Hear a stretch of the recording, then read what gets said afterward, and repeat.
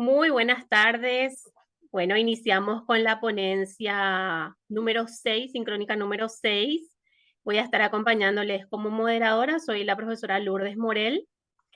Y bueno, vamos a dar ya inicio dándole la palabra a Aida Sabrina Maciel, quien nos va a exponer sobre contar para trascender, funcionalidad didáctica y figuras retóricas en los textos de los narradores Pilagá.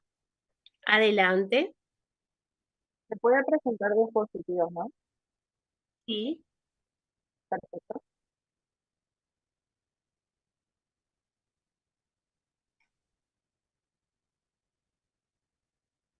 Confirman si se ve, por favor.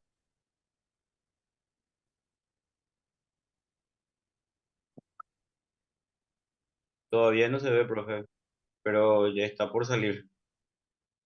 ¿Qué tal ahora? Ahí sí sale. Bien, perfecto. Un Bueno, momentito, por favor. Un momentito, por favor. Si se le podría poner en silencio, Juan, creo que estás como responsable de la sala. Ahí está. Sí. Muchas gracias. Ahora sí, adelante. bien, muy buenas tardes a todos. Gracias por este espacio.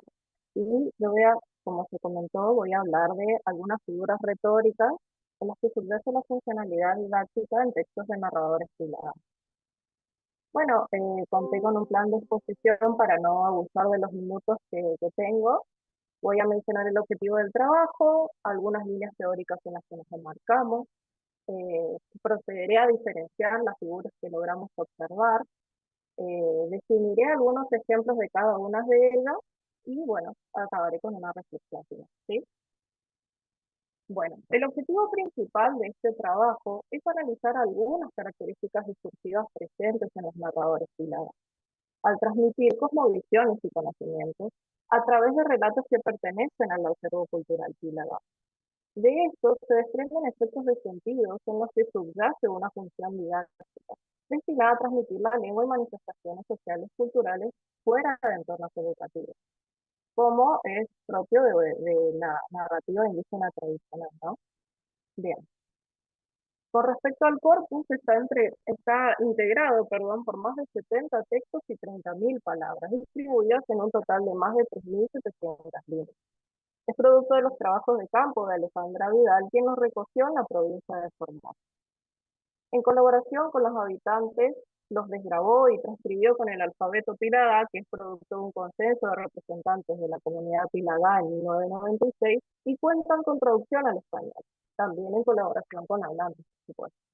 Forman parte de una colección que incluye videos, fotografías, incluso gráficos de las comunidades en las que se recogieron estos archivos y se pueden encontrar en el Archivo de Lenguas Indígenas de América Latina, donde está alojada digitalmente y es de acceso abierto desde el año 2019. Además, Alejandra Vidal ha escrito su tesis doctoral sobre la gramática Pilagá y menciona aquí algunos otros trabajos dedicados al análisis lingüístico, por ejemplo, sobre el léxico y la morfosintaxis, que es un trabajo de 2014, y sobre locativos, existenciales y posesivos de la lengua Pilagá, que lo escribió junto a Doris Penn en el 2018. También trabajamos con el estudio del discurso propuesto por Chester y Urban desde la década de los 80, ya que los autores reconocen que el lenguaje y las formas discursivas perpetúan, sobre todo estructuras sociales y culturales, e incluso son capaces de transformarlas. Esto no sería posible, en parte, sin esta intención didáctica que analizamos, ya sea explícita o implícita, de transmitir los conocimientos generacionalmente. Como nuestro objeto de estudio es la narrativa oral, nos enfocamos en los mecanismos del lenguaje que escogen los narradores Pilagá en la performatividad y poseen esta función de señal. Si bien el campo de estudio de la narrativa Pilagá es un terreno poco explorado, sí existen, sin embargo, diversos trabajos de otras lenguas indígenas que abordan los discursos a partir de sus contextos sociales y culturales, como ser en la lengua com de Mesineo, sobre el Quechua de Andreani, el Tupi-Guaraní de Chicón, ¿sí? En relación, perdón, en relación con la función didáctica, nos enmarcamos en el concepto de pedagogía natural de Fibre y Jertley del 2006, que refiere a una capacidad innata en los humanos de enseñar, Esto es posible a través de conductas ostensivos comunicativas, como ser el tono de voz, la, algunas palabras enfáticas, que son útiles en cuanto a enmarcar los destinatarios y la información que se desea transmitir. En este trabajo particularmente observamos que las figuras retóricas del narrador no solo elige para interpelar a su auditorio marcándolo discursivamente, sino también a través de experiencias sensoriales intensas y relaciones interpersonales. En principio, diferenciamos dos tipos de figuras retóricas propias de la narrativa apilada. Por un lado, figuras enlazadas directamente con las características del narrador, que forman parte de su estilo e incluyen el contexto performativo y a la audiencia dentro de la narrativa. Estas son posibles debido a que los textos originalmente fueron grabados en la situación de performance, podríamos decir en vivo y en directo, y las transcripciones respetaron con exactitud todas las marcas performativas, entre las cuales se podrían mencionar falsos comienzos, fórmulas de apertura y de cierre, juicios del narrador, etc. Por nombrar otras, ¿no? Por otro lado, encontramos las figuras vinculadas a la construcción del texto, al encadenamiento de las oraciones que impulsan el avance de la trama. Los narradores sílaba manifiestan la sonoridad preferentemente a través de ideos, definidos como palabras, con palabras de Viñemance, palabras que evocan de forma sensorial eventos o propiedades y están lingüísticamente estructurados de manera icónica. Son estudiados por muchas lenguas del mundo y mostramos a continuación un listado de algunos ejemplos de cómo se manifiestan en el sílaba. Consideramos que es un recurso importantísimo, ya que no se relaciona únicamente con la imitación de un sonido, sino que transmiten sensaciones vívidas en la inmediatez de la performance. El objetivo de estos ideófonos entonces es agregar la sonoridad necesaria para activar imágenes mentales en el auditorio y dar muestra de la creatividad de la lengua al producir. En el Piladas, en estos textos narrativos, identificamos dos maneras de la lengua al estructurar los videos. En algunos casos, no sé si se nota el puntero, se evidencia repeticiones de vocales y consonantes, un fenómeno sonoro que supone la amplificación de los efectos sensoriales en el auditorio. Por ejemplo, podemos ver en el ejemplo del ruido al rodar, en el ejemplo de la ovación, por ejemplo, o en el efecto del hombre asustado que incluye este dramatismo al finalizar que expresa esa sensación de huida. También se destaca la presencia de consonantes oclusivos, lo que genera el impacto sonoro, a pesar de la presencia de algunas consonantes mudas o que involucren un sonido más suave. Por ejemplo, el ruido de desaparecer, caiem, o capom, que es el impacto de los pies en el suelo después de saltar, o capoc, el el ruido del chispazo al encender el fuego. Incluso tenemos algunas manifestaciones de la risa o presenciamos de algunos instrumentos meramente sonoros como son las maracas, ¿no? Que algo así, más o menos. Entonces, la sonoridad de la narrativa pílaga no se relaciona únicamente con la musicalización de la naturaleza, como ser el canto de las aves, o con sonido o con música que provenga directamente de instrumentos musicales, sino que el narrador cuenta con una manifestación diversa de ideófonos que generan distintas formas de resonar en el auditorio, a diferentes grados de intensidad y con el objetivo de ser percibidos de forma variada. La enseñanza aquí, por lo tanto, se relaciona directamente con lo sensorial. Otra de las figuras relacionadas con el narrador se refiere a denominaciones y formas de tratamiento. Y aquí se refiere particularmente a los lazos que los sílabos mantienen con los pares, reflejado de manera particular en los relatos del zorro. El zorro, que en los relatos Piladá está en una situación depredadora, caracteriza su discurso por llamar cae al animal con quien protagonizará el relato. Como se observa, por ejemplo, en la chuña del zorro, a pesar de que la chuña no lo llama del mismo modo, sino que responde el saludo a fe. Aquí vemos Eda, cae, Eda. Aquí, por cuestiones de tiempo y espacio, no analizamos el tono que utiliza el narrador, pero en los archivos de audio que pertenecen a la colección, perdón, se nota que el narrador utiliza un tono muy sutil, muy amistoso, al utilizar Eda, cae, Eda, que es el saludo, y de esta manera interpela al auditorio a establecer una relación más amistosa, más íntima. Y ahí podemos ver que es una forma de saludar. Pero más interesante resulta que es el narrador quien establece en ocasiones que el zorro considera su CAE, o la variante del término niega agua, compañero, al otro animal. Se refleja así las relaciones que los humanos tienen con sus pares. Entonces vemos que es el narrador quien dice que el zorro se encontró con su compañero y luego en el mismo texto, en la línea siguiente, es el zorro quien dice en su discurso: hola compañero, como ¿qué te pasó en tu pierna? Qué linda la tenés, etc. El narrador entonces hace una mención directa de las relaciones interpersonales posibles en los humanos que se manifiestan en los animales para interpelar directamente al público y establecer este contacto más íntimo con ellos. No debemos olvidar aquí la función didáctica, que está estrechamente relacionada con la amistad como un rol fundamental en la estilada. El zorro, quien utiliza este concepto solo para sus tretas, termina siendo víctima de sus propios engaños al finalizar el relato. Por otra parte, una de las figuras relacionadas directamente con el texto de la narrativa apilada es la reduplicación. Se manifiesta tanto de palabras como de construcciones sintácticas completas y son especificaciones, por ejemplo, del clima, del discurso de algún personaje o detalles cruciales para el desarrollo de la trama. Aquí, por ejemplo, en el primer cuadro vemos la reduplicación de verbos relacionados con cantar y canción. Digamos que cantar una canción, esa reduplicación, se realiza durante un acto ritual que es necesario para espantar a la mujer antropófaga, si vamos al relato.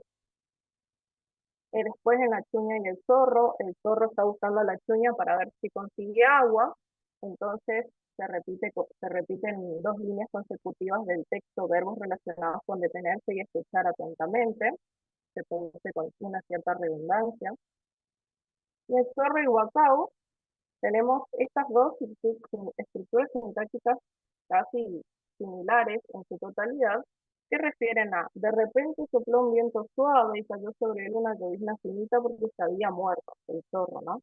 Y cuando llegaron el viento y la llovizna nuevamente, el zorro se levantó, que es una manifestación climática necesaria para que el zorro nuevamente pueda encontrar agua, que es una de las, una de las tantas situaciones adversas a las que se encuentran en estos relatos. Entonces,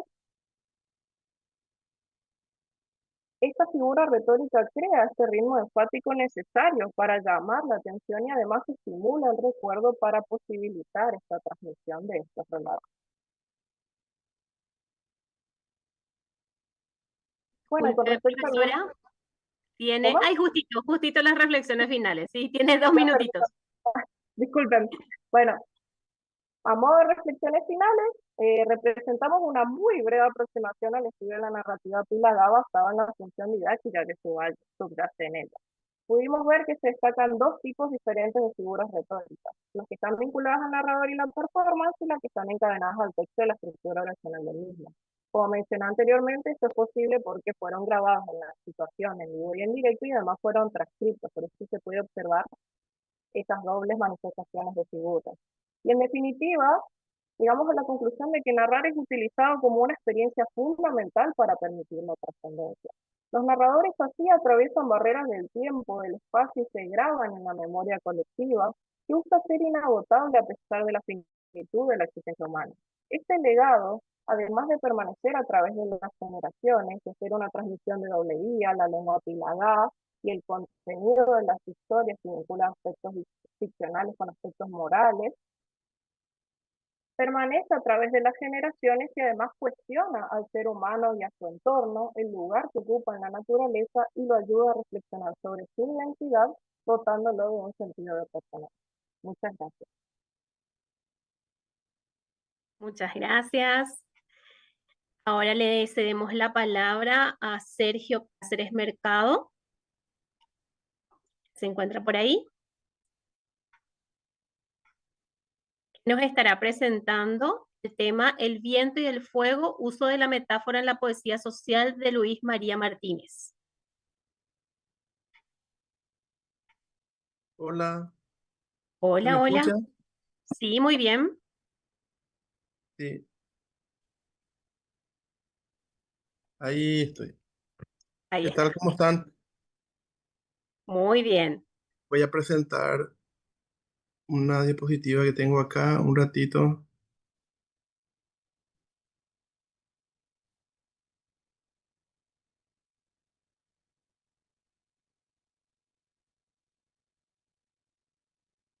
Le tengo que dar toda la pantalla, ¿verdad? Así va a poder salir.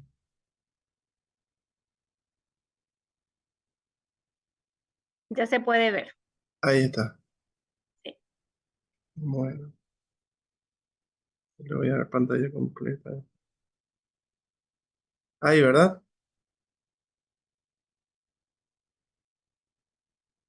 Bien, bueno, antes que nada, muchas gracias a los organizadores por este espacio.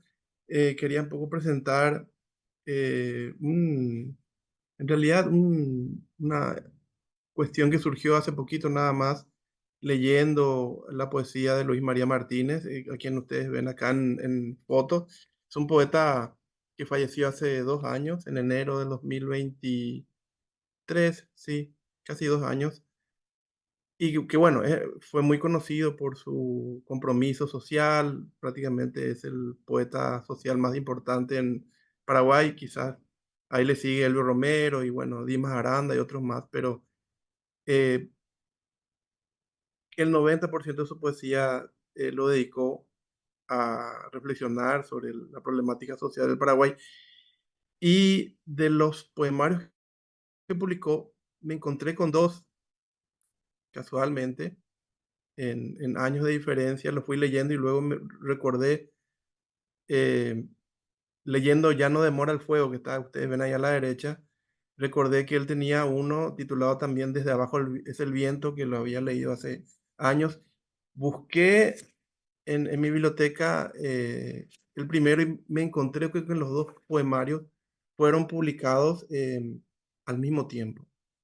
Uno en Buenos Aires, ven ahí, la fotografía no es muy buena, la saqué de internet, dice ahí Buenos Aires, 1970, y Ya no demora el fuego pertenece a una colección muy famosa de poesía publicada en Paraguay, de la colección Alcándara, y que también tiene el mismo año, 1969-1970.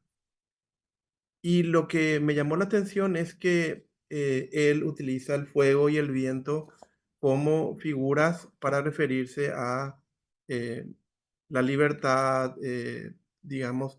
A ver, un poco de contexto también histórico, ¿verdad?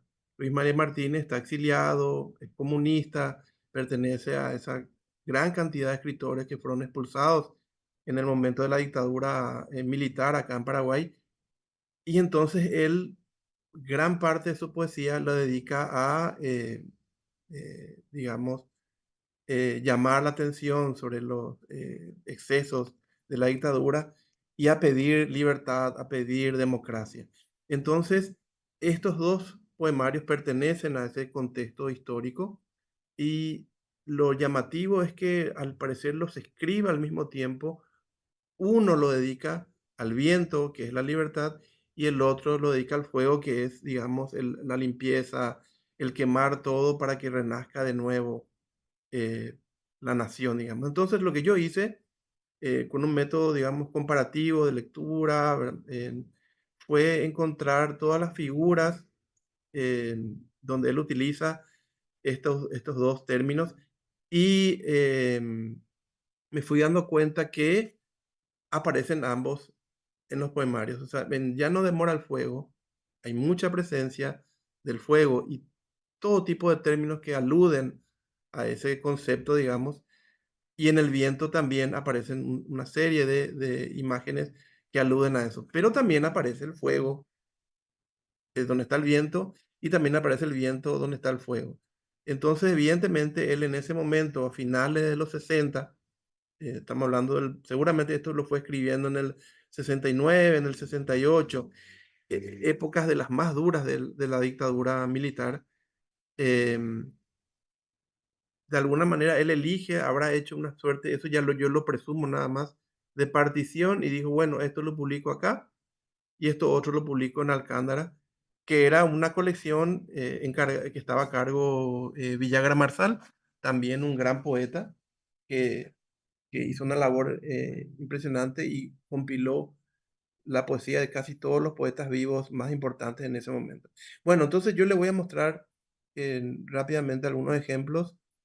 Ustedes me dicen cuándo parar, si por ahí estoy ya pasando el tiempo, ¿verdad? Em, bueno, lo que está arriba, lo que está a la izquierda es, ya no demora el viento, es esto que ustedes ven ahí, reproducido acá. Entonces a la izquierda, ya no demora el viento, perdón, desde abajo es el viento, y a la derecha, ya no demora el fuego. Fíjense, por ejemplo, al iniciar, eh, en el viento, él da una clave. Eso no tiene el otro poemario. Da una clave y dice, el viento, pone ahí una palabra en francés, vendaval, es la libertad. O sea, entiéndase que las veces que yo utilice el viento, entonces está traduciendo su figura, está directamente dando una, digamos, una traducción literal de cómo tiene que entenderse, se la hace fácil al lector, ¿verdad? Entonces con eso empieza. No tiene dedicatoria. Sin embargo, ya no demora, tiene una dedicatoria. Dice ahí a mi pueblo, viejo prisionero de estos lares, que en Lid y en Borcegeo se aproximan los luminosos días del futuro. O sea, eh, buena parte de ambos poemarios tienen muchísimas alusiones a la esperanza, al futuro que se viene. Hay momentos en que ambos poemarios también decaen, o sea, tienen mucha fuerza, tienen mucha energía los poemas. Entonces hay momentos en que decaen en su esperanza. eh, Parece como que el poeta se enoja con el pueblo por su timidez, por su dejadez, y hay momentos en que se exalta y le pide al pueblo que se levanta que se levante y le dice que hay futuro. Bueno, esta dedicatoria es así, digamos, de ese estilo, optimista, digamos. Bueno, acá ya algunos poemas. Por ejemplo, fíjense, en Será Posible, los que están en negrita son los títulos de los poemas. Ahí aclara que es muy sencilla la cosa. El viento es libertad. El fuego es vida, es entusiasmo que se yergue arriba. Dice, perdón, hay un error de tipeado. Entonces ven ya acá ustedes cómo en un solo verso ya junta el fuego y el viento. Y fíjense que el viento es libertad, tal como lo dio en la clave, pero el fuego es vida. Entonces utiliza estas figuras antiquísimas del fuego, del viento. Tiene otros poemarios también con la tierra que ya no pongo acá por cuestiones de tiempo, pero el fuego, el viento, son, digamos, conceptos antiguos que muchas culturas, los griegos, los chinos, siempre utilizaron para referirse a muchas cosas. Entonces el fuego, cuando dice que es vida, por ejemplo, uno puede recordar el fuego de Heráclito, por ejemplo, que implicaba una suerte de logos primigenio que explicaba todo el movimiento de la vida. También hay otro filósofo, Tales de Mileto, que decía también que la vida era agua, pero también era calor, que eso no se podía entender sin el calor. Entonces, estas ideas y se sabe muy bien que Luis María Martínez era un estudioso de la filosofía. Yo tengo ensayos suyos sobre filosofía, por ejemplo. O sea, él publicó en revistas trabajos filosóficos también. Hacen que él conoce este tipo de ideas que remontan al viento o al fuego o al aire, a ideas primigenias, ¿verdad? En Ya no demora, fíjense ustedes ahí, él pide por el fuego, él ruega por el fuego, o sea, ruega por la vida, ruega por lo que implica el fuego. Y también le pide al lector que pida el fuego, que es lo nuevo, ¿verdad? Siempre lo que está a la izquierda, repito, es el del viento. Fíjense que ahí en Fúnebre Viento, él le pide, hay viento, ¿cuándo? ¿Cuándo? ¿Cuándo? O sea, el clamor del poeta por la libertad. En ese momento, la dictadura militar ya tenía 16 años, y si contamos antes de eso, la dictadura militar también de Morínigo, estamos hablando de casi 25 años ya de dictadura militar. Martínez se fue mucho antes, ya exiliado, ¿verdad? Echado porque el partido que más era perseguido y las personas más perseguidas eran los comunistas. Entonces él hacía mucho que estaba exiliado y que por eso pide esto. Y va a tener que esperar casi 20 años más porque la dictadura militar va a quedar recién en 1989. Fíjense, cuando dicen la pira a la derecha, lo que está entre paréntesis, ahí se puede ver bien, se puede entender qué es lo que él quiere decir con el fuego. El mapa será un vasto incendio estremecido donde estridentes hoces se bañarán en llamas y cósmicos clamores le harán temblar la casa.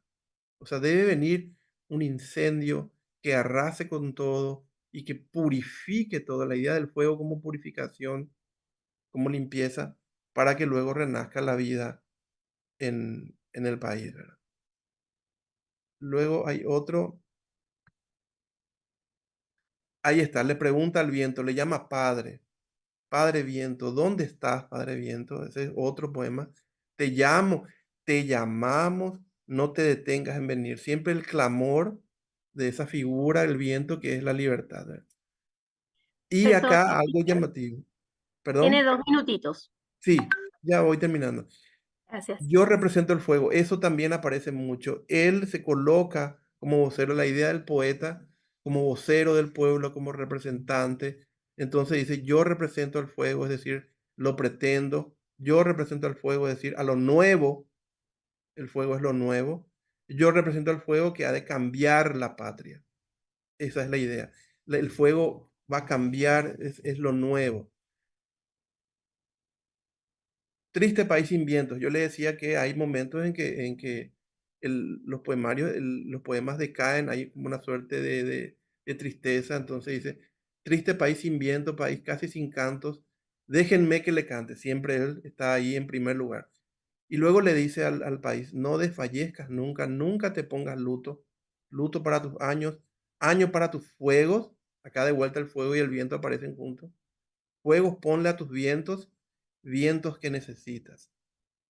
En cambio, en el otro, dice, una nación de fuego, dice, una nación de fuego está tal vez por darse para que el pueblo sea llamarada con esa llama azul y nueva, vale decir, por nueva, inusitada. Entonces, por un lado está triste, pero luego en otros poemas está exultante, con mucha esperanza. Esta idea de la llama azul, el color azul aparece también en varias ocasiones, no mucho, pero aparece, y siempre es la esperanza.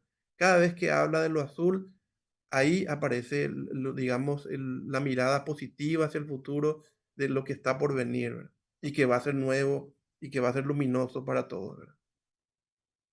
Dice él vivir pero con viento, o sea, es vivir con libertad, ¿verdad? Solamente se puede vivir con el viento. En el otro, su corazón es un volcán. Entonces yo le decía que siempre usa fuego, llamarada, flamígero, flama, incendio. Acá usa volcán y dice corazón de volcán y rebeldía de llama en el pecho. Bueno, estos son solamente algunos ejemplos que quería mostrar de cómo estas figuras, ¿verdad? Metafóricas que él va usando, a veces son muy literales en la poesía de él, y me llamó la atención y quería compartir con ustedes cómo en un momento específico de su producción, él utiliza estas dos figuras para referirse a la libertad, a la democracia y a lo nuevo que está por venir. O sea, una forma de la poesía social de clamar por el pueblo y despertarle, ¿verdad? Bueno, era eso nada más. Les agradezco mucho su tiempo y les cedo la palabra. Muchas gracias. Muchísimas gracias. Ahora le cedemos la palabra al profesor Igor Totsenko, porque la profesora Ivette Lozano, ella no se encuentra ahora en línea, pero tenemos una grabación que vamos a dejar para el final. Ahora le cedemos la palabra al profesor Igor, que nos va a exponer sobre algunos aspectos del uso y función de metáfora en la novela El invierno de Gunther de Juan Manuel Marcos. Adelante, profesor. Muy buenas tardes para todos. Sin perder tiempo, menciono que el tema de metáfora nosotros estamos investigando de los tiempos anteriores de los Aristóteles. Cada uno de los investigadores antes o después toca el tema de metáfora. Lo que pasa con nosotros. Bien, a ver, nosotros investigamos el aire, la tierra, las relaciones sociales, pero cada vez en otro y otro nivel. Lo mismo pasa con metáfora. La metáfora en literatura paraguaya, en literatura latinoamericana, es súper diferente de lo que nosotros conocemos de la literatura europea, porque yo no soy paraguayo, yo soy europeo, y tal como lo veo yo, este tema es súper interesante. La novela El invierno de Gunther. Primero, ¿qué género tiene esta novela? Una polémica. Puede ser novela policíaca, novela del amor, novela del criminal, novela fantástica, pero no. Algunos dicen que el género es polifónico. Mentira. Género polifónico no existe. Polifonía puede existir solamente en la música, en la poesía, pero para identificar el género, polifonía no existe. Según nuestro punto de vista, es la novela metáfora, porque desde el título hasta la única palabra de esta novela es todo metáfora. Y empieza esta novela con la leyenda típica paraguaya sobre la tierra sin mal. ¿Qué es tierra sin mal? No quiero explicar a ustedes porque saben perfectamente. Yo cuando explico todo eso para los europeos me preguntan muchas cosas, pero lo más importante, para ser feliz, para llegar al paraíso, no hace falta morir, hace falta vivir. Y con vivir nosotros, perdón, tengo neumonía. Con vivir nosotros podemos conseguir el paraíso. Y esta metáfora de la tierra sin mal atrae todos los hilos de la trama, inclusive en algunos casos absorbe estos hilos y se convierte a lo suyo. Solamente esta novela tiene todos tipos de metáfora que estaban identificados por los investigadores anteriores. Sí que tienen, por ejemplo, metáfora gnoseológica. Fantástico. Vamos a ver. La churrería. ¿Qué es la churrería? Eso es lo que existe solamente acá en Paraguay, en ningún otro lado. Pero dice, una protagonista se sentó en un banco pensando en Caído del Valle de la Muerte. Y mírense, Caído del Valle de la Muerte. Es la Valle de Caídos que está ahora mismo en España. Es la, bueno, cerca de, decidme, Escorial, donde murieron todos los que defendieron durante la guerra civil de su patria. Y la protagonista se coincide la vida en Paraguay como Caídos del Valle de la Muerte. Bueno, sigo. Metáfora atributiva, junto con la metáfora imaginativa, abstracta, nominativa y comparativa, que en realidad es muy complicado de separar. Perdón. Caracteriza la nación, la sociedad del país paraguayo, dice, castellanos o vascos no encontraron las minas del Pizarro, sabemos de lo que se trata. Y es la metáfora 100%, porque estaban buscando, no sé, riqueza, y no consiguieron Paraguay. ¿Pero qué consiguieron Paraguay? fundaron más al sur, raza de fronte, doble piel, doble alma, doble lengua, la lengua, doble lengua, es decir, la raza paraguaya. Imagínense esta metáfora. Y después dice, después haber nacido en la Mesopotamia del Nuevo Mundo. Sabemos lo que es Mesopotamia, es una región que está entre dos ríos en Asia. ¿Y qué importancia tenía Mesopotamia para la historia mundial? ¿Ah? Y ahora, Juan Manuel Marcos dice que Paraguay es Mesopotamia del mundo nuevo. ¿Por qué? Porque Paraguay y ningún otro país, ninguna otra nación no juega tanta importancia en esta vida de América del Sur más que Paraguay. Y sobre todo, ¿por qué? Porque nosotros estamos en el pleno corazón de América del Sur y somos corazón de América del Sur y somos Mesopotamia de América del Sur. Bueno, después metáfora atributiva para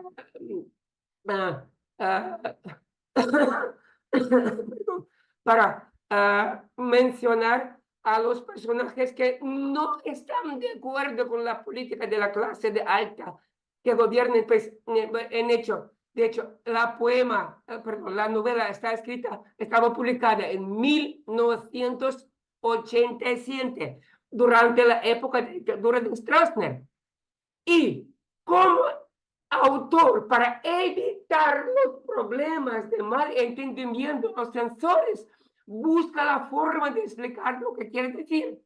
Dice, bueno, como un viejo pescador luchando solo en alta mar contra la soledad a los tiburones. Se trata de Ernesto Hemingway, porque Ernesto Hemingway está prohibido durante la época de Stroessner. Y después dice, mira cómo ese hombre de nombre perfumado perpetuó así un paisito, por tal, etc.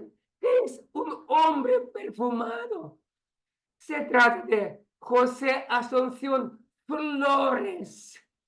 Para evitar las evidencias de Paraguay, para poder publicar esta novela en Paraguay, el autor está intentando escapar las realidades paraguayas, solamente usando las metáforas, nombre perfumado, porque la flor siempre perfume. Bueno. Profesor, disculpe, Sí, de sí, 2 sí. minutitos. Ya, caracteriza a los, presento, no puedo mostrar acá, se ve todo, que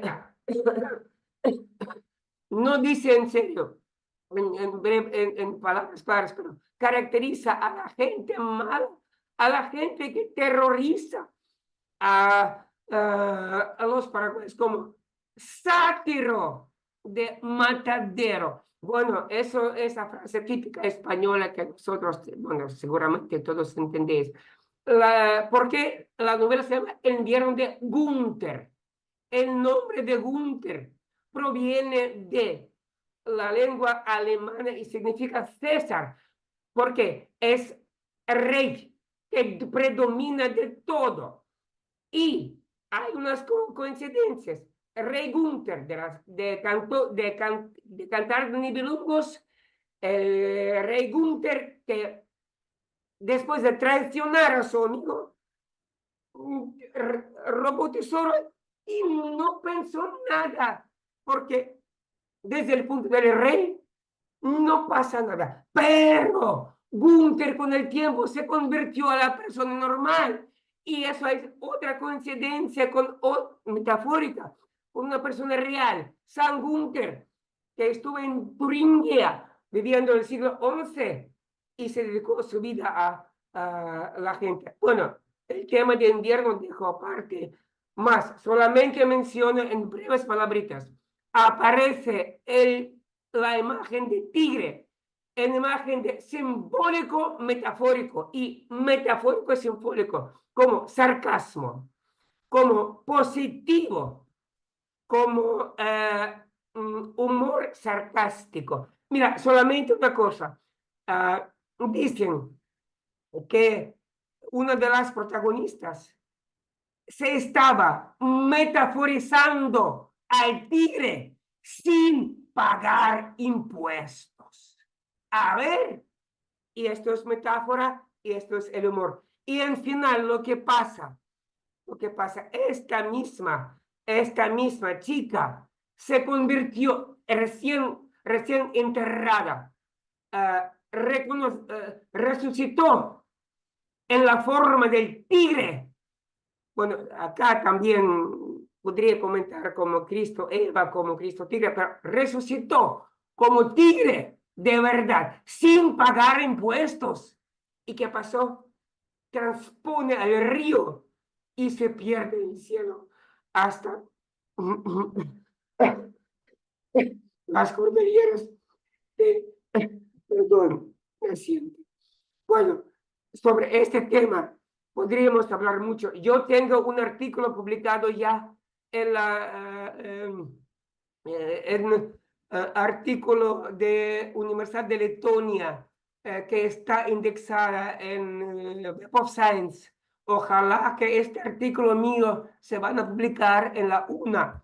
Pero para terminar, la metáfora última, Gunther, protagonista, se había abjurado de chico el luteranismo. Murió en 1987 de un cáncer de próstata durante el exuberante cristianismo de Navidad del Sur, en la que hasta las flores de coco se refrescan con agua bendita. Pero lo que más importante, la vida en su patria fue dura, pero feliz.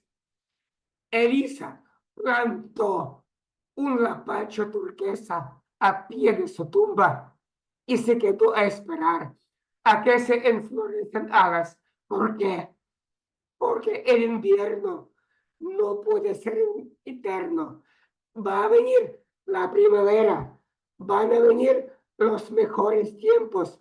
Lo que tenemos cada uno, cada uno de nosotros tenemos que intentar encontrar nuestra creación mal y al encontrar nuestra creación mal llegará primavera y van a florecer los lapachos.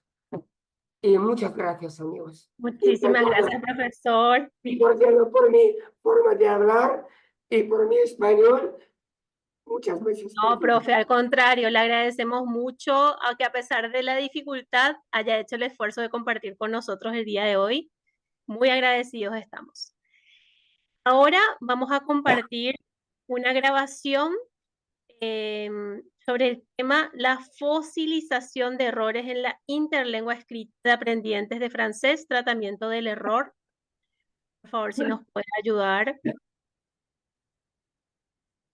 el compañero Juan para compartir el video.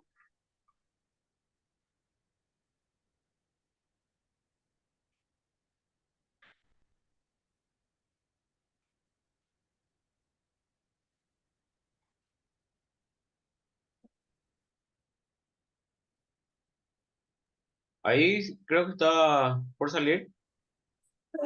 Sí, ya se puede ver.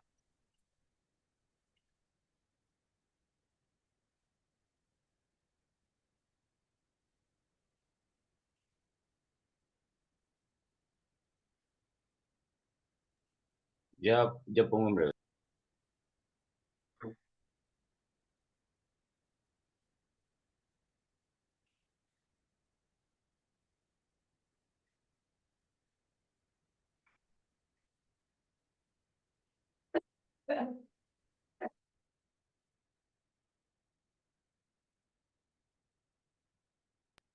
Voy a volver a compartir. Me das un minutito, profe. Sí, sí, sin problema.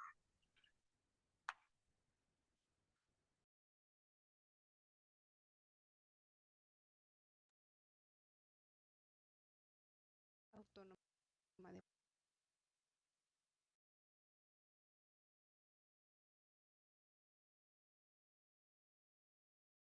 Buen día a todos los presentes. Abajo aborda el tema de la fosilización de errores en la interlengua escrita de aprendientes de francés, tratamiento del error. Fue realizado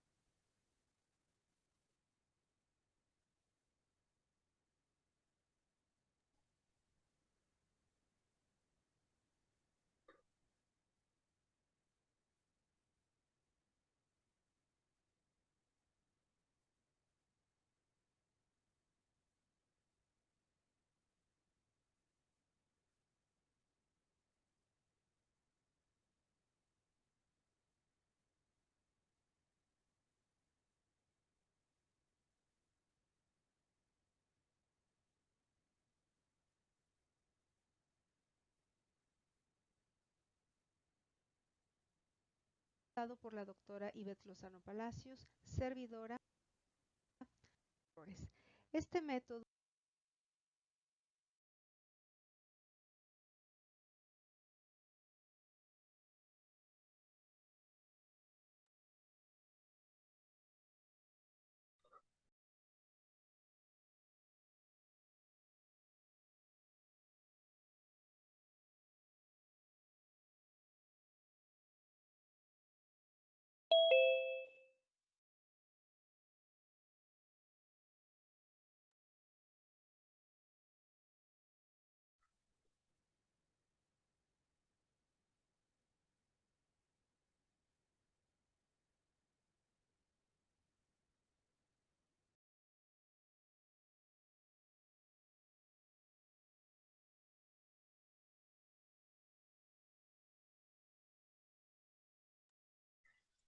Juan, ¿estás por ahí?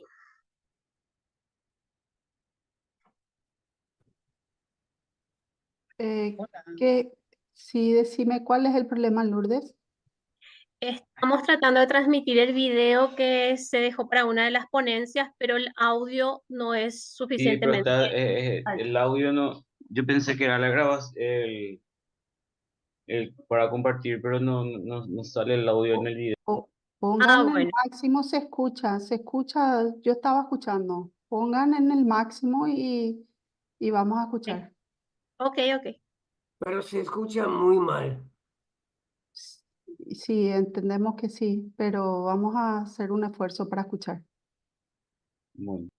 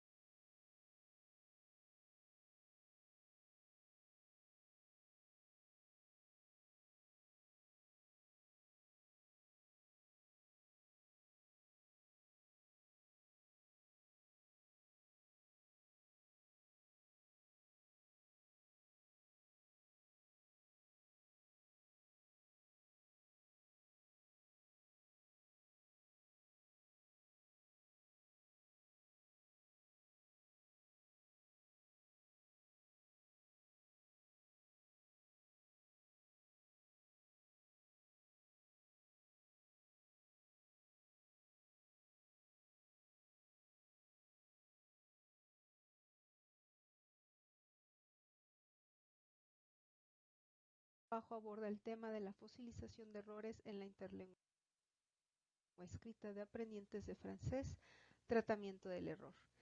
Fue realizado por la doctora Ivette Lozano Palacios, servidora, la doctora María Lilia López López y la maestra María Eugenia Olivos Pérez, todas adscritas a la Facultad de Lenguas de la Benemérita Universidad Autónoma de Puebla. Nuestro objetivo ha sido identificar y analizar los errores que persisten en la producción escrita de los estudiantes de francés en 3 diferentes niveles, A2, B1 y B2, según el marco europeo de referencia de las lenguas. También ha sido observar cuál es el desarrollo y la evolución de estos errores con el fin de proponer un tratamiento pedagógico para la corrección del error en el aula. Como sustento teórico retomamos el método de análisis de errores. Este método de análisis de datos permite identificar y describir el error que produce un aprendiente de una segunda lengua. El análisis del error toma como base el procedimiento expuesto por Corder en 1967 de selección, identificación, descripción, clasificación del error, explicación, discusión de los resultados e implicaciones didácticas. Posteriormente, dentro de este método surge la interlengua, que de acuerdo a Selinker en 1972, la interlengua es un sistema lingüístico independiente del hablante no nativo. Una de las características de la interlengua es la fosilización de errores, entendida como un proceso lingüístico en el cual el aprendiente de una segunda lengua mantiene y retiene rasgos característicos de su lengua materna. El método de análisis del error ha dado lugar a la elaboración de diversas tipologías de errores. Para este trabajo hemos retomado las aportaciones de Sonsoles Fernández, Isabel Santos Gargallo y de Ferreira y Elejalde. Estas aportaciones nos han permitido elaborar una clasificación de errores que identifique un criterio etiológico para distinguir errores intralingüísticos y errores interlingüísticos y que permita este criterio identificar los procesos y estrategias que el aprendiente emplea en la producción escrita de su interlengua. Y por otro lado, describir un criterio pedagógico que distinga errores transitorios, fosilizables y fosilizados. Este estudio presenta un enfoque mixto que se emplea para la colecta y tratamiento de la información. Este enfoque ha permitido examinar y describir los errores de escritura que los aprendientes cometieron. Se trabajó con una muestra de 68 estudiantes pertenecientes a la licenciatura en la enseñanza del francés de la Benemérita Universidad Autónoma de Puebla. Estos estudiantes estaban repartidos en 3 diferentes grupos de lengua de acuerdo al marco común europeo de referencia. Se trabajó con los niveles A2,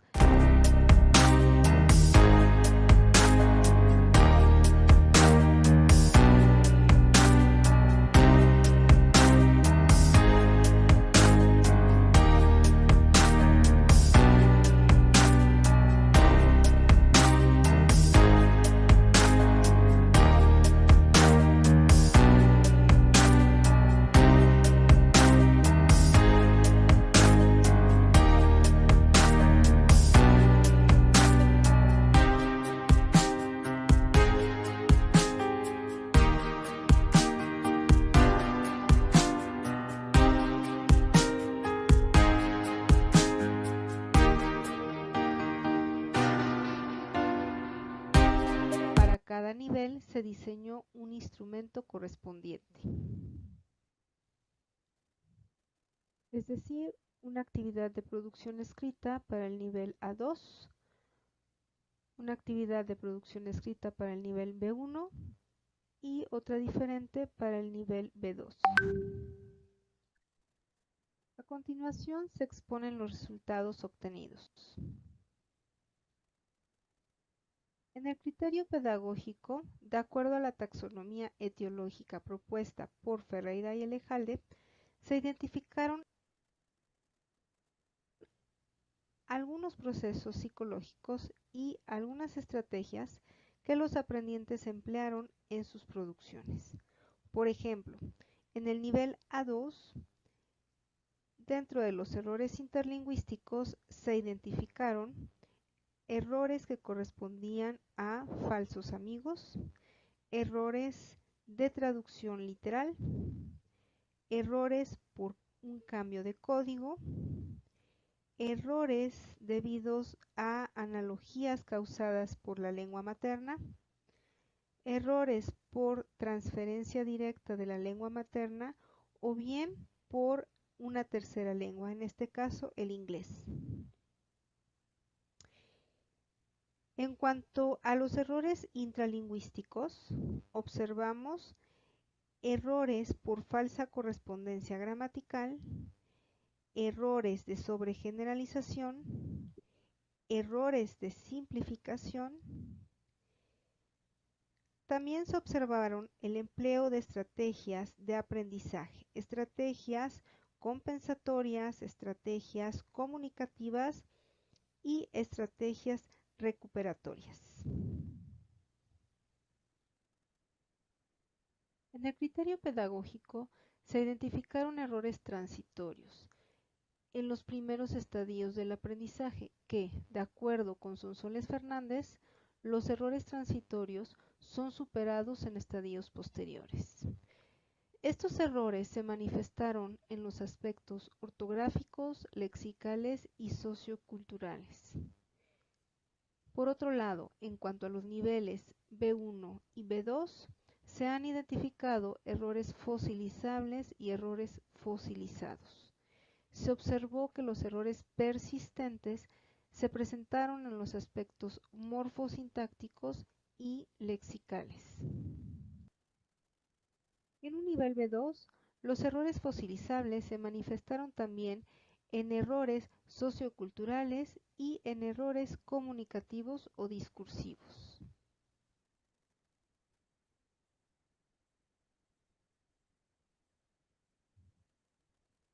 Finalmente, el estudio realizado nos ha conducido a reflexionar no en una corrección, sino en un tratamiento para el error de la producción escrita de una segunda lengua.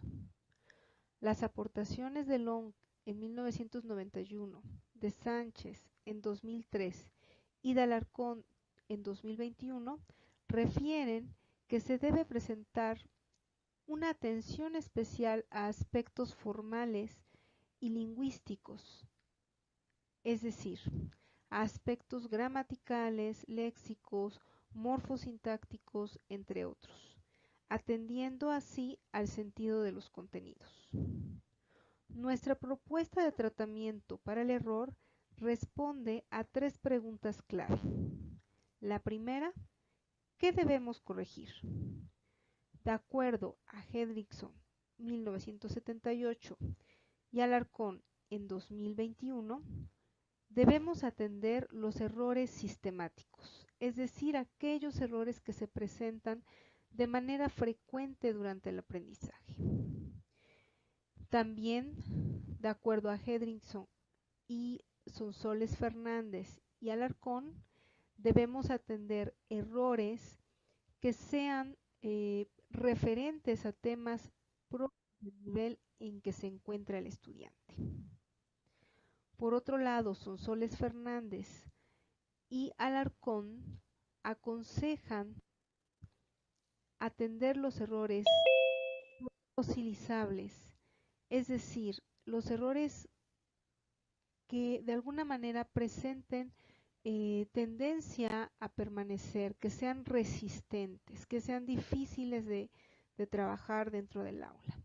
Bueno, aquellos errores pues debemos de prestar también una especial atención y atenderlos. Y por último, Alarcón nos dice que debemos de atender también aquellos errores que afectan de alguna manera la comunicación. Estos errores que se vuelven ambiguos, irritantes y estigmatizantes y que se relacionan con aspectos sociolingüísticos de la lengua. La segunda pregunta clave es ¿cómo corregir?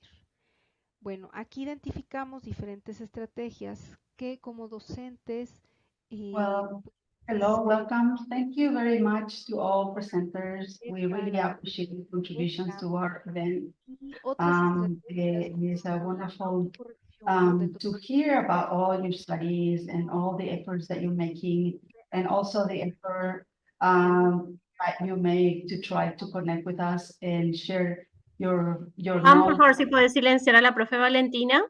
experiences with us. Some of you may know our next keynote speaker. Y estos errores son analizados y corregidos de manera grupal. Casani, por su parte, en 2018, recomienda dialogar con los estudiantes y solicitarles de alguna manera que busquen soluciones y mejoras, es decir, guiar al estudiante para estas soluciones. Guiarlo en una autocorrección haciendo uso de diferentes materiales incluso. Y en una tercera pregunta clave que tenemos sería ¿cuándo corregir? Sánchez en 2003 y Casani 2018 recomiendan corregir mientras el aprendiente aún está escribiendo y recuerda su texto. Esta corrección refiere a una corrección efectiva. También se aconseja corregir las versiones realizadas previas a un texto o a una redacción final, es decir, prestar atención a revisar los borradores y los esquemas que los estudiantes produzcan antes de una última versión.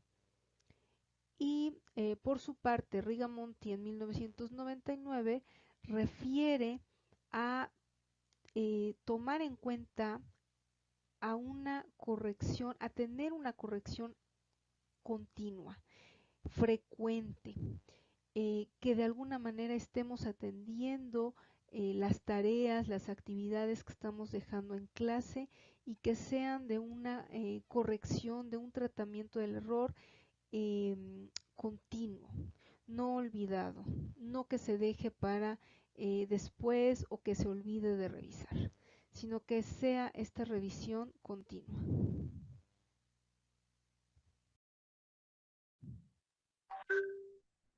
Finalmente, un tratamiento del error debe de ser un proceso didáctico, el cual identifique el error, lo analice y lo repare, de acuerdo con Alarcón 2021. Debemos de fomentar una autonomía en el aprendiente, debemos de hacerlo partícipe, concientizar al estudiante de sus errores y de su evolución, de su progreso en la lengua. Debemos atender sobre todo al desarrollo y a la evolución de la interlengua. Y bueno, esto sería todo de nuestra parte. Gracias.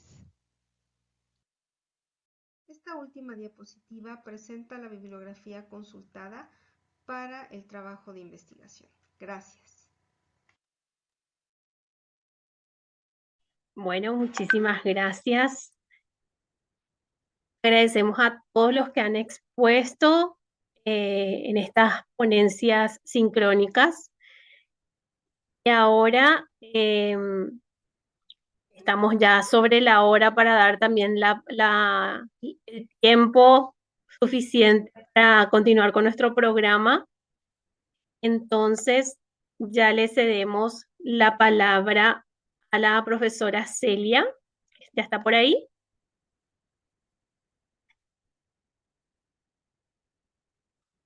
Ahí ya está la profesora Celia. Bueno, profe, no te queremos quitar más de tiempo, así que te cedemos.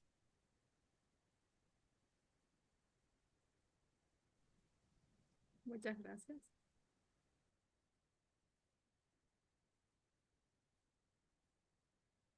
Maite Iroru Opamamepe.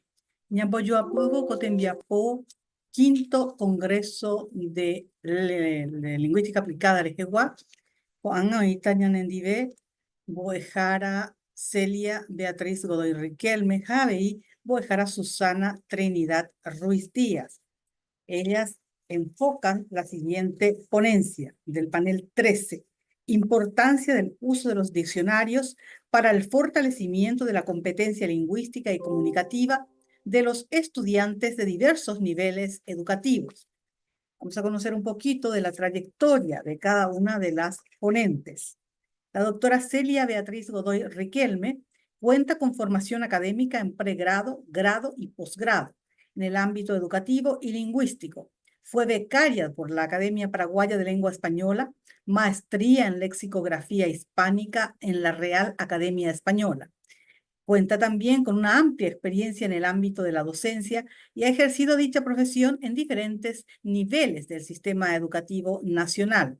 Asimismo, ha ocupado diferentes cargos de relevancia en la función pública, fue directora de institutos de formación docente y estuvo a su cargo 41 instituciones formadoras de gestión pública y numerosas instituciones privadas de la República del Paraguay, en donde colaboró en la elaboración de diversos diseños curriculares para la formación docente inicial y en servicio del país. Trabajó en la Agencia Nacional de Evaluación de la Acreditación Superior y colaboró en la elaboración de criterios de calidad para las diferentes titulaciones de grado y posgrado.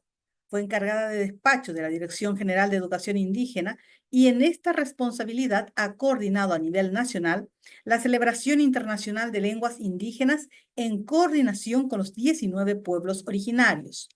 También es consejera en la Comisión Nacional de Cultura de la CNC y también dentro de la Comisión Nacional de los Derechos de las Personas con Discapacidad tiene una responsabilidad bastante importante en la Mesa de Protección Social y en la coordinación con el Gabinete de Desarrollo y Gabinete Social de la Presidencia de la República. Forma parte del Registro Nacional de Pares Evaluadores correspondientes a las carreras de grado, posgrado y de institutos de formación docente en la Agencia Nacional de Evaluación y Acreditación de la Educación Superior, ANEAES. Así también es par evaluadora del Ministerio de Educación y Ciencias. Es miembro correspondiente de la Academia de la Lengua Guaraní y colaboradora de la Academia Paraguaya de Lengua Española. También en el ámbito de la educación superior es miembro del Consejo Académico de la Cátedra de Guaraní en la AUGM Mercosur y miembro del Grupo de Investigación de Estudios del Lenguaje y sus Tecnologías, Lingüística Aplicada, Políticas Lingüísticas, Lengua, Cultura y Sociedad del Instituto Superior de Lenguas, representando a la lengua guaraní. Así también es representante de numerosos programas y proyectos nacionales e internacionales. Actualmente ocupa el cargo de Directora General de Planificación Lingüística y sin perjuicio de sus funciones lleva la conducción de la Dirección General de Lengua de Señas desde el año 2021 en la Secretaría de Políticas Lingüísticas de la Presidencia de la República. Doctora Celia, si puede iniciar su ponencia. Muy buenas tardes a todos. Un placer compartir con ustedes en este espacio. Saludo también a la colega Susana Trinidad, que me acompaña en esta mesa. Realmente agradezco infinitamente a la doctora Valentina Canese por esta invitación nuevamente para compartir en este espacio académico que inició en plena pandemia y que hoy realmente es un ámbito en donde nos reunimos distintas instituciones, académicos, investigadores y como un espacio de colaboración interinstitucional. Y realmente estamos con la colega Susana Trinidad para compartir con todos un tema de suma relevancia, reflexionar sobre la importancia del diccionario en la formación profesional de los estudiantes. Y cuando hablamos de los estudiantes, siempre tenemos que reflexionar desde el inicio de ese proceso formativo hasta la educación superior. Entonces, sin más preámbulo, me gustaría realmente iniciar. Si la compañera Zulma le presenta brevemente también a la colega Susana Trinidad, con cariño le llamo de esta manera para poder reflexionar y compartir, ¿verdad?, con los distintos actores educativos, gestores de la educación superior, autoridades de la función pública, porque no solamente el uso del diccionario va para el ámbito educativo. Siempre necesitamos en nuestra gestión institucional hacer esta consulta técnica para poder realmente cumplir nuestros objetivos misionales. Muchísimas gracias, doctora Celia Godoy. Seguidamente, después de los saludos de la doctora Celia, vamos a conocer un poco también a la profesora Susana Trinidad Ruiz Díaz. Ella estudió en la Facultad de Filosofía de la Universidad Nacional de Asunción, en donde obtuvo la licenciatura en Letras. Averiguó Ñemorandú Ateneo de Lengua y Cultura Guaranime, Jaupepe Icoy Xugui Mbo Ejara Guaranímegua. En el año 2005 fue seleccionada como becaria para cursar una maestría internacional en España. Estudió en la sede de la Real Academia de la Lengua Española, en donde obtuvo el título de Magíster en Lexicografía Hispánica. También realizó el curso completo de la maestría en Lengua y Literatura Hispanoamericana en la Facultad de Filosofía de la Universidad Nacional de Asunción. Realizó varios cursos de especializaciones en su área, así como presentación de ponencias en eventos tanto nacionales como internacionales. Fue becaria de la Agencia Española de Cooperación Internacional para el Desarrollo en varios periodos. Es colaboradora formativa de la Real Academia de la Lengua Española, de la Asociación de Academias de la Lengua Española, de la Academia Paraguaya de la Lengua Española, y participó de la actualización de estos cursos, estas especialidades, del Diccionario de la Lengua Española, de la Gramática de la Lengua Española y de la Ortografía de la Lengua Española.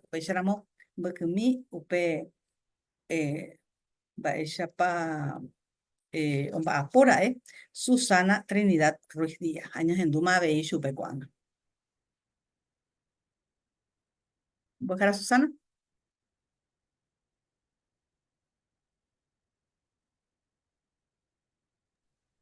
Juana, buenas tardes, muchísimas gracias, Maishapa. Buenos días. Gracias, Celia. Estoy realmente contenta por compartir también este espacio conjuntamente con la profesora Celia y vamos a tratar un tema, como ella ya había manifestado, muy importante para la formación académica y también para el conocimiento de todos los usuarios de la lengua española y también ella va a estar referenciando lo referente a la lengua guaraní, porque ya estamos en el contexto bilingüe en nuestro país, que tenemos, en donde tenemos dos lenguas oficiales. Entonces, muchas gracias y creo que Celia ahora inicia nuestra presentación. Luego yo voy a seguir. Muchas gracias, Susana. Entonces pido al colega Juan Amarilla que nos va a ayudar en la proyección y también en honor al tiempo dar inicio a este tema que mencionábamos con la colega Susana de suma importancia. Reflexionar hoy sobre el uso del diccionario en el ámbito educativo. En la actualidad tenemos grandes retos, no solamente en el ámbito áulico, sino a nivel estatal, atendiendo que los resultados educativos muchas veces afectan al ámbito lingüístico. Pareciera que no podemos encontrar una estrategia válida para mejorar, superar y ayudar a nuestros estudiantes a mejorar esa competencia lingüística y comunicativa en diversos niveles del sistema educativo nacional. Entonces, consideramos importante, siempre nos ponemos con Susana y también acá hay colega, veo, me alegro mucho a la compañera Estela Peralta, que también pasó por la Escuela de Lexicografía y está ayudando fuertemente a las academias, porque no solamente colabora con la Academia Paraguaya de Lengua Española, sino también ha ayudado a la Academia de la Lengua Guaraní. Y ese es nuestro deber como becarias, de ponernos al servicio de las instituciones públicas y de la ciudadanía para poder realmente hablar de la importancia.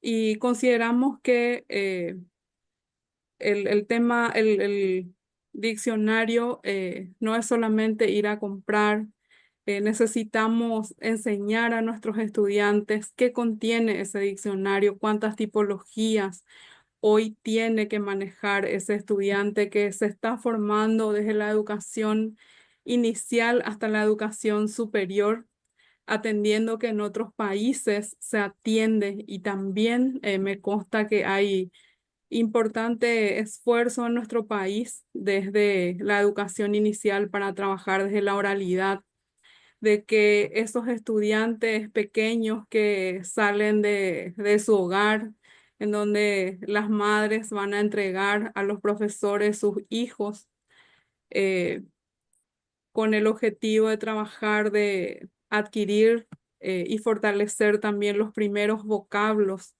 que ese caudal lingüístico se fortalezca y que cuando llegue a la educación superior pueda tener esas dos frases tan importantes, la competencia lingüística y comunicativa, y en nuestro país tenemos una realidad desafiante, nuestra diversidad lingüística. Si bien uno se va a estudiar en otro país, mira el español, pero tiene el compromiso de venir a reflexionar sobre nuestra realidad lingüística y ayudar. Es lo que nosotras las becarias hacemos y ayudamos.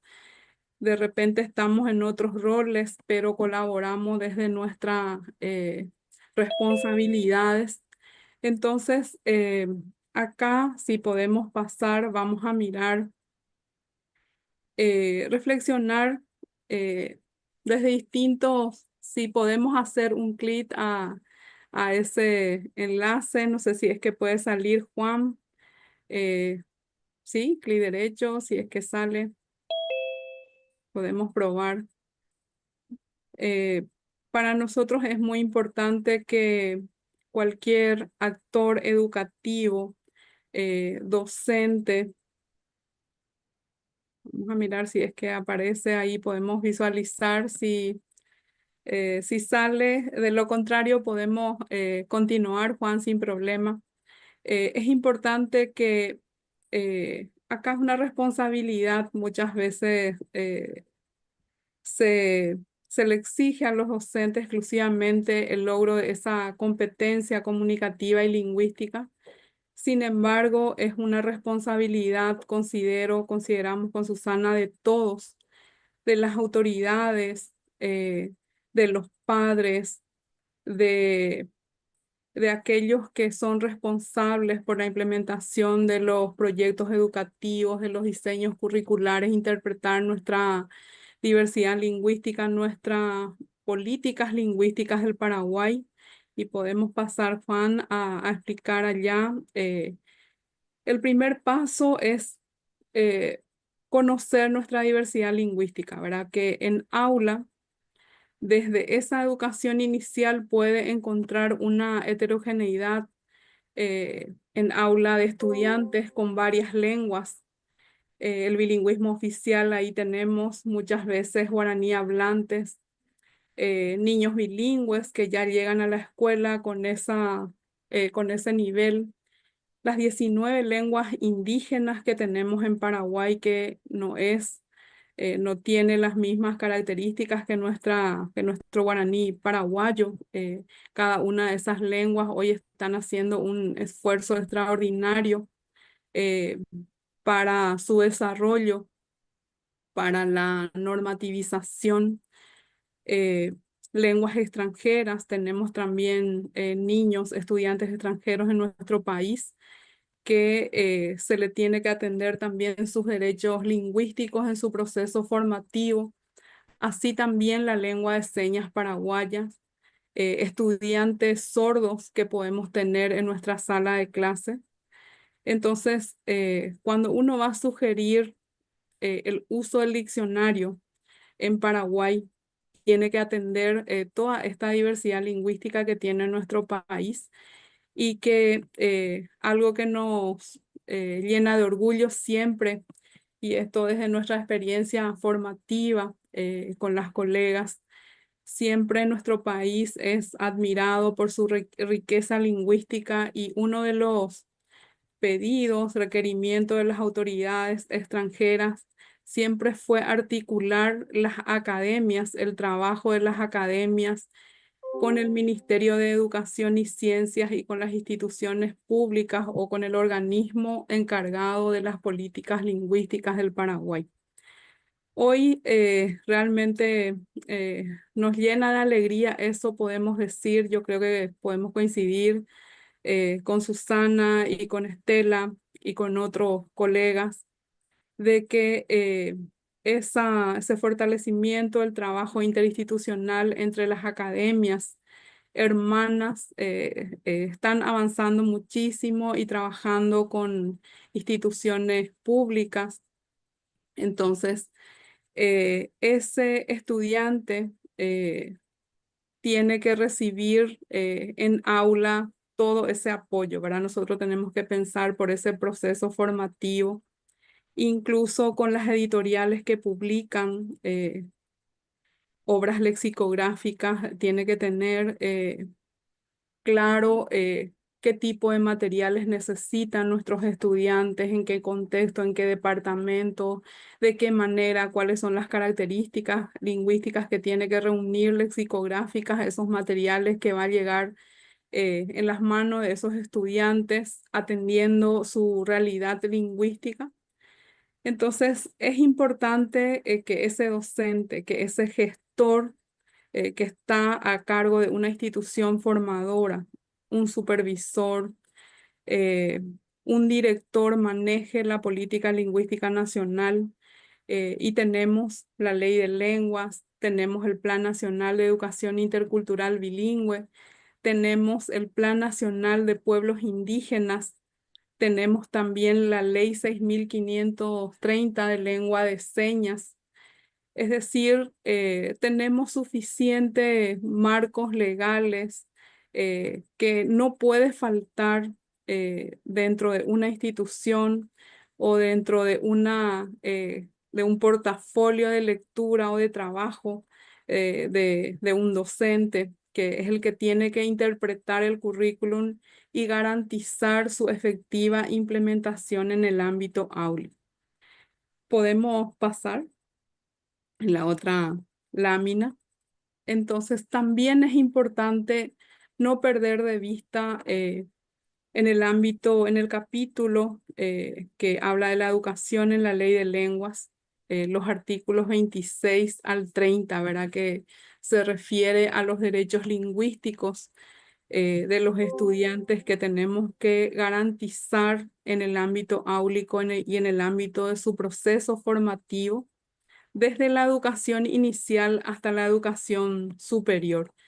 Todo esto cuenta en el momento de tomar una decisión, de sugerir la lectura, la consulta de los materiales y especialmente hoy que hablamos del diccionario, ¿verdad? ¿Qué tipos de diccionarios no puede faltar en una institución educativa? Hoy en el ámbito de la educación superior, para alcanzar el sello de calidad, uno requiere contar con materiales y en ese proceso de revisión y de solicitud de compras no pueden faltar los diccionarios, no solamente del español, del guaraní, de diversas lenguas, ¿verdad? Para garantizar justamente esa formación sólida e integral de los estudiantes. Pasamos.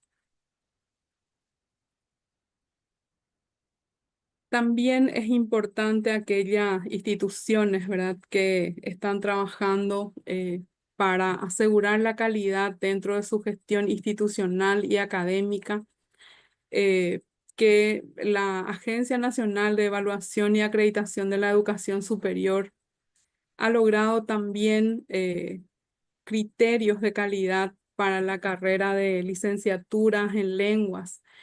Y esto presentamos para tener en cuenta también de que en ese proceso de formación, aquellas instituciones que ofrecen carreras formativas en el ámbito lingüístico, es importante tener en cuenta dentro de sus bibliotecas las diversas tipologías también de diccionarios para garantizar el cumplimiento del perfil de egreso que podemos ver a continuación.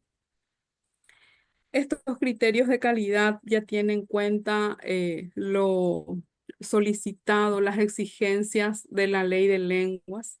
Entonces, esto nos consta con Susana que en la Universidad Nacional de Asunción, las carreras de lenguas, tanto guaraní como lenguas extranjeras, han realizado un esfuerzo importante para incorporar el bilingüismo guaraní-castellano dentro de todas las mallas curriculares, respondiendo a los criterios y a las exigencias también de la ANEAES. Entonces, aquellos estudiantes que hoy eligen estudiar una carrera de grado en cualquier institución Entonces tenemos, va a encontrar la presencia del bilingüismo oficial y esto también, cuando ustedes visualizaron en esa diversidad lingüística la lengua de señas que ya tiene también una ley y un decreto reglamentario, muy pronto estos criterios de calidad va a sufrir también ajustes y se va a incorporar también dentro de esas mallas la lengua de señas paraguaya. Entonces, es importante siempre manejar estas exigencias de la educación superior para en el momento de tomar esas decisiones de adquisición de materiales de apoyo y especialmente las tipologías, los diccionarios que no puede faltar en la biblioteca. Pasamos. Este nuevo perfil de licenciatura en lenguas posibilita a los estudiantes un interesante perfil de egreso, que muchas veces pensamos que aquellos egresados solamente puede ejercer la docencia en el ámbito educativo. Con estos criterios de calidad vemos que le da una importante salida laboral.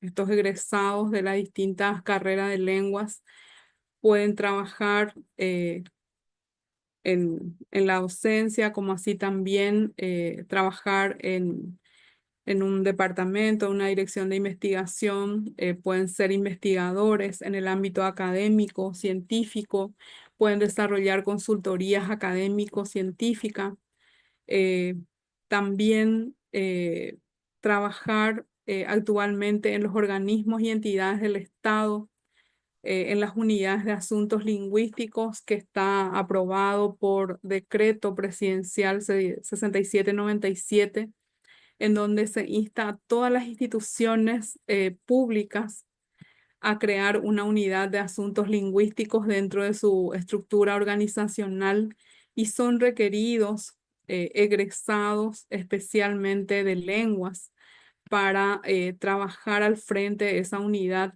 que, dependiendo de la complejidad de una institución, puede ser una unidad, puede ser un departamento, puede ser una dirección de nivel general, y los egresados van a tener ahí oportunidad para trabajar. Esto avala la ANEAES con su criterio de lenguas. Trabajar también en la producción de distintos tipos de textos del ámbito lingüístico y literario. Muchos de los egresados muchas veces se van a trabajar en las editoriales. Hacer corrección, interpretación, traducción de textos que hoy puede hacer desde sus respectivos domicilios. Elaboración de materiales científicos, didácticos e instrumentos de evaluación para el área de lengua y literatura, y realización de análisis lingüísticos y literarios orales y escritos. Por supuesto, son muchos más puntos que dan como posibilidad de salida laboral a los egresados, pero estos son los puntos principales que es importante resaltar.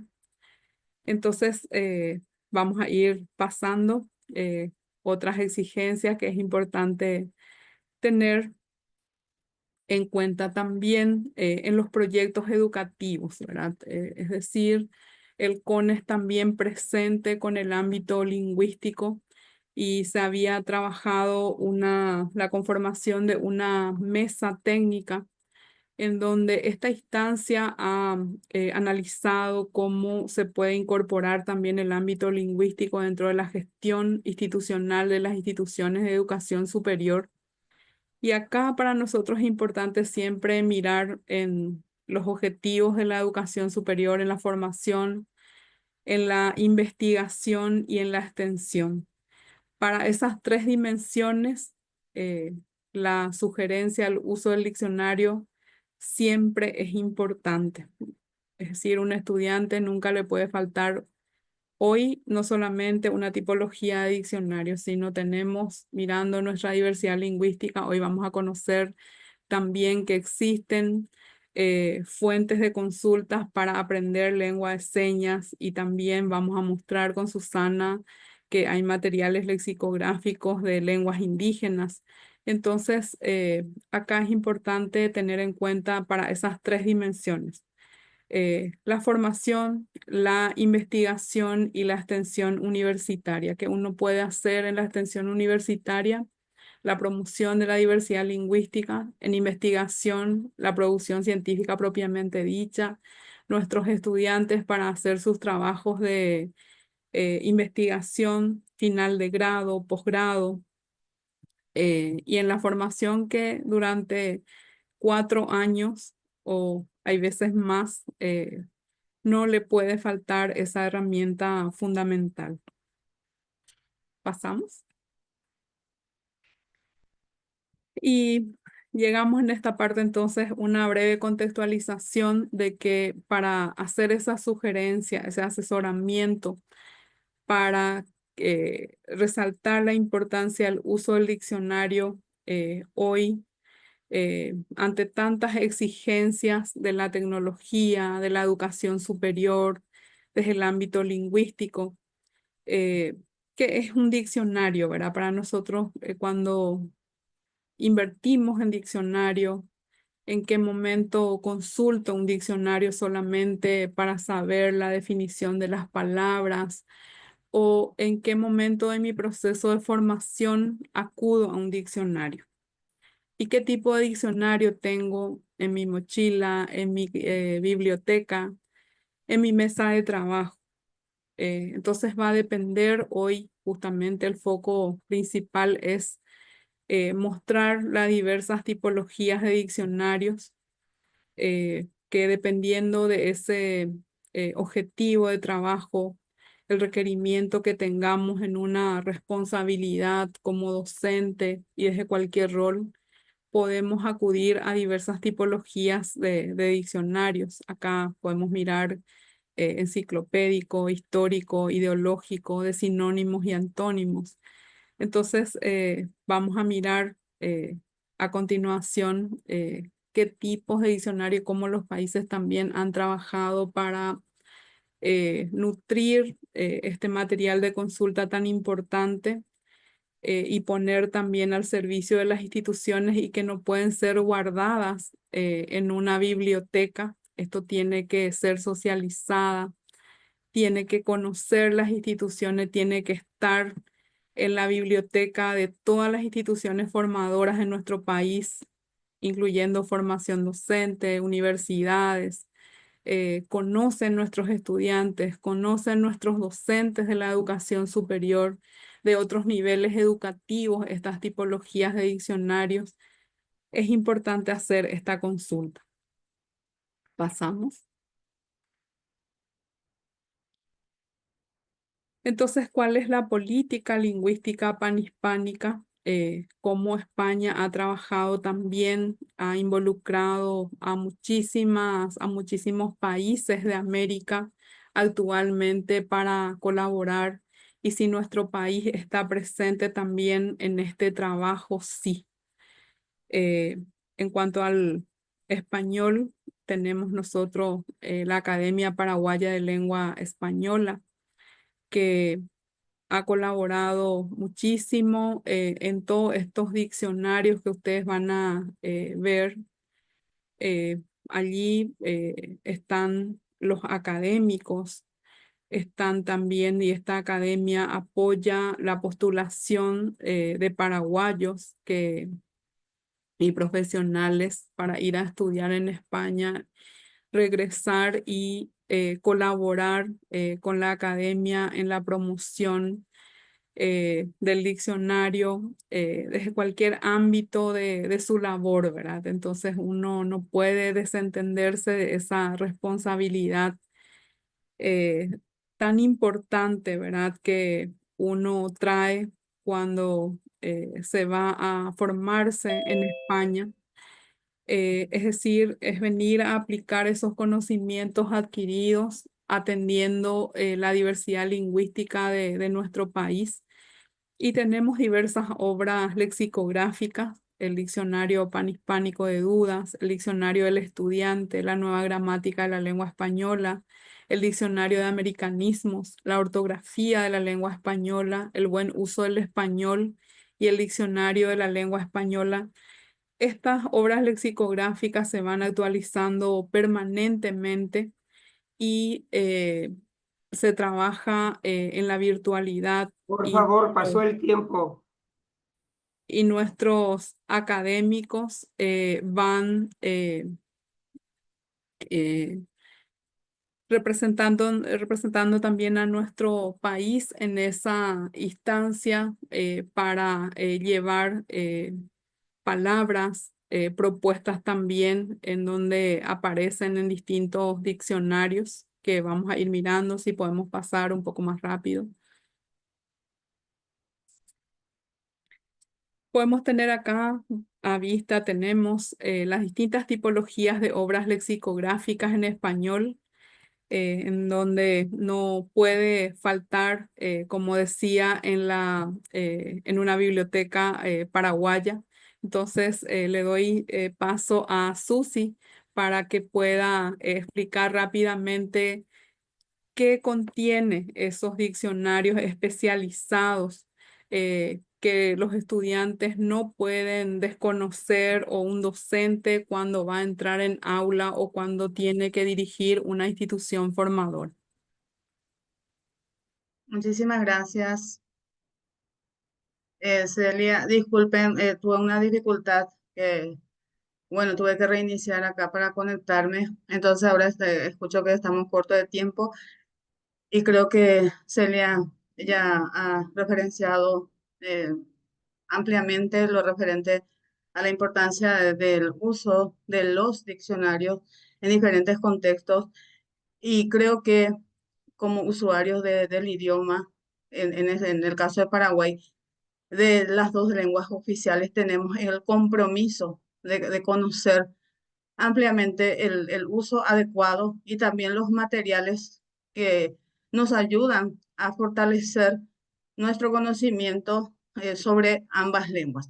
En el caso de la lengua española, nosotros tenemos el diccionario DLE que constantemente se va actualizando gracias a las diversas academias, diferentes academias de España y de América, y entre esas también está la Academia Paraguaya de la Lengua Española. Y muchas veces yo creo que muchas personas más profesionales de otras áreas creen que el compromiso de enseñar el uso correcto de la lengua es solo de docentes especializados en lengua, docentes de castellano. Y cuando hay algunas dificultades, por ejemplo, cuando se realiza alguna investigación sobre la comprensión lectora, por ejemplo, entonces le dicen los alumnos se aplazaron en castellano, en matemáticas, y generalmente se ve la falencia en los aportes realizados por los docentes del área. Sin embargo, como dije, reitero, el compromiso es de todos, el compromiso de enseñar en el contexto académico, desde la educación inicial, la maestra, las profesoras desde inicial, primer ciclo, tercer ciclo, nivel medio y superior, es, es conocer, el compromiso es conocer el uso adecuado y también los materiales con los que cuentan, de modo que puedan ir fortaleciendo esa formación en los niños y en los jóvenes también. ¿Qué suele pasar? Yo recuerdo antes cuando también era estudiante de primaria, solamente contaba con un diccionario y tercopena chiquita, y sabemos que, así como dicen algunos lexicógrafos, son diccionarios muy mutilados. ¿Por qué? Porque solo tiene algunas acepciones. Para que se pueda realizar una buena comprensión lectora en todos los contextos, no solamente en la primaria, también secundaria y en nivel superior, se necesita de buenos diccionarios. Y hoy en día contamos con esa facilidad que podemos tener, por ejemplo, instalado en nuestros celulares, en la aplicación, el diccionario DLE, o podemos consultar en línea. Nos facilita bastante. Anteriormente, nosotros teníamos que tener los dos tomos del diccionario, llevar eso a la mochila, que muchas veces cuesta, pero hoy en día tenemos esa facilidad. ¿Por qué es necesario contar con un buen diccionario? Porque las palabras no solamente tienen un significado, puede tener de una a más acepciones y también las acepciones complejas. Y de acuerdo al contexto en donde se utilicen esas palabras, entonces se necesita conocer esos significados.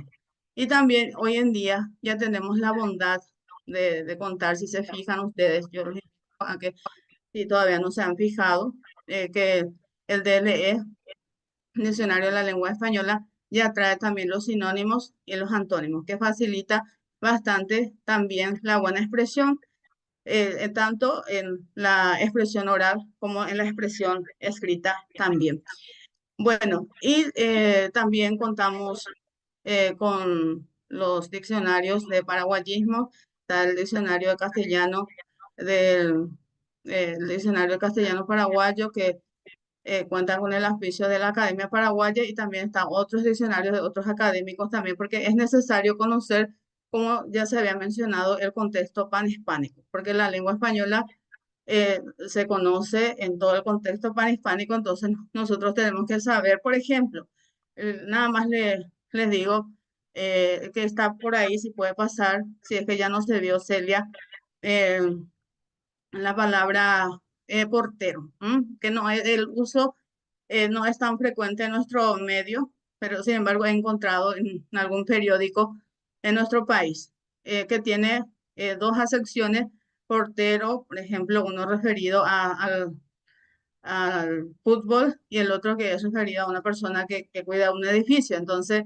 dentro de cada contexto, entonces donde se utilice esa palabra, se podrá emplear las acepciones. También se ha pasado ahí el mapa de diccionario que es tan importante, de modo que nosotros podamos ir viendo cómo va evolucionando las acepciones, las diferentes definiciones de los diccionarios, de las palabras en los diccionarios. ¿Qué tal estamos de tiempo, Celia, para continuar? O ya cerramos con eso, porque creo que yo, como les dije, tuve una Adelante, dificultad salir, ¿sí? adelante, adelante, continuamos. Ah, bueno. Entonces ahí tenemos también, como ya había mencionado, diccionario castellano paraguayo, que contiene las palabras que usamos. Es un diccionario diferencial en donde se registran las palabras que usamos en nuestro contexto paraguayo. Y muchas veces también tenemos que conocer las palabras de cómo se utiliza en otros contextos. Creo que teníamos ahí un ejemplo de la palabra bicho, qué significado puede tener en diferentes países. Cuando nosotros hablamos con personas de otros países o cuando tenemos la posibilidad de ir a esos lugares, entonces tenemos que tener también cuidado de utilizar esas palabras porque puede tener significados diferentes en diferentes contextos. También habíamos mencionado que el diccionario nos ayuda a conocer la escritura correcta y también el significado correcto de las palabras.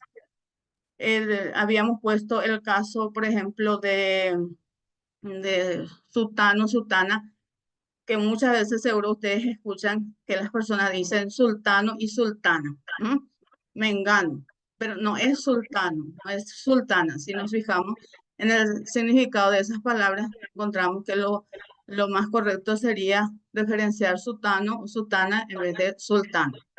Y muchas veces, inclusive en un contexto académico, nosotros escuchamos eso. Entonces, de esa forma, ir corrigiendo también las expresiones.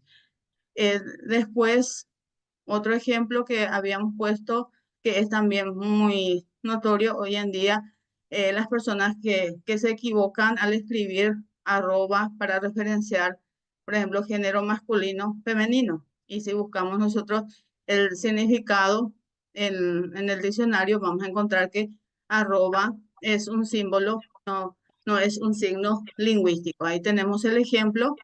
Es frecuente ver en el uso en varios contextos, entonces no corresponde y ahí tenemos una advertencia también de otros sitios, que aparte de las páginas de las academias podemos encontrar el punteo, por ejemplo, en donde las personas suelen realizar sus consultas lingüísticas y reciben las aclaraciones. Entonces, pareciera que no es tan relevante. Sin embargo, tenemos que tener en cuenta que somos observados porque muchas veces las personas dicen, yo escribo en una red social, escribo en el Facebook, escribo, no es necesario tener una buena escritura. Recordemos que el buen hablar, tanto en forma oral y escrita, es muy importante porque también hace un reflejo de nuestra formación. Bueno, encontramos también ahí, estamos visualizando el diccionario panhispánico del español jurídico, que es un diccionario especializado donde nosotros podemos encontrar esas palabras. También se encuentran en DLE, pero con la diferencia de que en este diccionario se tiene la definición y también otras referencias precisas que son necesarias conocer, porque muchas veces la gente dice, por ejemplo, me ha difamado, me ha calumniado o me ha injuriado. Entonces, pero ¿cuál es la diferencia entre esas tres palabras? ¿Cuál corresponde decir y en qué contexto yo puedo utilizar? Entonces, este tipo de diccionario también es muy útil para todos y especialmente para las personas que tienen esa formación y que constantemente también están trabajando, por ejemplo, en el área jurídica. Bueno, después acá tenemos esto que habíamos mencionado de la bondad que tiene ahora también de ofrecer los sinónimos y los antónimos.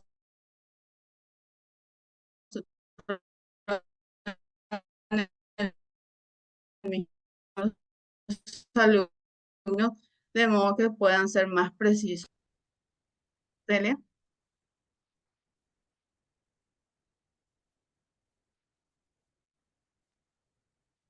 Bueno, entonces dando continuidad y ya para ir cerrando nuestra presentación, cuando hablamos de nuestro país, su realidad lingüística, es importante también tener en cuenta que el esfuerzo que hacen las instituciones, como mencioné recién, de elaborar diferentes diccionarios. Ahí vemos el diccionario de la lengua guaraní, el diccionario de la lengua, el signario de la lengua de señas, cómo aprender señas hoy. Se imaginarán, se escribe cómo es. Hoy van a aprender a continuación de esta presentación. Justamente ya está esperando uno de los referentes importantes para mostrar dentro de este espacio cómo se puede aprender la lengua de señas. También contamos con diccionarios de lenguas indígenas. Dentro de esa diversidad lingüística están avanzando muchísimo los pueblos en la elaboración de sus diccionarios. Entonces, en diferentes formatos, ¿verdad? Digital, audiovisual. Y esto podemos, la ciudadanía, los estudiantes, docentes pueden acceder en la página web de la Secretaría de Políticas Lingüísticas y va a encontrar totalmente digitalizados estos diccionarios castellano-paraguayo, guaraní-paraguayo de la Academia de Lengua Guaraní, el primero de la Academia de Lengua Española, Nivacle, diccionario Manjuy, Ayoreo, Ayoreo cuatrilingüe, diccionario Guaná, Tobacons, Enlet, Paita Butena y vocabulario Ishir. Y entonces esto es importante, está a disposición, pueden acceder gratuitamente sin ningún problema y que los docentes sugieran para estas consultas más especializadas cuando van a dar un trabajo práctico, pongan esto como fuente y pueden acceder. Está haciendo ese esfuerzo también la Secretaría de Políticas Lingüísticas para digitalizar todas estas obras lexicográficas. Pasamos entonces para cerrar y con esto nos despedimos con Susi de que los diccionarios constituyen herramientas de suma relevancia, realmente invaluable su aporte, su valor para la formación de una persona durante toda su vida. Eh, y acá desde los pequeños, ¿verdad? Los niños que contamos con diccionarios de imágenes para que ellos adquieran sus primeros vocablos. Y es importante que tengan presente también los padres de que esos niños tienen que elevar ese caudal lingüístico y cuando llegan a la escuela, los docentes somos responsables de elevar, de que aprendan y de que a través de estos diccionarios puedan tener una formación sólida y por sobre todo llegar a esa competencia lingüística y comunicativa bilingüe que nosotros deseamos como sistema educativo, de que entreguemos, de que las instituciones formadoras entreguen a la sociedad profesionales con una alta competencia lingüística y comunicativa y a través de estos diccionarios, ¿verdad? Con esto nos despedimos con Susana. Muchísimas gracias por la atención. Entonces le paso la palabra para que ella también se despida del auditorio y de la gente, ¿verdad? Que nos acompaña en esta tarde. Muchísimas gracias. Reitero lo que ya había mencionado y también comparto plenamente con la profesora Celia que el compromiso de velar por el buen uso de la lengua no es solo del profesor, no es exclusividad del profesor del área de comunicación de lengua, es un compromiso de todos los docentes de la primaria, de la secundaria, del nivel universitario y de todas las áreas también, cada uno desde su área. Profesor de matemática, profesor de física, de química, también tiene ese compromiso. Estamos, por ejemplo, yo también estoy en la secundaria con esto del proyecto NIEL, el Ministerio de Educación, que busca intensificar justamente la lectura, la comprensión lectora. Entonces, es un espacio en donde todos podemos compartir, involucrarle también a los padres, por ejemplo, porque como ya había mencionado, tenemos más facilidades hoy en día enseñarles, por ejemplo, que pueden usar, que pueden ellos ver en sus celulares, porque muchas veces también los jóvenes cuentan con los celulares y pareciera que no saben qué es lo que exactamente puede hacer con ello. Entonces, es un trabajo intenso que tenemos y yo creo que si cada uno de nosotros tomamos ese compromiso, podemos lograr y podemos realmente el día de mañana lograr tener jóvenes lectores que se interesen por la lectura y que tengan esa facilidad para poder expresarse eh, correctamente en forma oral y escrita en ambas lenguas. Muchísimas gracias.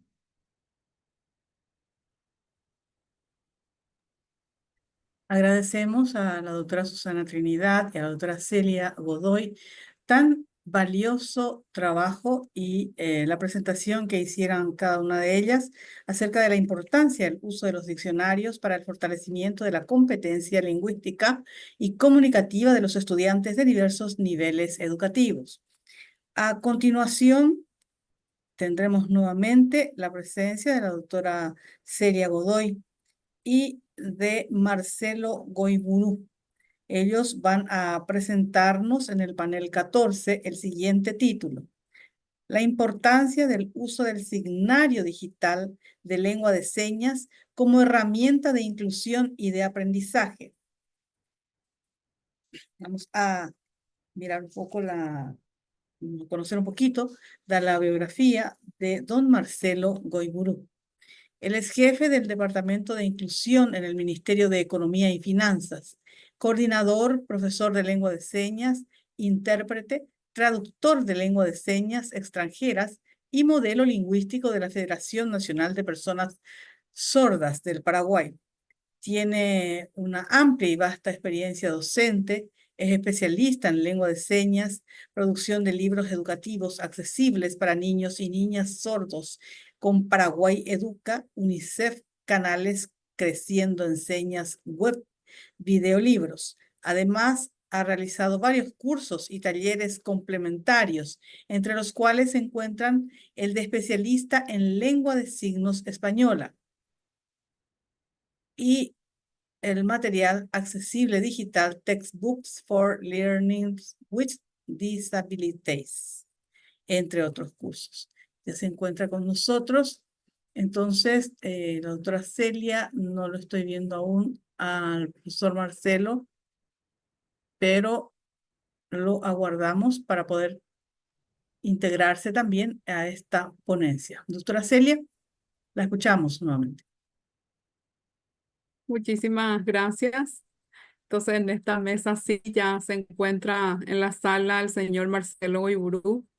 Él me acompaña en esta mesa y justamente vamos a hablar de la lengua de señas, cómo uno puede aprender, cuáles son los avances que en este momento se tienen en Paraguay sobre la lengua de señas paraguaya.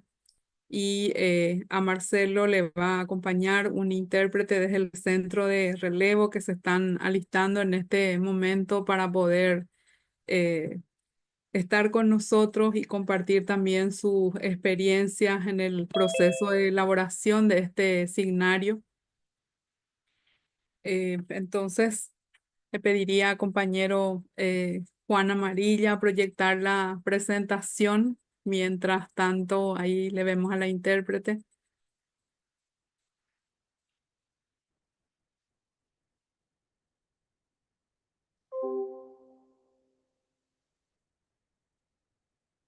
Creo que ya está Marcelo, ¿verdad? Sí. Sí, profe, ya está en la sala. Ya. Buenas tardes, Marcelo. Pido entonces a Juan la presentación, si es que puede ayudarme con la proyección.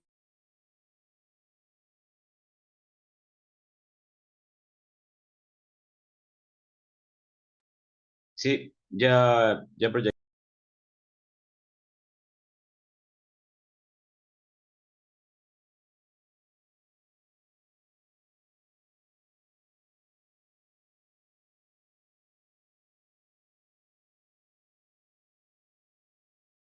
¿Será que le pueden aceptar al otro intérprete también, por favor?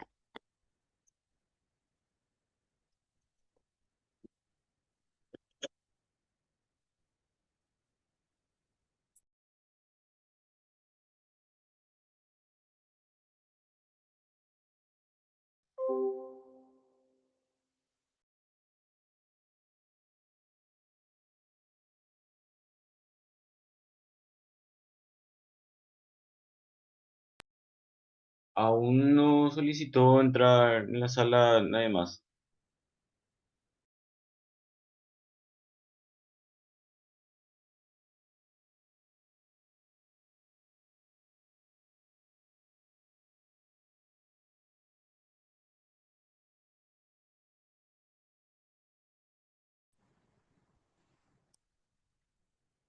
Bueno, entonces tenemos ahí la presentación del signario bilingüe digital de lengua de señas. Y para dar inicio a la presentación, voy a dar una breve contextualización de cómo surge el trabajo desde un organismo estatal que es la Secretaría de Políticas Lingüísticas con la comunidad sorda en Paraguay. Podemos pasar adelante. Adelante. Y partimos siempre de la diversidad lingüística de nuestro país.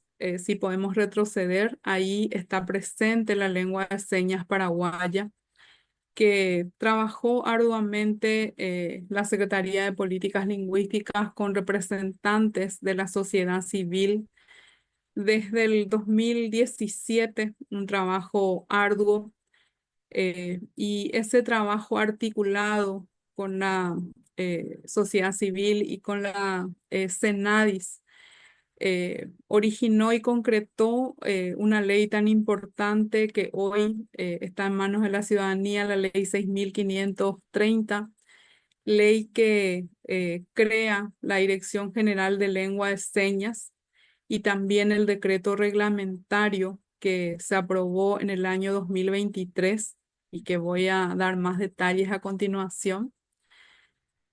Una fecha histórica para nuestro país fue el 12 de mayo del 2020. En esta fecha, a partir de esos esfuerzos colectivos, se aprueba esta ley el 12 de mayo del Congreso Nacional de nuestro país. Y esta iniciativa, como mencioné, que fue promovida por la Secretaría de Políticas Lingüísticas, y se coordinó con varios organismos y entidades del Estado, miembros de la CONADIS, Comisión Nacional de los Derechos de las Personas con Discapacidad. Y a partir de este trabajo se aprueba y esto pone un reto especial a la República del Paraguay para que la lengua de señas sea utilizada en la función pública y en los distintos niveles educativos de la educación paraguaya. Entonces, vamos a mirar a continuación estos trabajos que en muchas ocasiones trabajamos en la modalidad presencial, virtual, siempre con el acompañamiento de la comunidad sorda. La comunidad sorda representa en nuestro país 300.000 personas. Es decir, trabajar por los derechos lingüísticos de estos compatriotas fue realmente algo muy lindo porque trabajar con ellos, con la participación, escuchar lo que ellos necesitan, su realidad y a partir de ahí, en plena pandemia, lograr esta conquista para nuestro país y para la Secretaría de Políticas Lingüísticas fue algo sumamente importante. Y hoy nos toca ese desafío de llevar adelante, de implementar la ley en el ámbito educativo y también en la función pública. Tiene muchísimas exigencias, pero estamos iniciando. Entonces podemos pasar para detallar más esos logros. Cómo trabajar, cómo llegamos a iniciar este trabajo a través de una subcomisión de información, comunicación y lengua de señas que permanentemente tiene una reunión virtual y presencial para tomar decisiones y se va avanzando en el cumplimiento de los objetivos de la mencionada ley. Se ha realizado también un análisis de la problemática de la comunidad sorda y a partir de ahí la elaboración de un plan de acción que justamente desembocó en la elaboración de un anteproyecto de ley y de su reglamentación, la elaboración y publicación de un signario de lengua de señas que hoy nos va a presentar el compañero Marcelo Goiburú con 2.500 señas. Inicialmente de un trabajo grandioso que se validó con distintos departamentos geográficos del país. En cada departamento están las asociaciones de la comunidad sorda y ellos fueron partícipes de este trabajo articulado con el Centro de Relevo, la Secretaría Técnica de Planificación. En aquel tiempo, hoy ya tiene otro nombre, ya depende de otra institución en este periodo gubernamental, el Ministerio de Educación y Ciencias, la Secretaría de Políticas Lingüísticas y la CENADIS. Pasamos entonces a mostrar más logros, se llegó a formular ese anteproyecto, se aprobó y es hoy una ley que tampoco puede faltar, no, tiene que tener una institución pública, tiene que tener una institución educativa en el momento cuando va a elaborar su proyecto educativo, su plan estratégico institucional, cómo está atendiendo esa función pública, ese organismo y entidad del Estado a la comunidad sorda cuando viene a requerir un servicio de su institución, tiene las condiciones, tiene intérpretes, cómo va a atender. Cómo va a atender una universidad cuando recibe a un estudiante sordo en aula. Cuentan con esas condiciones.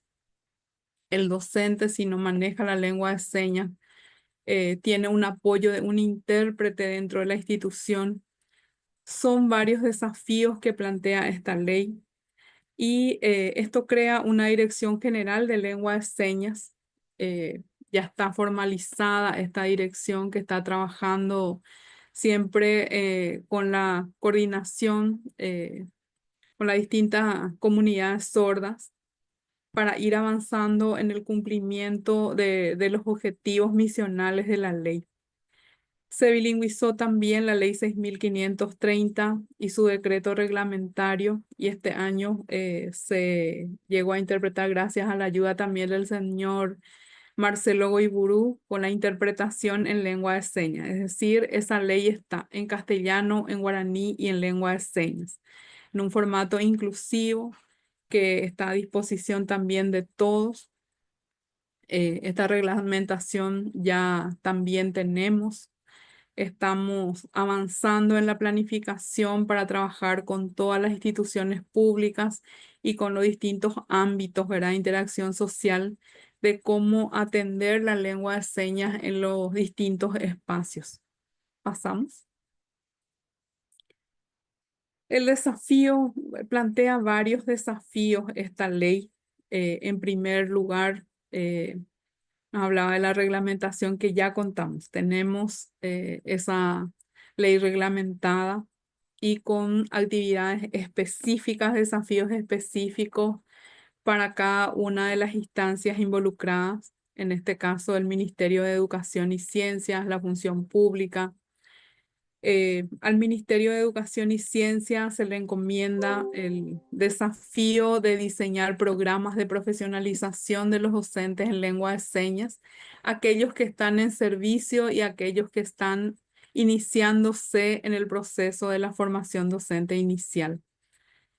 Es un desafío enorme, ¿verdad? Porque estamos hablando de más de 80.000 docentes en nuestro país. Entonces, pero el ministerio está también dentro del equipo de trabajo diseñando en este momento cómo va a aplicar esta ley. Es decir, que hay avances importantes que cómo aplicaría el Ministerio de Educación de manera gradual. Se está avanzando en esa planificación. Y también se encomienda a la Secretaría de Políticas Lingüísticas y al Ministerio de Educación y Ciencia la reglamentación de las acciones, ¿verdad? A partir de del decreto reglamentario 9274, cada instancia puede sacar también sus normativas internas como para avanzar en el cumplimiento de estos desafíos que plantea la ley. Pasamos.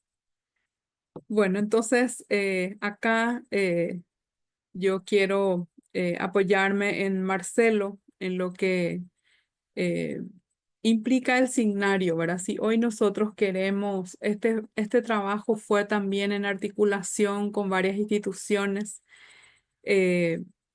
y si hoy queremos aprender la lengua de señas básicamente, ¿qué herramientas tenemos, verdad? Si los estudiantes quieren aprender algunos vocabularios básicos, ¿dónde puede acudir? ¿Cómo funciona este signario? Este signario es una herramienta y un material didáctico también para los docentes y que permite a las personas sordas y oyentes el conocimiento de las palabras en este caso, en español y en lengua de señas, por eso bilingüe, pero estamos trabajando también para incorporar a la lengua guaraní. Entonces, más adelante ese trabajo está. Y este escenario cuenta con 2.500 señas, ¿verdad? Que nos va a explicar Marcelo cómo funciona, cómo se trabajó para grabar estas señas y la parte más específica también que él quiere comentar. ¿Cuáles son las características fundamentales de la lengua de señas? ¿Qué le caracteriza a la lengua de señas paraguaya? Adelante, Marcelo.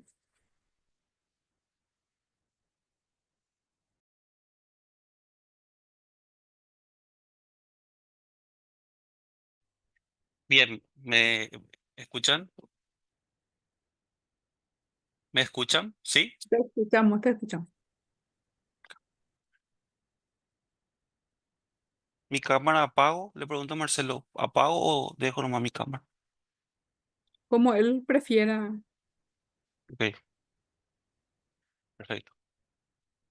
Bien, primeramente quiero dar gracias por la invitación con respecto a este tema que vamos a estar abordando, ¿verdad? Son tres tres características, en puntos diferentes, ¿verdad? Primeramente, el tema de la lengua de señas, sobre su valor y todo eso, la lingüística, eso está muy bien. Pero lo que yo quiero involucrar es que para que ustedes sepan, que cuando se habla de inclusión, hay dos puntos distintos. Por ejemplo, está la persona sorda, que ustedes ven como persona con discapacidad. Y eso quiero aclarar, que las personas sordas, cómo se sienten, realmente no se sienten como personas con discapacidad. Ellos se sienten más como un grupo de minoría lingüística, porque nosotros tenemos, nosotros no tenemos muchas, o sea, barreras más que la lengua. Por eso es que hay que involucrar el idioma. Eso es lo único lo más importante para nosotros. Por eso dentro de la Secretaría de Políticas Lingüísticas estamos trabajando para que como idioma se cumpla eso, que nosotros las personas sordas tengamos la accesibilidad a la comunicación en general. Porque nosotros como paraguayos, no somos extranjeros, no somos personas de otros países. Nosotros como paraguayos necesitamos comunicarnos y nuestra forma de comunicación es la lengua de señas. Entonces, como primer punto, ¿verdad? Y como el segundo punto, el tema del concepto de inclusión es un poco confuso muchas veces, porque inclusión realmente para las personas sordas, específicamente para personas sordas, ¿verdad? En todas las escuelas eh, que sepan lengua,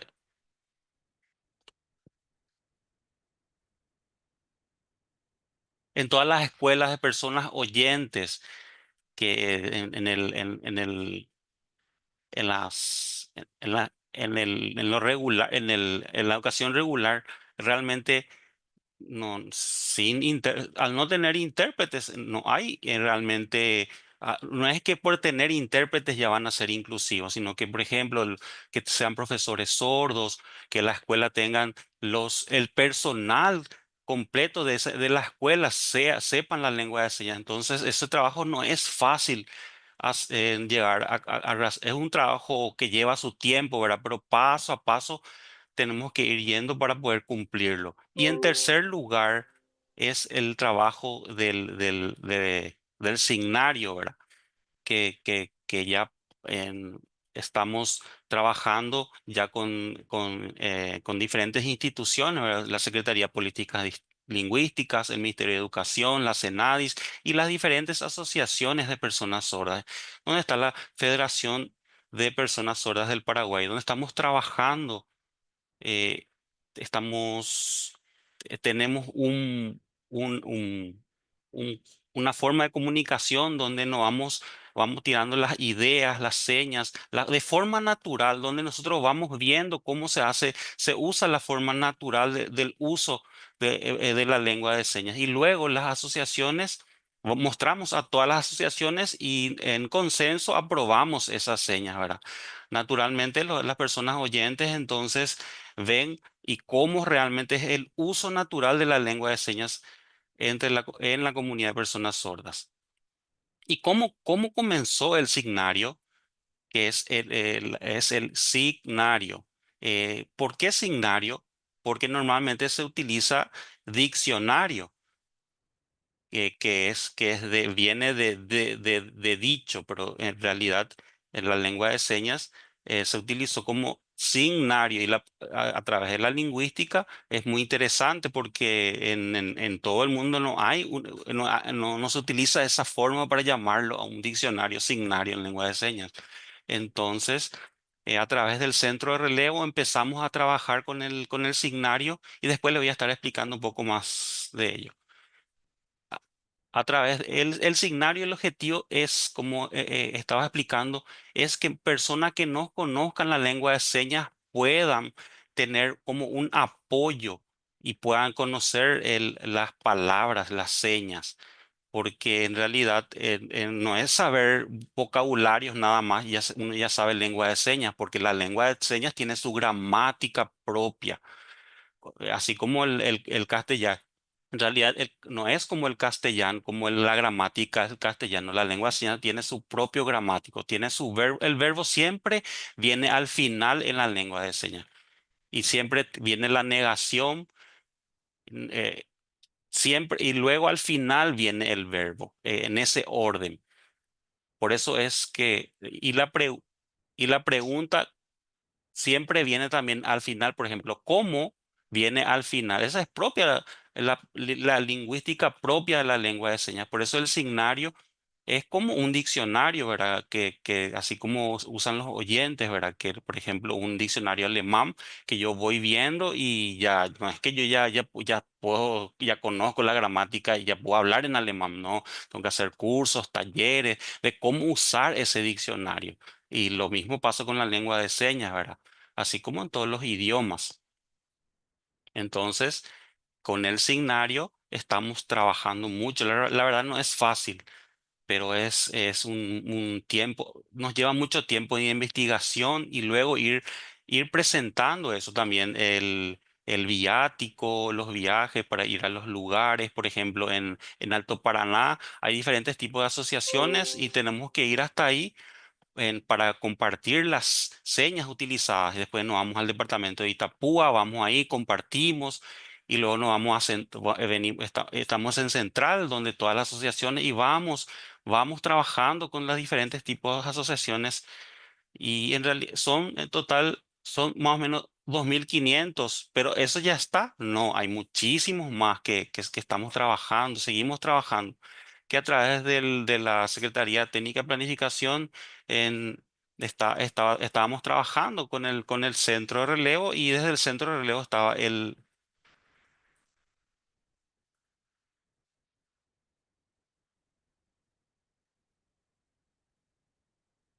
sí, luego del cambio de gobierno en donde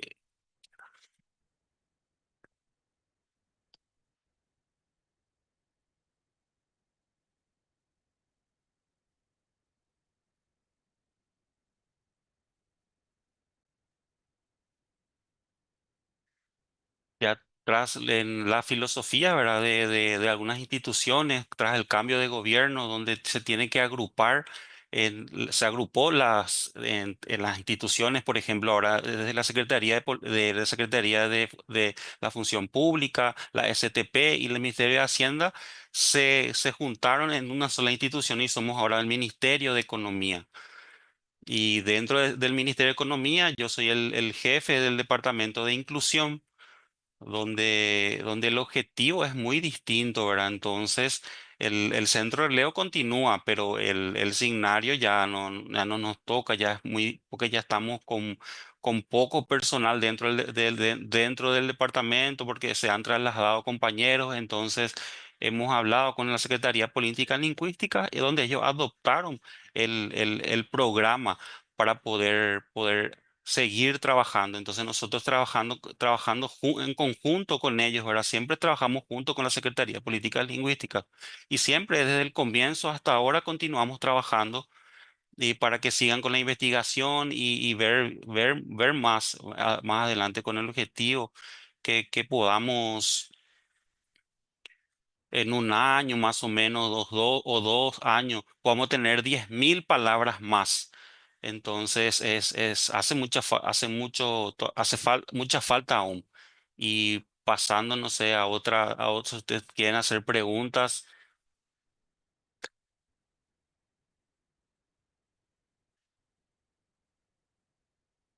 Si ustedes están interesados en ver el signario, pueden ver a través de la página web que pueden abrir, que es www.sls.gov.pi.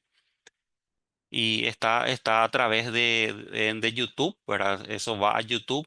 Pero ¿cuál es el problema? Que hay un problema ahí, que acá en Paraguay el Internet no son como en otros países, ¿verdad? Tenemos un Internet que va de repente es muy complicado, va y viene, en el interior es más complicado, entonces hemos hablado con el ministerio y con el ministro a ver si es que podemos ver una aplicación que podamos trabajar con ello, ¿verdad? Y ojalá que en el futuro en ese aspecto podamos mejorar con la implementación del signario. Y para resumir en general esto, en la lingüística de la lengua de señas, ¿verdad? Ustedes pueden de repente ver para que puedan conocer, ¿verdad? Podemos seguir con el siguiente power. eh, más atrás, más atrás, más atrás, más atrás. Ahí, el siguiente, el, si- el siguiente, ahí. Y el siguiente, ese y el siguiente, ahí. Lo que ahí está mostrando es que hay, por ejemplo, una palabra, ¿verdad? Que de dónde viene una palabra. Por ejemplo,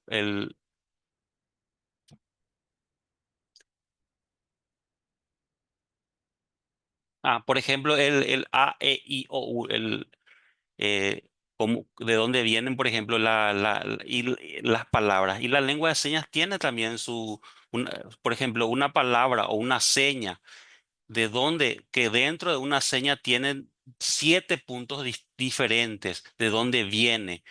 Y lo siente, algunos, por ejemplo, pueden ser 5 o 6, que dentro de una palabra es donde deriva una seña. Y, por ejemplo, le doy un ejemplo. Por ejemplo,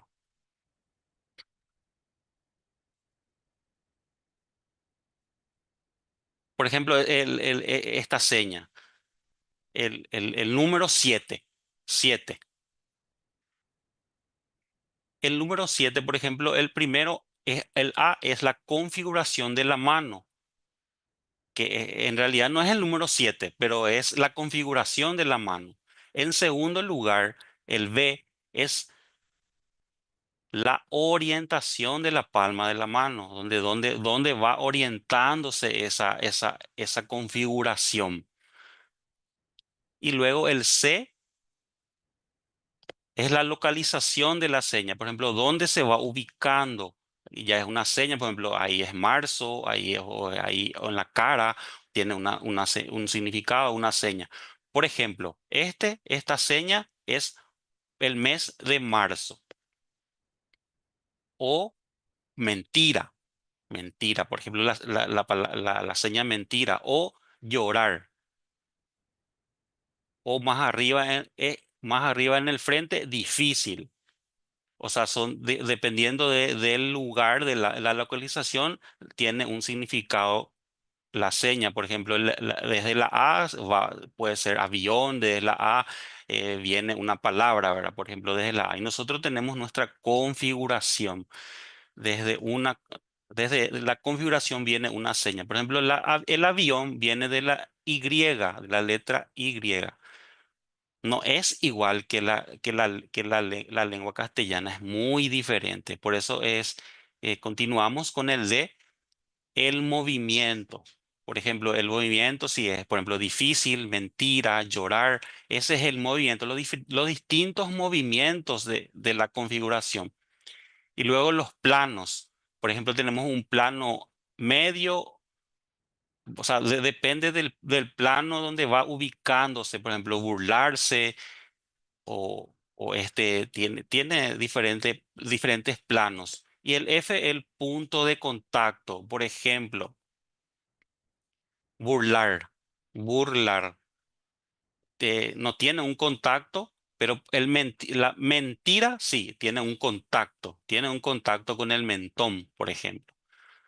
Y la letra, el siguiente, el G, los componentes no manuales, que por ejemplo son lo que se comunica con el rostro, que va relacionado con la seña. Entonces, ese es un trabajo de investigación de una sola seña. Por ejemplo, una seña eh, siempre a veces se compara con diferentes significados dependiendo de la característica de la cara. Entonces, por eso hay diferentes significados. Por ejemplo, sobre, sobre. Y no sé, puede ser un sobre como una carta o un sobre algo o sobre un lugar. La palabra sobre tiene diferentes significados. Lo mismo pasa con la lengua de señas. Y no sé, eso es en resumen, ¿verdad? Quería más o menos tirarle nomás esto para que usted pueda interesarle en la lengua de señas. La lengua de señas no es solamente hacer manoteos al aire con las manos, sino que tiene diferentes, eh, en su profundidad, tiene diferentes características que hay que analizar. Eso es todo. Y ya creo que hemos pasado el tiempo, entonces quería hablar sobre el servicio del Centro de Relevo, un servicio accesible de comunicación para personas sordas con personas oyentes. Les cuento, ¿verdad? Un poco de historia, ¿verdad? Una persona oyente, ¿verdad? La señora Laura Riveros había viajado a Colombia, ¿verdad? Porque su hija es intérprete, ¿verdad? Así como ella también es intérprete. Ella estaba casada con una persona sorda, ¿verdad? Un líder de la comunidad de personas sordas de Colombia. Ella fue hasta allá y esa persona sorda quería hacer un pedido de un delivery para algo, para comer algo, ¿verdad? Y en Paraguay, normalmente acá las personas sordas pedían a una persona oyente para que hagan por él la llamada para poder hacer su pedido. Y él, como persona sorda, ella le dijo, yo te puedo hacer el pedido, pero él le dijo, no, no, yo voy a hacerle el pedido, no hace falta. Y ella no entendió eso de cómo iba a hacerlo. Entonces él utilizó su computadora para acceder a un servicio con un intérprete que estaba en línea a través de una videollamada donde él mandó el número para hacer un pedido de comida, ¿verdad? Entonces Laura le pareció bastante interesante el servicio del centro de relevo. En resumen, lo que esto significa es que da a la persona sorda independencia, que pueda ser independiente en todos sus aspectos de su vida. Y eso es lo que nosotros estamos siguiendo trabajando, luchando y seguimos haciendo diferentes tipos de trabajo. Y ya son 3 gobiernos que hemos seguido trabajando hasta ya implementar este servicio ya como servicio del centro de relevo, que es un servicio del Estado. Y creo que en el mundo es el único país donde el servicio es gratuito para las personas sordas, donde ellas pueden acceder gratuitamente para ser usuarios de este servicio. Seguimos con el siguiente Power. Ya como le había explicado, desde el año 2012 se había aprobado la implementación de este servicio, ¿verdad? Y seguimos con el siguiente.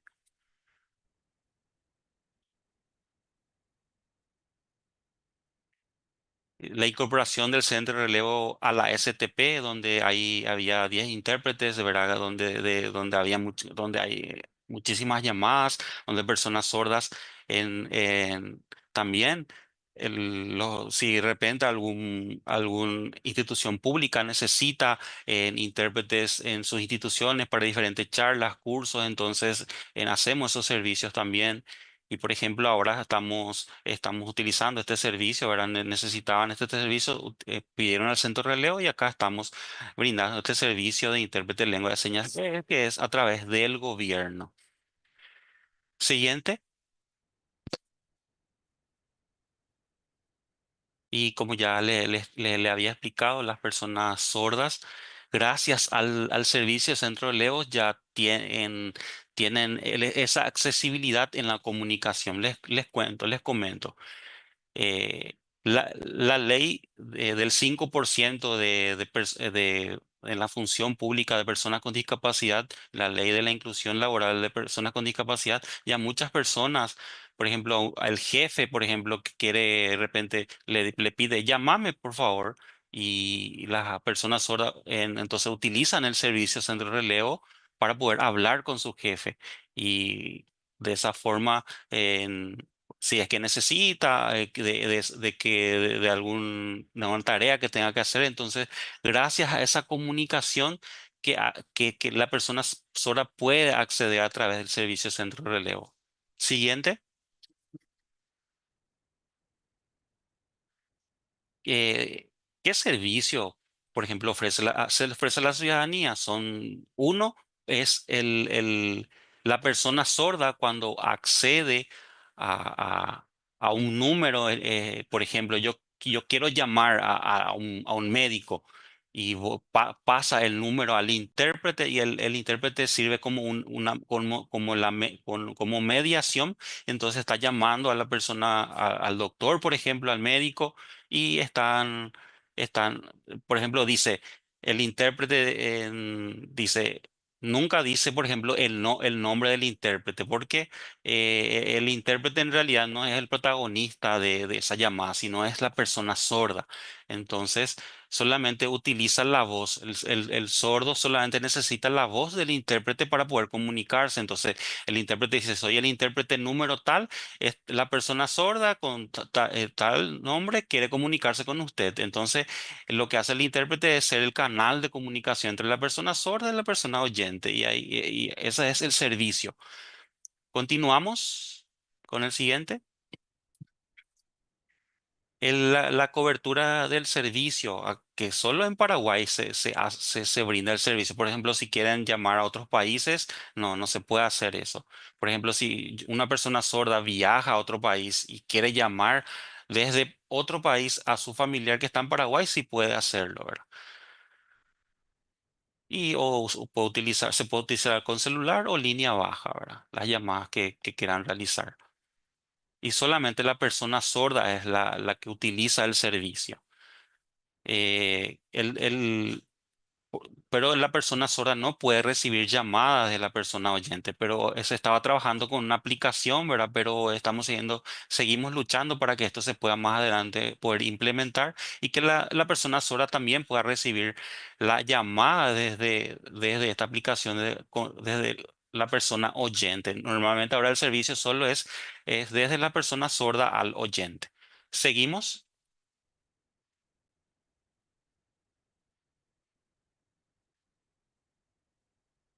Eh, Son dos el sistema de interpretación en línea. El sistema de interpretación en línea significa, por ejemplo, el intérprete de bolsillo. Por ejemplo, la persona sorda, si va a una farmacia y como no puede comunicarse con su voz, entonces utiliza el servicio del centro de relevo, el CIEL, y entonces de esa forma él utiliza el audio o la voz del intérprete a través de ese sistema para poder comunicarse. Así de esa forma la persona sorda es independiente. El servicio de Ciel es hace poquito nomás que se implementó, más o menos se implementó a través de WhatsApp, se utiliza ahora de esa forma, es un servicio donde más se utiliza a través del el Ciel, que se utiliza a través de Skype y WhatsApp. El siguiente, ya, antes de cómo funciona. O sea, funciona desde lunes a viernes, de 6 de la mañana a 9 de la noche en esa franja horaria. Eh, La verdad no es que es un 100% el horario que se brinda el servicio, porque el servicio se tiene que brindar de lunes a lunes las 24 horas, 24/7, pero todavía no se pudo implementar eso. Pero, por ejemplo, si es que una persona sorda va a tener un bebé un día fin de semana, no esperan, yo no puedo tener mi bebé ahora porque el centro de relevo está cerrado ahora. Entonces, eso es una de las cosas que por ejemplo, no puede hacer el sol. Entonces, eso es en resumen todo.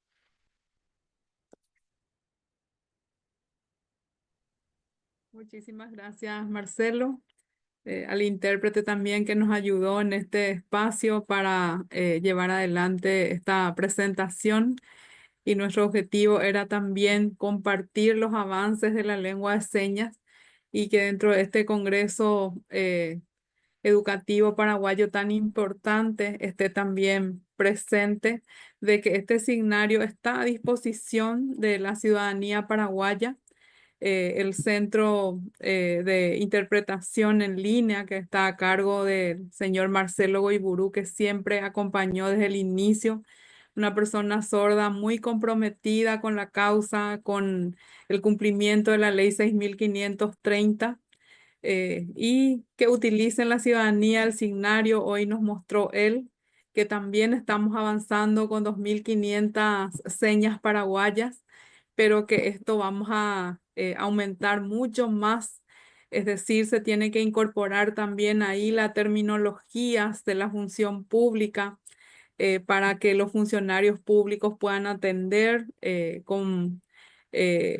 los derechos lingüísticos de las personas sordas cuando llegan a su lugar de trabajo. Hoy tenemos este mecanismo, pero la idea es instalar esto con la ley, de que más adelante una institución no requiera este servicio, de que tengan profesionales competentes al interior de su institución para atender a cualquier persona sorda que llega de distintos departamentos geográficos del país. Muchísimas gracias, Marcelo, al intérprete del Centro de Relevo que siempre nos acompañan, y también a la organización del Congreso por permitirnos en este espacio compartir con ustedes los avances de la lengua de señas paraguaya. Awuyébete. De este modo, la doctora Celia Godoy, directora de la Dirección General de Lengua de Señas de la Secretaría de Políticas Lingüísticas, y don Marcelo Goiburú, jefe del Departamento de Inclusión del Ministerio de Economía y Finanzas, nos presentaron el panel 14, con el título Importancia del uso del signario digital de lengua de señas como herramienta de inclusión y de aprendizaje. Awillebete a BIPM o Nemoiruja Web. Tapende caro por ahí.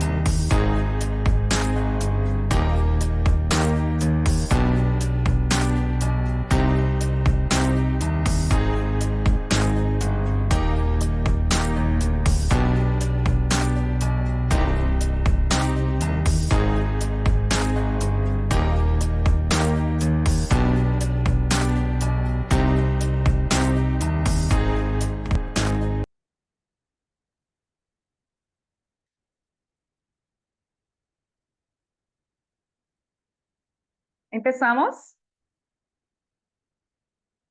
Bueno.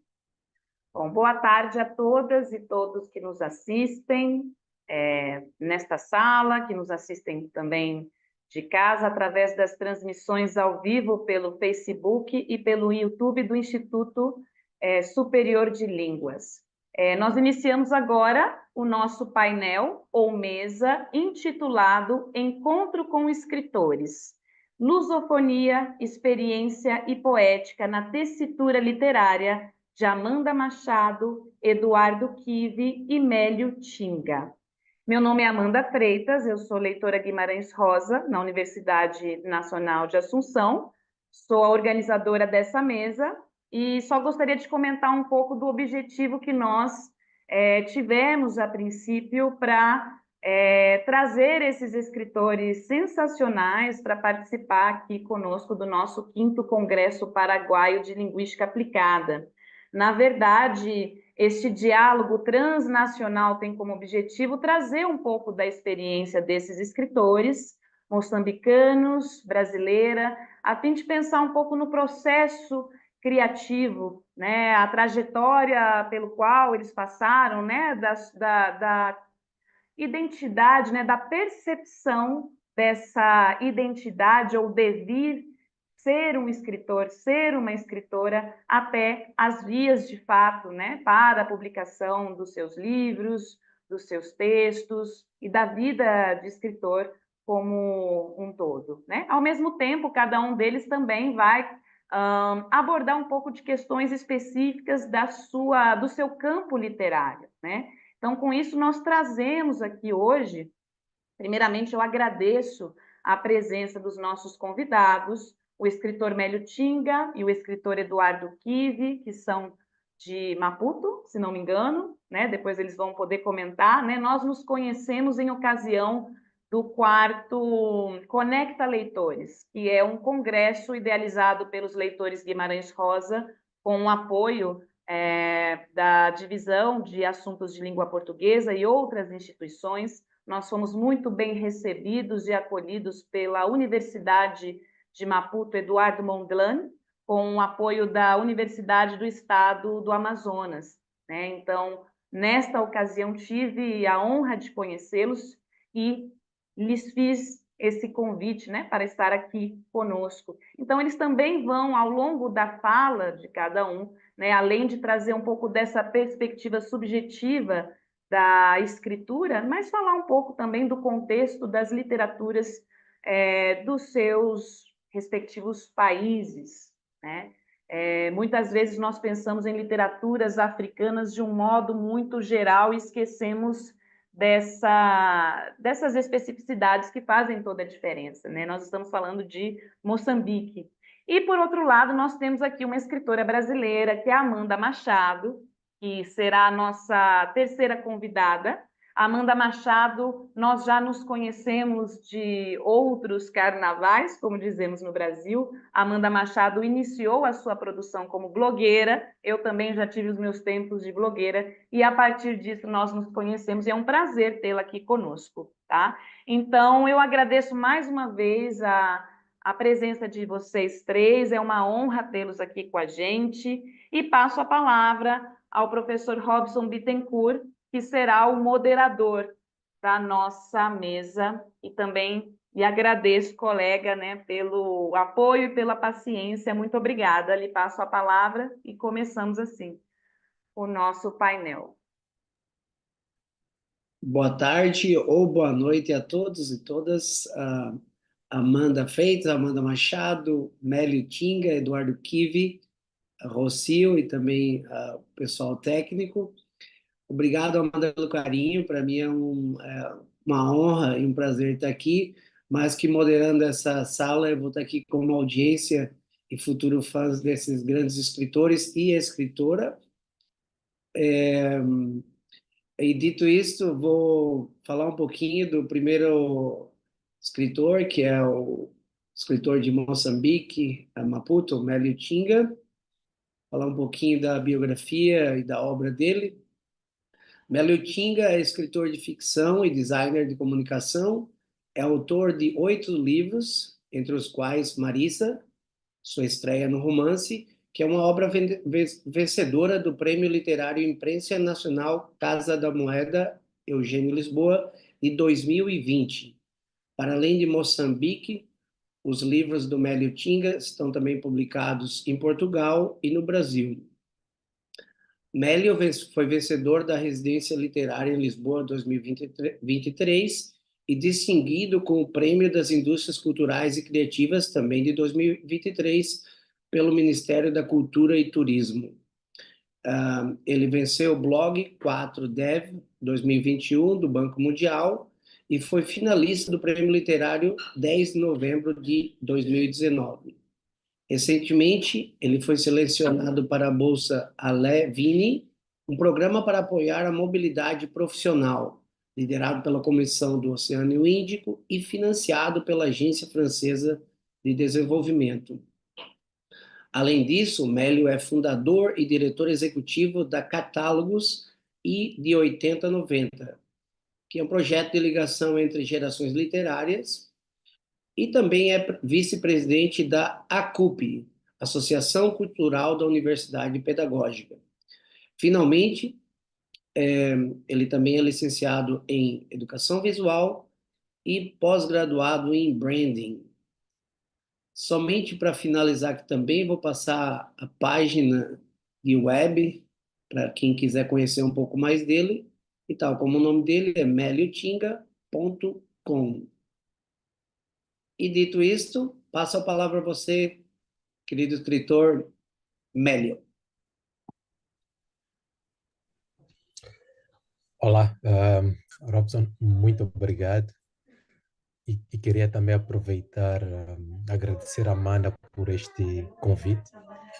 Ela teve uma passagem como relâmpago em Maputo, né? E não tivemos assim muito tempo de conversa e de partilha, mas ficou claro esse nosso interesse pelos livros e pela literatura e espero que possamos ter muitas outras oportunidades no futuro, em Moçambique ou no Brasil ou no Paraguai.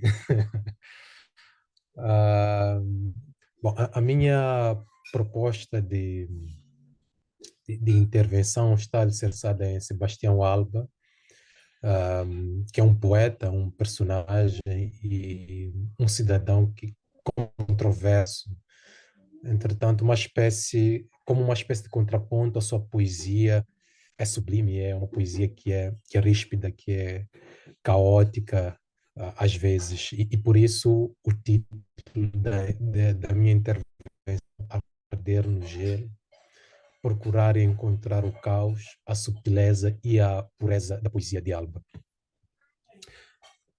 Em 2023, conforme o Robson mencionou ao apresentar esta breve biografia, estive numa residência em Portugal, uma residência literária que é promovida pela Câmara Municipal de Lisboa, em parceria com o Camões, Centro Cultural Português em Maputo.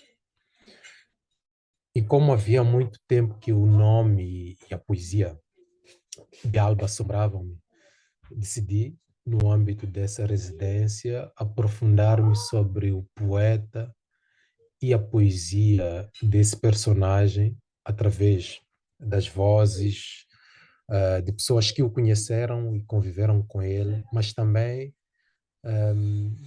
fazer uma espécie de captação da sombra da sua alma nos lugares por onde este passou e, a partir daí, construir um texto puramente literário, de natureza ficcional, que é o que normalmente escrevo, e isso resultou numa espécie de 3, 4 monólogos em que diferentes personagens dialogam com o poeta e que o resultado deu num livro que poderá ser publicado em Lisboa e em Maputo em 2025.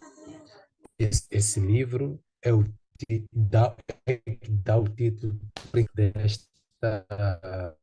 desta intervenção, que é Arder, de uma metáfora entre dois polos, o norte e o sul, o quente e o frio, o amor e o ódio, a solidão e a companhia, a dor e a felicidade. E a partir daí, a partir dessa ideia do meu interesse, construo esta intervenção em 3 partes objetivas. A primeira que é procurar e encontrar o caos. A segunda, o caos ou a subtileza, e por fim, arder. E começo por esta primeira parte, que é procurar encontrar o caos. Sebastião Alba nasceu em Braga, em Portugal, numa arcatura temporal que foi de 1940 a 2000, portanto, mora aos 60 anos, mas antes disso, aos 10, junto com a família, passa a viver em Moçambique e naturaliza-se moçambicano. Pertenceu à jovem vaga de escritores moçambicanos que vingaram na literatura em língua portuguesa na sua geração.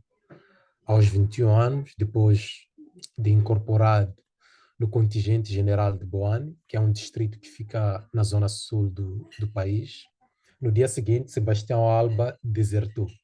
Foi detido, mas por vezes consecutivas ele foge da casa da reclusão.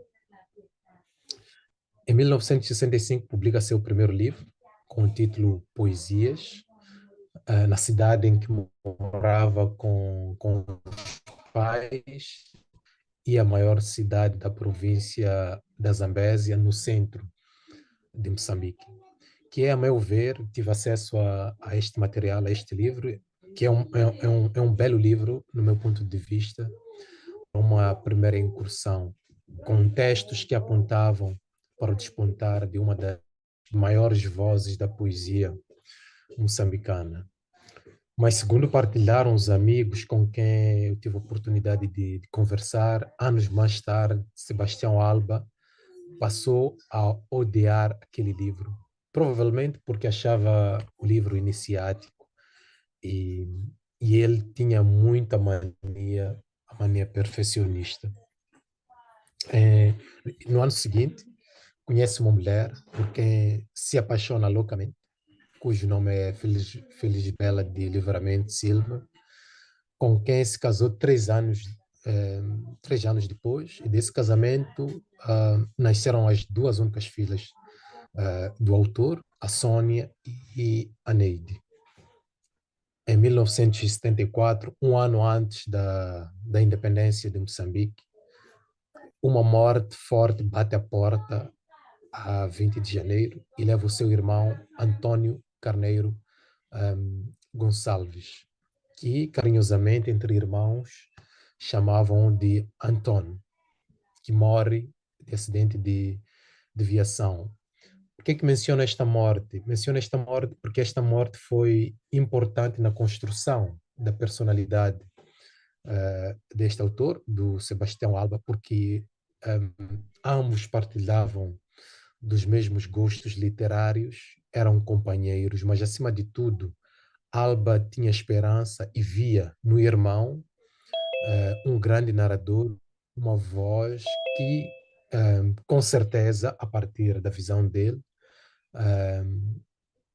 haveria de se ingrar na literatura, especialmente na prosa moçambicana. No mesmo ano, depois da morte do irmão, Sebastião Alba publica o segundo livro, que é O Ritmo de Presságio, e entre 1975 a 1977 foi nomeado administrador da província de Zambésia, que é a província onde vivia com os pais. Foi nomeado administrador e eu sempre questionei-me, desde que eu tive acesso a essa informação, como é que uma pessoa com este tipo de personalidade poderia, de algum modo, ser indicado para uma posição destas. Para além disso, Sebastião Alba lecionou economia política e, anos depois, em 1982, publica uma belíssima obra de poesia com o título A Noite Dividida. Nessa época, os pais divorciam-se, a mãe morre, o pai também morre. Alba, logo a seguir, anos seguintes, separa-se da mulher. Depois desse período conturbado e difícil, Finalmente decide regressar a Portugal e vai viver em Braga, em quartos de aluguer. Tenta por várias vezes emprego e tudo fracassa. A separação dos pais torna-se motivo de inconformação intransponível. E o problema com o álcool, com o tabaco, agrava-se. E a partir daí decide-se por uma vida de andarilho, por escolha própria. Acaba por viver na rua. Várias vezes foram feitas tentativas de desintoxicação, numa casa chamada Casa de São João de Deus, em Portugal, mas todas tentativas fracassaram. Em 1996, publicou em Portugal A Noite Dividida, que inclui 3 obras: O Ritmo de Presságio, A Noite Dividida, O Limite Diáfano. No ano seguinte, ganha um prêmio que foi importante para si, que é o Prêmio de Poesia Imobiliária Teixeira e Filhos, cujo valor em dinheiro equivalia a 1.500 contos na época e deu todo o valor às 2 filhas. Este todo o percurso de Alba, este todo o percurso da vida pessoal deste poeta tem fim. Alba morre vítima de atropelamento aos 60 anos e com 3 livros de poesia publicados. Depois desse acidente, permanece sem identificação na morgue do hospital e fica 3 dias sem se saber quem era aquele sujeito e que tinha um plástico com papéis pessoais, com notas, com contactos de celular no hospital. E, portanto, só 3 dias depois é que se descobre que, afinal de contas, o cadáver vítima de atropelamento era de Sebastião Alba. Sebastião Alba teve uma curta experiência em Lisboa com a família, o que aparentemente aumentou a sua tendência antissocial, tendo regressado a Braga só sem a mulher e sem as filhas. Escolheu 3 grandes companheiros: o álcool, a música e a poesia. O álcool, sempre dissimulado num saco de plástico, entorpece-lhe a voz da consciência. A poesia embala-o no sonho idealista de submeter o mundo à ordem musical. A obsessão pela música, o estado muito além do normal, movia-o a repetir por várias vezes um disco quando quisesse, quando visitasse algum amigo e tivesse a oportunidade de tocar.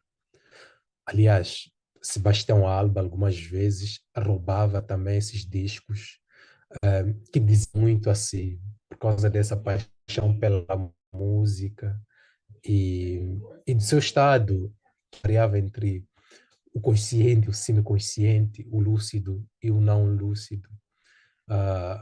Se gostasse de um disco, de uma música específica na casa do amigo, ele tirava.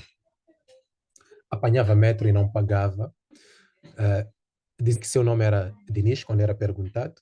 Outras vezes dizia que era Alba, é o seu pseudônimo, é o nome que usou enquanto escritor. Não se sabia se tinha cartão de identificação durante as viagens. Assobiava afinadamente pelas ruas. As pessoas que o conheceram e que o viram ficaram com essa imagem de Sebastião Alba caminhar e assobiar pelas ruas. Figura controversa por teimosamente rejeitar qualquer oferta de proteção ou abrigo, por ser bêbado, provocador e mal cheiroso, incumpridor das normas sociais. E por várias vezes Sebastião Alba passava situações em que era expulso de bares por causa do mau cheiro. Por outro lado, era um ser desprendido, dava o pouco dinheiro que tinha a mendigos ou a vadios, sendo ele mesmo um mendigo de grande dignidade. Depois aceitava atos de caridade contra atos de gratidão. Tocava peças musicais ou oferecia poemas a quem o ajudasse.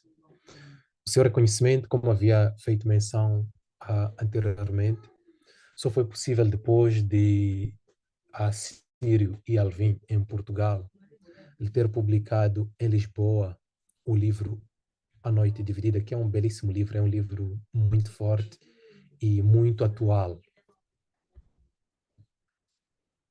O poeta e escritor José Craveirinha, que é o primeiro escritor moçambicano a ganhar o prémio Camões, se referiu à figura de Sebastião Alba como um dos grandes deuses humildes da palavra. A título póstumo, foram publicados em 2000 um livro com o título Uma Pedra ao Lado da Evidência, que junta 3 livros diferentes: O Ritmo de Presságio, A Noite Dividida, O Limite Diáfano, mas também inclui alguns textos inéditos.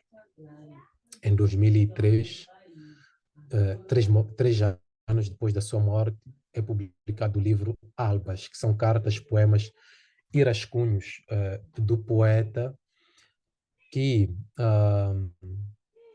escrevia e ia deixando. Ele tinha um amigo de muita confiança que vivia em Braga, que fez um buraco na sua porta, por onde Sebastião Alba, sempre que escrevesse alguma coisa, ia meter através desse buraco na porta, e ele foi guardando todas essas notas, poemas, cartas, que são depois da sua morte publicados neste livro com o título Albas. Em 2008 é publicado Ventos da Minha Alma, que é uma coletânea de escritos dispersos em prosa.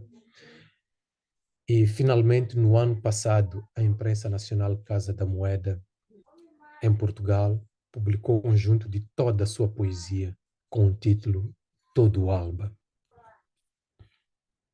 E passando agora à terceira parte, Arder no Gelo, que, no fundo, tudo isto temos disponível, foram a grande motivação para procurar dissipar dúvidas e curiosidades, construir uma grande ideia à volta deste poeta, que é, em algum momento, esquecido. A intenção da narrativa era traçar o percurso ficcionado de um personagem que alimenta uma obsessão pelos livros, pela música, pela vida solitária, para além do fascínio de procurar entender o que cria um personagem como este, como é que alguém abandona seu estado de normalidade para se converter ao atrito, adotando o turbilhão de uma vagabundagem ao acaso. E em que medida interior lhe afetou a morte repentina do seu irmão, o Anton. Até aí, âncora para si, âncora para a sua vida, eram 2 pessoas muito ligadas e que tinham a mesma crença literária. E, caminhando para o fim, queria partilhar 2 excertos que são resultados desse texto construído quase na leitura da personalidade do Alba, a partir das conversas que tive com pessoas que o conheceram, mas também a partir de vários arquivos que existem na internet, dos seus livros, a partir de diferentes revistas da época em que ou ele colaborou ou escreveu sobre ele. Passo a ler só o primeiro excerto do primeiro livro, com o título O Relevo das Garas. Estamos à procura do sol, das mãos pardais, da água simbólica que escorreu sobre o alcatrão. O navio sumiu entre os dedos dos pés. A ponte nascente de Inês. Sei que um poema nunca foi construído dando coordenadas geográficas, mas se estamos à procura do sol, alguém terá de descobrir onde fica a nascente. Alguém terá de levantar-se cedo, antes que as pulgas se movam para fora, antes dos galos arrojarem as cristas. Saberemos assim para onde vais e de onde vens, com esse saco opaco nas costas, à margem, imitando um cão rafeiro na manhã irregular de um domingo.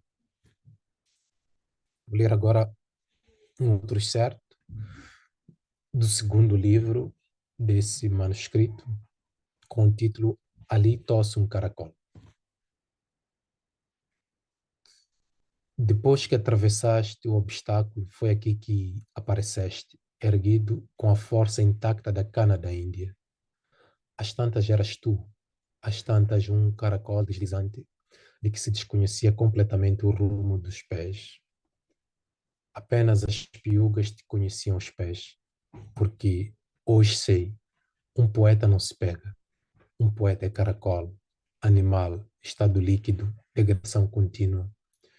Os teus sapatos perdiam-se, descendo para onde o vento agreste os empurrava. Hoje que o sol quedou sobre os montes, hoje que as pálpebras já não veem a noite, hoje que as mãos já não podem segurar-se ao pilar de pedras. Hoje eu sei que um homem pode perder a sombra. A sombra é a alma do homem. O sangue está na alma. Sem sombra, um poema de luz sem espécie líquida. Ou dirás que apenas os poemas podem respirar nesse estado, e tu os vês, por trás da copa das árvores que te circundam. Acorda, coração. Acorda, coração. E esses dois excertos procuram revelar, a partir de conversas que tive com outras pessoas, pronto, é uma construção ficcional, mas a partir dessas pessoas, o livro é construído como se essas pessoas dialogassem com Sebastião Alba. E para finalizar, primeiro, gostaria de partilhar um excerto que achei engraçado de um senhor chamado Gustavo Ofeli. Não conheci, não falei com ele pessoalmente. É um excerto que foi publicado, uma espécie de um testemunho que foi publicado num blog, em que esse senhor dizia assim: este gajo para o Brasil é cara, né? Este gajo parava aqui num tasco de Barcelos. Morou como um hippie aqui na minha freguesia. Nem sabia que era poeta. E achei muito engraçado isso, né? Que alguém o conhecia, o via como um mendigo, e não sabia, definitivamente não sabia que era poeta. Ele vivia numa espécie de um alpendre de uma pequena igreja por vários anos, cobria sacos e tudo que era possível ter, que tinha acesso. E havia adolescentes que voltavam da escola, mas ninguém sabia, ninguém o reconhecia como um poeta. E por fim, gostaria de partilhar um poema que gosto muito, do livro O Ritmo do Presságio, de Sebastião Alba. Ninguém, meu amor, ninguém como nós conhece o sol. Podem utilizá-lo nos espelhos, apagar com ele os barcos de papel dos nossos lagos. Podem obrigá-lo a parar à entrada das casas mais baixas. Podem ainda fazer com que a noite gravite, hoje do mesmo lado. Mas ninguém, meu amor, ninguém como nós conhece o sol, até que o sol degole o horizonte em fuga, que dobramos, fechando-nos os olhos. Bom, obrigado pela vossa atenção. Eu vou parar por aqui e não vou, acho que estou ainda dentro do tempo que foi disponibilizado.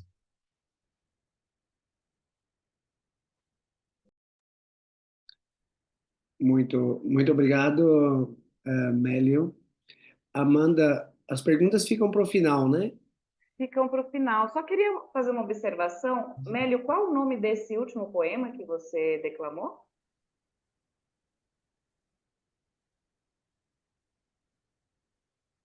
Está fechado o seu microfone. Seu microfone está fechado.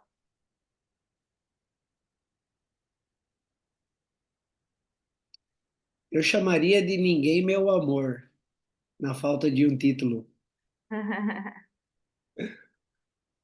Eu estava até... Mas pode responder depois, sem problema. Ele vai escrever.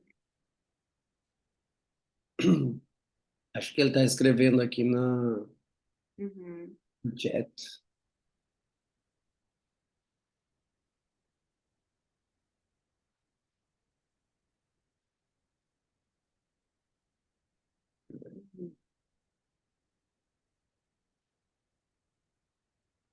Obrigada. Ninguém, meu amor. Né? Parece que a minha Ah, intuição estava boa, falar. um pouco. Ah, muito Obrigada. obrigado, Mélio Tinga, por essa linda apresentação sobre Sebastião Alba. Pessoalmente, não conhecia o escritor, fiquei bastante emocionado e bastante curioso. Quando você estava lendo o último poema, Ninguém Meu Amor, realmente me tocou bastante. Eu até estava procurando, por isso eu tenho aqui na minha tela agora o poema, para poder lê-lo novamente e desfrutar mais um pouco, mais tarde, com o tempo. Realmente uma linda apresentação. Acho que todo mundo aqui na sala deve estar curioso para conhecer mais e ler Sebastião Machado e também Mélio Tinga, né? Obviamente. É Sebastião Alba, Robson. Desculpa. Não, perdão. Sebastião Alga, perdão. Alba. Alba. Falei Alba, Machado. isso. A primeira vez falei Alba e depois falei Machado, confundindo com o outro Sebastião. Perdão. Mas primeiramente eu falei Alba. Tá certo, você tem razão.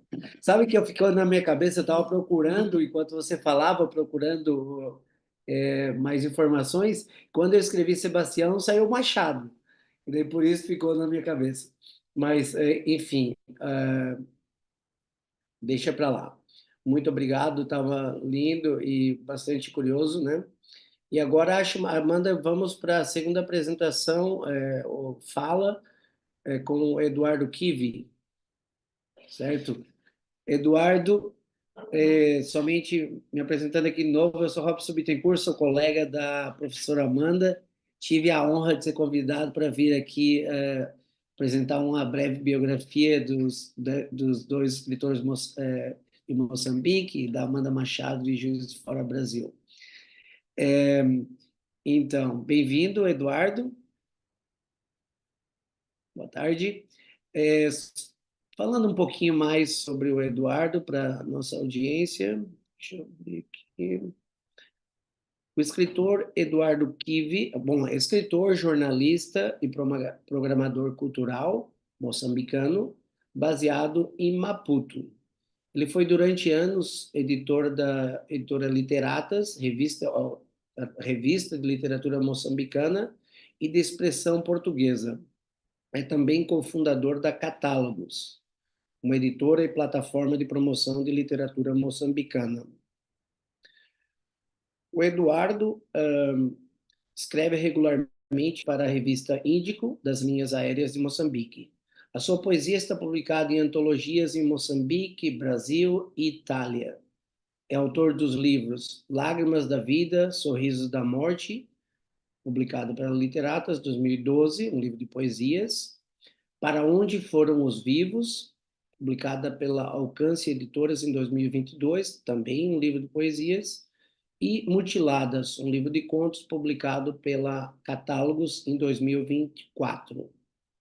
Além disso, é coautor do livro Brasil e África, Laços Poéticos, pela editora Letras, 2014, coorganizador das coletâneas Contos e Crônicas para Ler em Casa, volume 1 e volume 2, publicado pela Literatas em 2020, e coorganizador do livro de entrevista O Abismo aos Pés. 25 escritores lusófonos respondem sobre a iminência do fim do mundo, também pela Literatas em 2020. Participa com entrevista no livro de ensaios Para Além do Tempo, Paulina Chiziane, Entre Moçambique e Brasil, publicado pelo IGR em Maputo, 2022. Foi vencedor da Residência Literária Maputo-Lisboa 2022, do Camões, Centro Cultural Português, e da Câmara Municipal de Lisboa. Finalmente, foi selecionado para o programa de escrita criativa de Canex, liderado por Chimamanda Ngozi Adichie, e realizado no Ghana em 2024. E dito isto, meu caro escritor Eduardo Kivi, passo a palavra a você. Muito obrigado pela belíssima apresentação, Robson, e depois também estava aqui fascinado a escutar o Meli, porque eu leio muito a poesia do Alba, ainda hoje mantém-se bastante atual e atemporal também, não é? E também quero agradecer à Amanda por este desafio de estarmos aqui a conversar, depois do nosso encontro aqui em Maputo também, assim, muito rapidamente, quase que não deu para muita coisa, ficou pendente alguma coisa pela cidade, espero que volte para alguma coisa.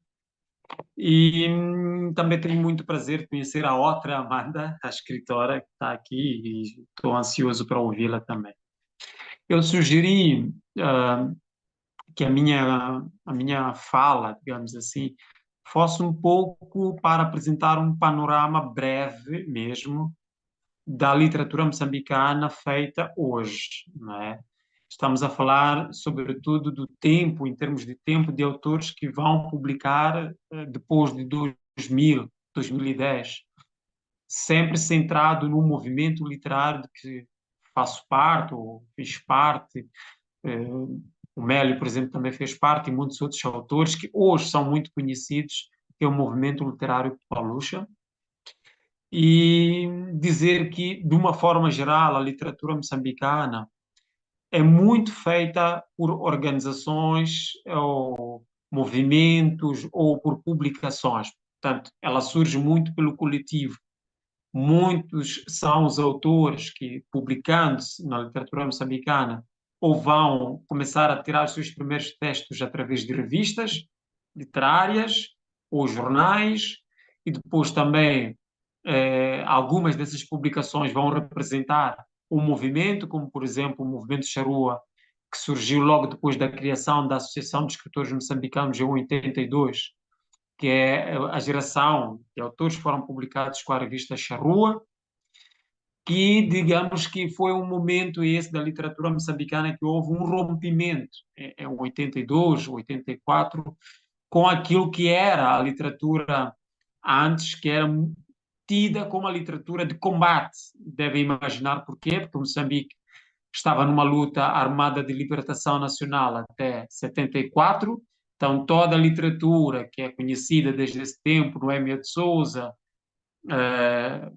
Rui de Noronha e outros autores foram publicando nessa altura desse Moçambique colonial, até a publicação de Nós Matamos Cão Tinhoso, de Luís Bernardo Oana, é 64, que, digamos assim, é uma viragem para a literatura moçambicana.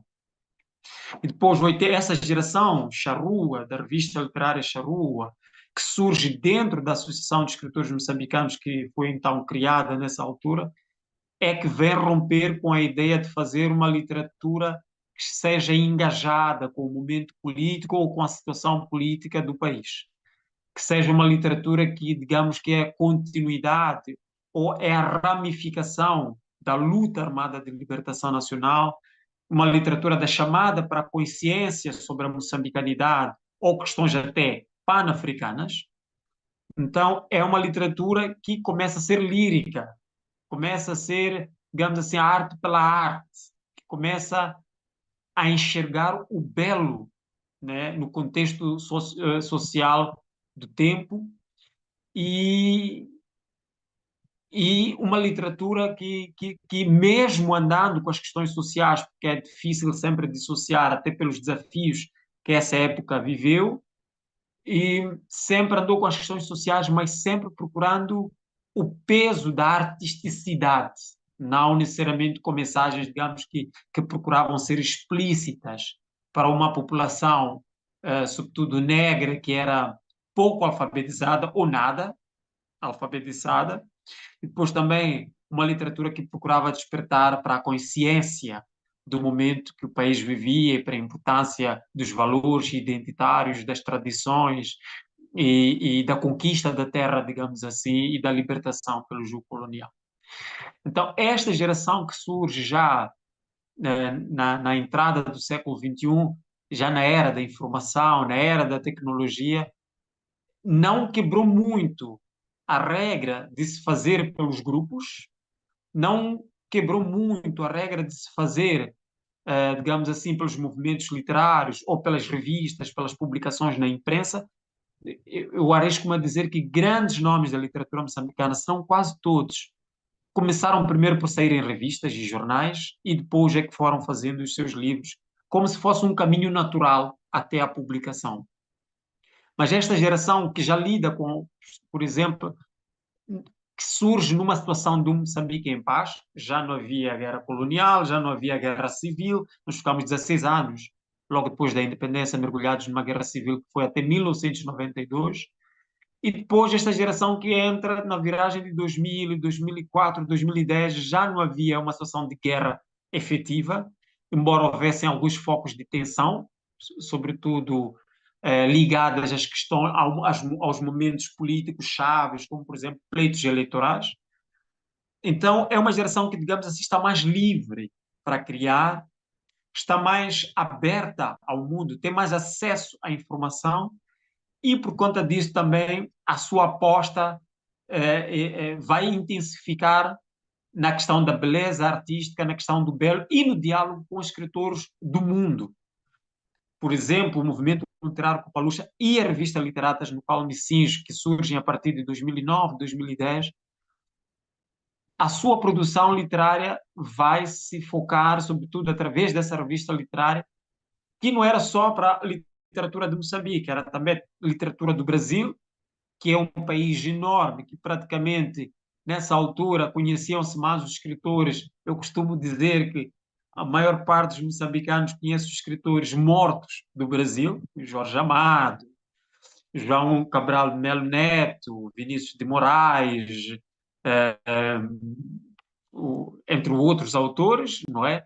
Então, esta geração de autores começa a ter diálogo com outro tipo de escritores brasileiros, como Afonso Romano de Santana, por exemplo, como, enfim, são vários, Ronaldo Cagiano, e esses autores começam a enviar livros através dos correios para Moçambique, começam a ver publicações de excertos das suas obras na revista Literatas, que circulavam um pouco por vários países, incluindo os países africanos de língua portuguesa.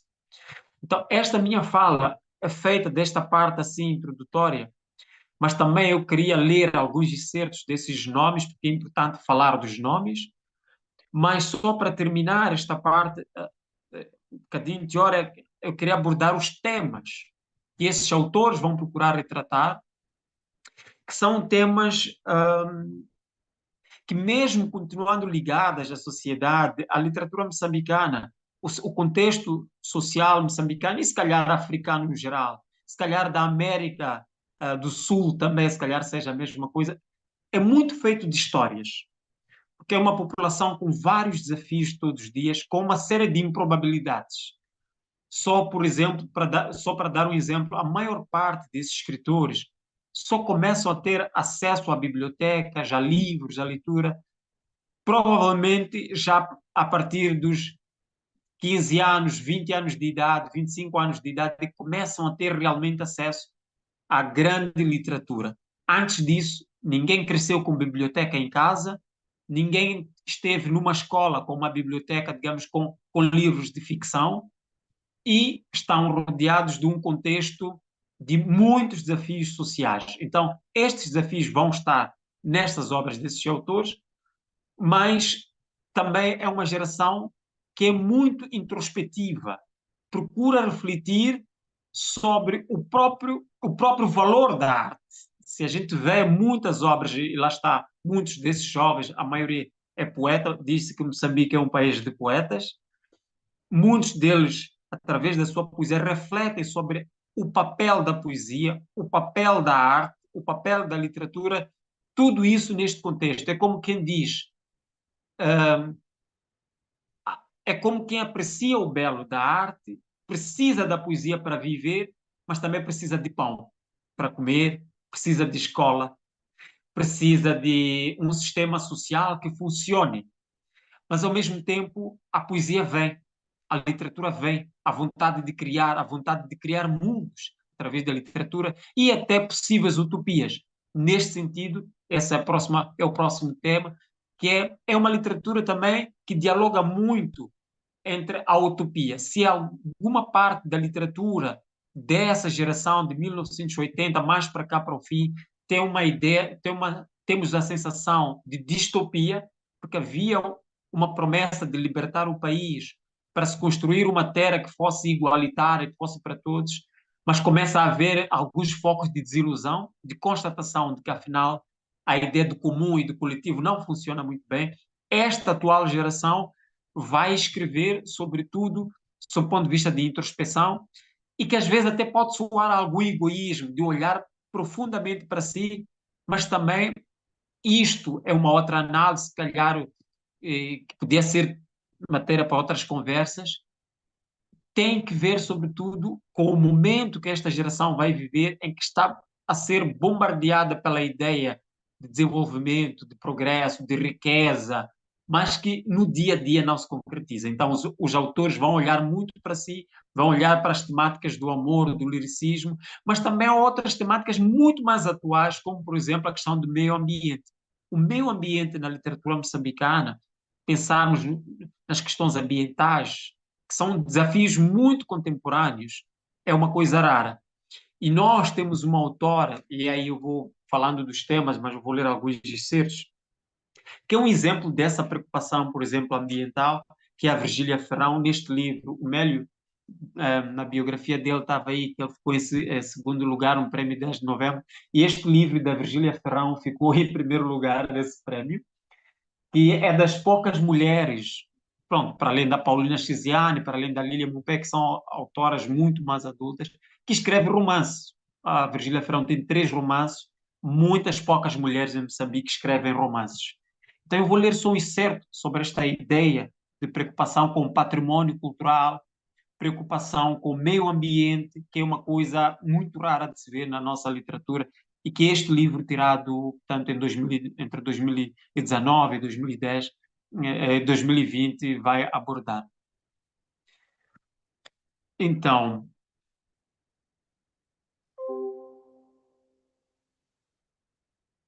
está equivocado, Dr. Daniel. Reage teatralmente. O governo fez a concessão, vendeu a missão de Mobora e cedeu as terras a Zumbir Investimentos. A nossa empresa tem um belíssimo fim para as ruínas.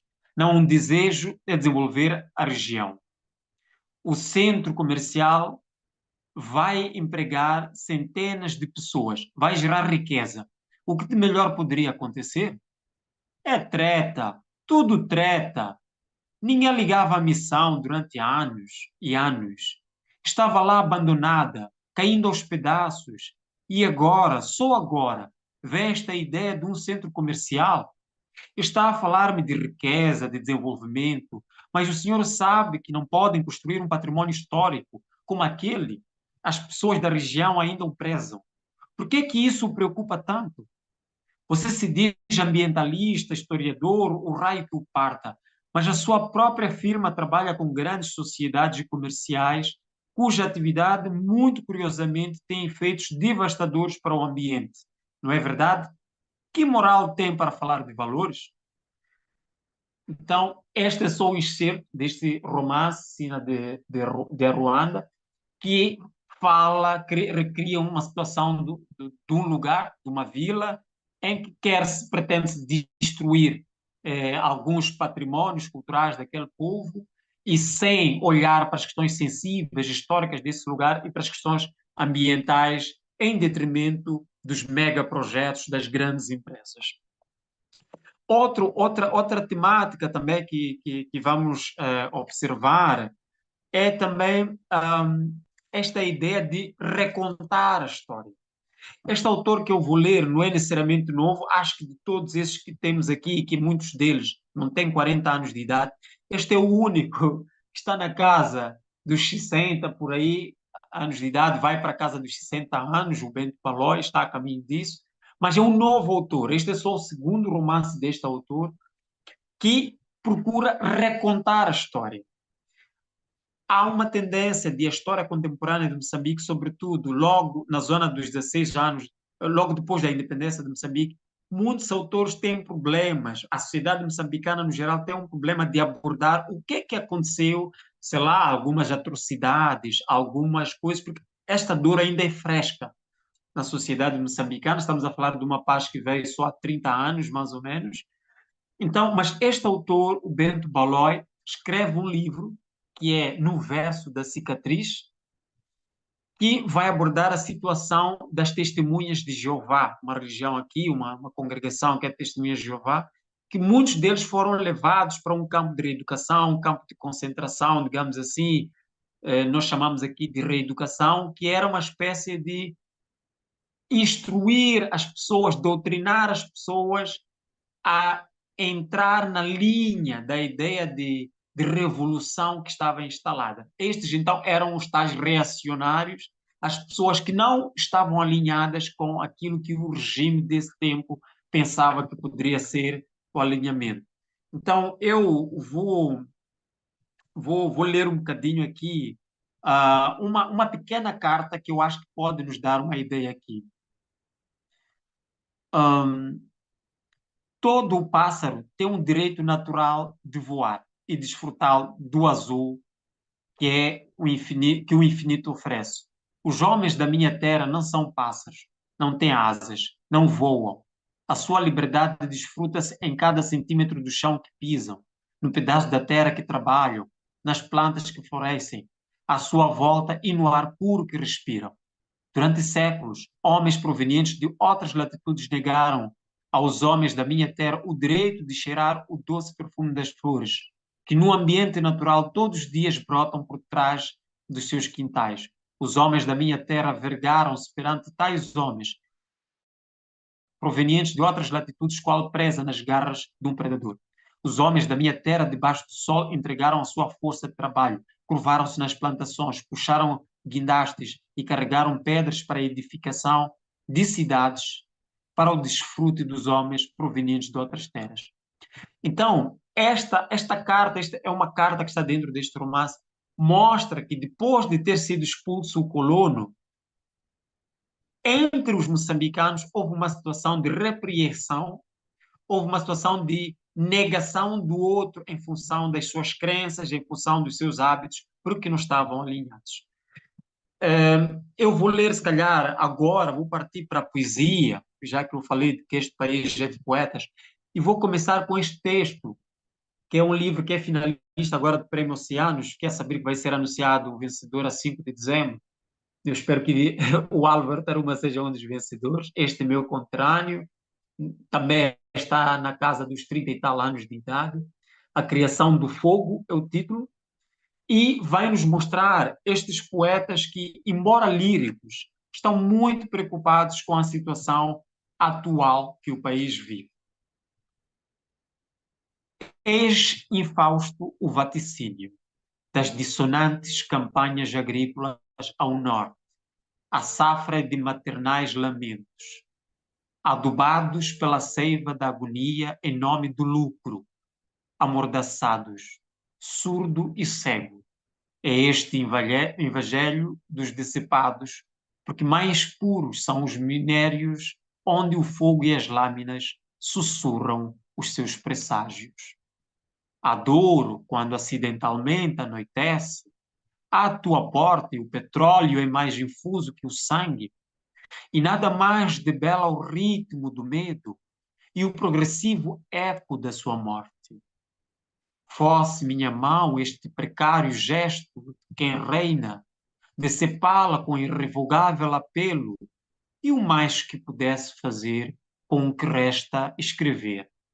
A sentença que os deuses anunciam, mas nem uma nem outra consolam-te da tua orfandade, ou da noite marítima, onde te deitas, ainda prosseguem murmúrios, viperinos vitupérios, por vezes de ternura travestidos, porque o remorso não é a coisa que se comercie nas vivas montras dos debt-free, e nem a poesia se compadece com os lugares onde a escande a metáfora das ruínas.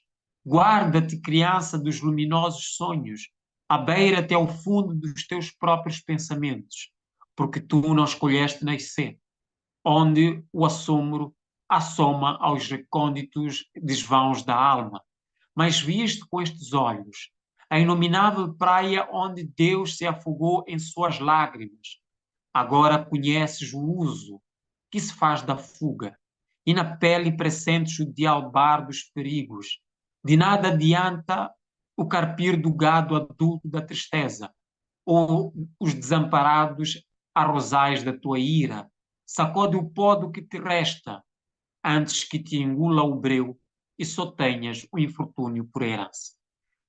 Este texto é um bocadinho de exemplo do que acontece agora em Moçambique, deve todos saberem, desde 2018, por volta de 2017, há o terrorismo em Cabo Delgado, uma região rica em recursos, e é muita gente a morrer, é uma situação de terrorismo, e este poeta não vai esquivar-se a isso. Embora escreva, digamos que de um jeito difícil, de um jeito extremamente profundo, mas extremamente até belo, como diz o prefaciador deste livro, uma beleza cruel ou uma crueldade bela. Então, esta é uma outra forma de fazer essa literatura engajada.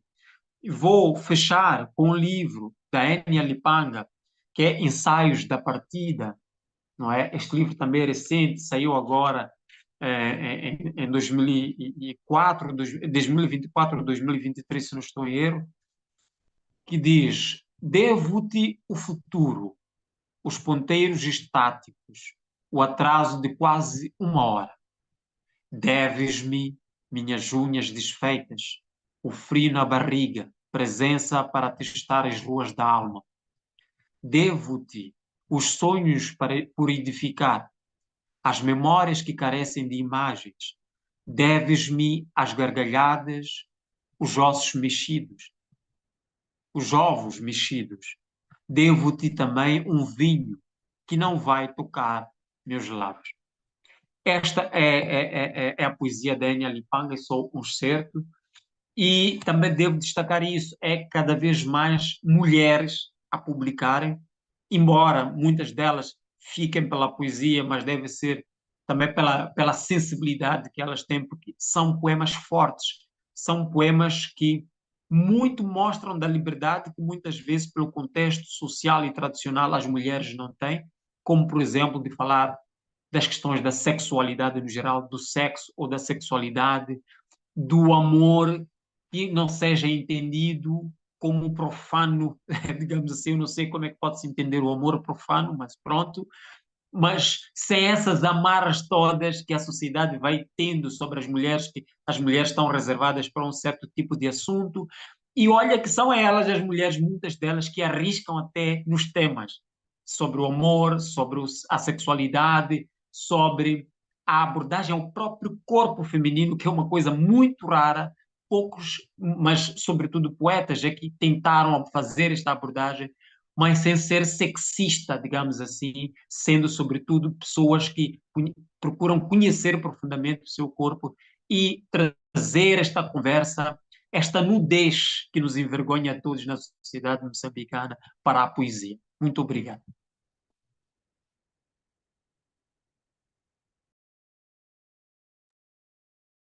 Obrigado, muito obrigado, Eduardo Coimbra, por essa belíssimo panorama da literatura contemporânea de Moçambique, especialmente, acho, do movimento literário Cuba Lucha, mas também imagino que outros autores.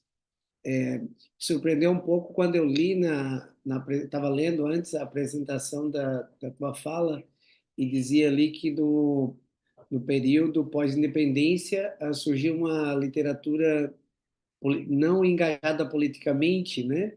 Mas a literatura que você apresenta para a gente agora, apesar de tratar de temas tão rica, tão variada, trata, como você falou, de sexualidade, amor, com presença de poesia lírica, mas também bastante politicamente engajado, inclusive com temas como meio ambiente, opressão, etc. Muito obrigado mesmo. A gente vai. Eu acho que as pessoas que estão assistindo aqui provavelmente vão ter algumas perguntas bastante interessantes para você no final. Eu mesmo fico aqui esperando ter esse tempinho no final para ouvir um pouco mais de você e dos outros apresentadores também. Tá? Muito obrigado de novo. E acho que a gente continua, né, dona Amanda Freitas? Sim, com a dona Amanda Machado, a terceira Isso. convidada. Vamos para Amanda de Juiz de Fora. Obrigada, Eduardo.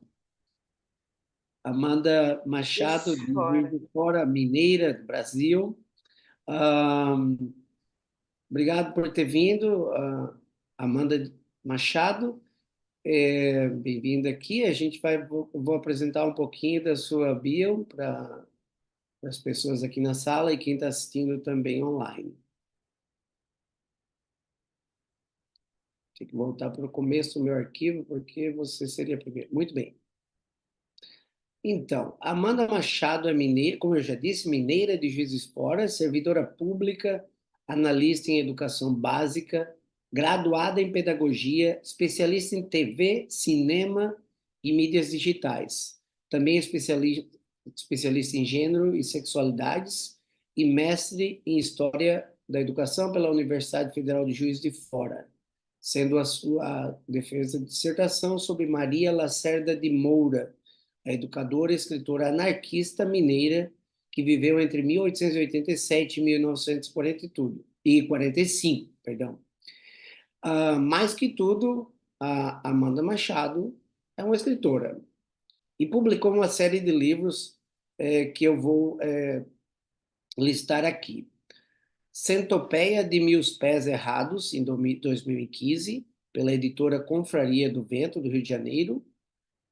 Os Pratos que Eu Lavo, Ele Não Vê, em 2018, pela editora Quintal. O próximo é Muito Magra para Ter um Filho, Muito Gorda para Ter um Homem, em 2020, pela editora APQ, de Rio de Janeiro. Em seguida, Faltou a Última Estrofe de Loucura, de Ismália, em 2023, pela editora Libertinagem, de São Paulo. E próximo é Pela Inevitável Queda no Infinito Abismo, em 2024, pela editora Minimalismos. Além disso, Amanda Machado participou das seguintes coletâneas: As Coisas que as Mulheres Escrevem, em 2019, pela editora Desdêmona, Rio Grande do Sul, e As Cidades e os Desejos, em 2021, pela editora Aliás, do Ceará. E o título da apresentação dela de hoje é A Poesia é Dentro, mas o espanto quer alcançar o lado de fora. Por que escrevo? Olá, todo Temos mundo material para exibir. Eu vou compartilhar aqui, pode deixar. Demorei com a câmera, peço desculpas a todos, né? Acabei tendo que mudar aí a ordem das apresentações, mas foi maravilhoso, porque ouvi, né? O Mélio começou, e depois o Eduardo fez a apresentação dele, e já deixou uma deixa para mim, porque o Eduardo começou falou um pouco das autoras, né? Moçambicanas, então isso dá um pouco de abertura para mim. A minha apresentação ela é talvez muito mais pessoal do que as dos outros colegas, assim, no sentido de que eu vou falar da minha própria trajetória como escritora. Agradeço a Amanda pelo convite, e o Robson pela apresentação. Muito obrigada, Robson.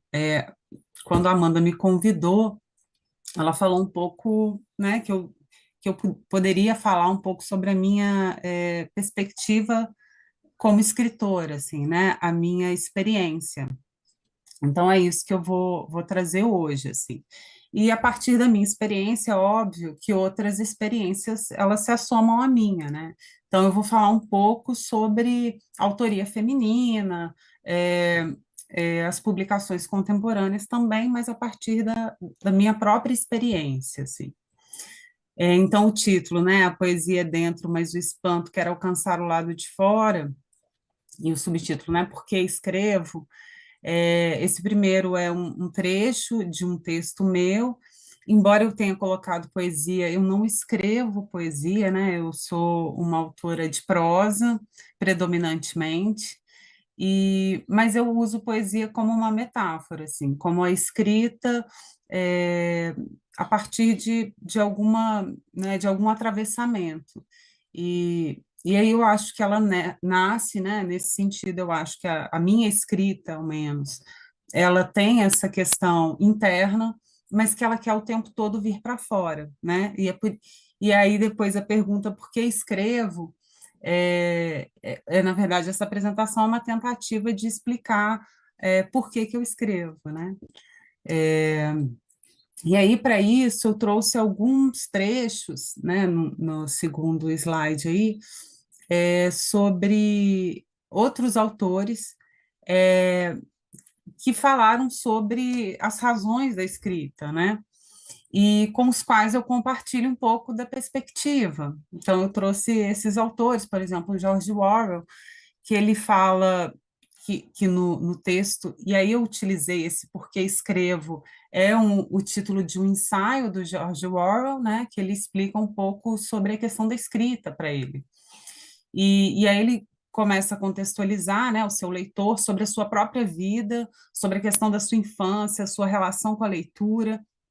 E aí ele fala assim: dou toda a informação contextual porque penso que não se pode avaliar os motivos de um escritor sem saber algo sobre o seu desenvolvimento inicial. O seu tema será determinado pela época em que vive. Pelo menos isso é verdade em épocas tumultuosas e revolucionárias como a nossa. Mas antes de começar a escrever, terá adquirido uma atitude emocional da qual nunca escapará completamente. O seu trabalho é, sem dúvida, disciplinar o seu temperamento e evitar ficar preso numa fase imatura, num estado de espírito perverso. Mas se ele escapar completamente às suas primeiras influências, terá matado o seu impulso para escrever. E aí, nesse sentido, eu compartilho com o Orwell, da mesma perspectiva. Eu acho que a gente escreve não o tempo todo sobre o nosso tempo, mas a gente está num tempo, e é inevitável que ele perpasse a nossa escrita, né? Nosso fazer de escrita. E aí também há um trecho da Raquel de Queiroz, que eu também achei muito presente, assim, para explicar por que eu escrevo, eu, Amanda, que a Raquel de Queiroz, que é uma escritora, né, brasileira, ela diz assim: acho que para cada escritor há uma razão diferente. No meu caso, num certo sentido, é o desejo interior de dar um testemunho do meu tempo, da minha gente e principalmente de mim mesma. Eu existi, eu sou, eu pensei, eu senti, e eu queria que você soubesse. No fundo, é esse o grito do escritor, de todo artista. Creio que o impulso de todo artista é esse, é o de fazer ver. Eu existo, olha para mim, escuta o que eu quero dizer, tenho uma coisa para te contar. Creio que é por isso que a gente escreve. E aí ela também fala de tempo, né? Eu sou alguém que escreve sobre o meu tempo. E aí ela quer dar voz, quer se fazer ouvir, né? E acho que isso, aí já entrando, quando o Eduardo falou, né, da participação das mulheres na literatura moçambicana, a Raquel foi uma precursora, assim, né, na literatura, uma das mais conhecidas escritoras brasileiras. E aí eu acho que é muito importante, assim, a gente vê algumas entrevistas da Raquel de Queiroz, e aí tem uma, assim, muito, que me espantou muito, que um repórter, né, um entrevistador pergunta para ela sobre se ela é feminista, e ela diz: imagina, eu não sou feminista. Nada que eu fiz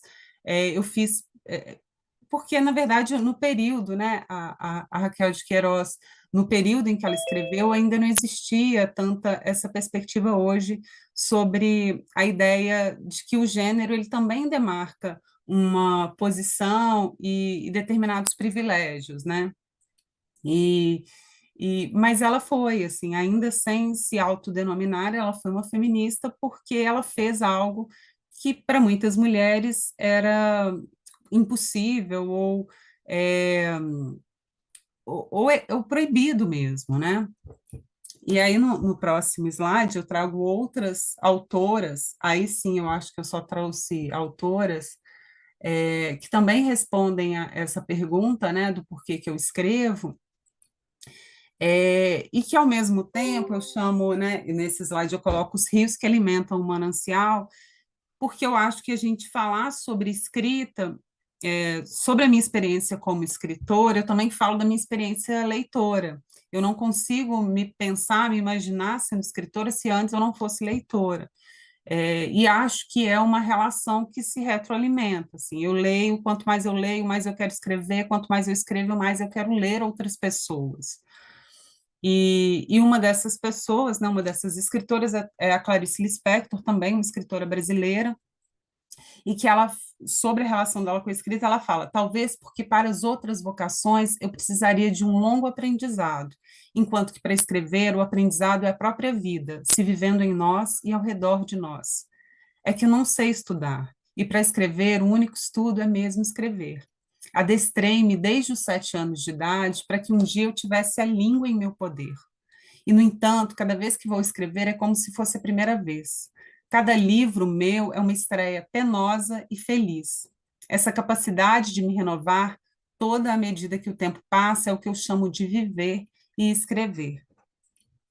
Daí a Clarice também tem uma outra, já uma perspectiva de como se escrever fosse natural. A gente sabe que não é, mas ela diz, mas para ela é natural no sentido de que é muito sentimental, assim, faz parte do viver dela. Vida e escrita, para ela, no caso dela, não se separa, assim, né? E aí eu acho isso muito forte também, assim, acho que eu compartilho um pouco também com ela nesse sentido. Depois eu trago outros 2 trechos, e esses 2 da Annie Ernaux, né, uma escritora francesa, que eu acho que os 2 explicam ainda mais, um pouco mais do porquê eu, Amanda, escrevo.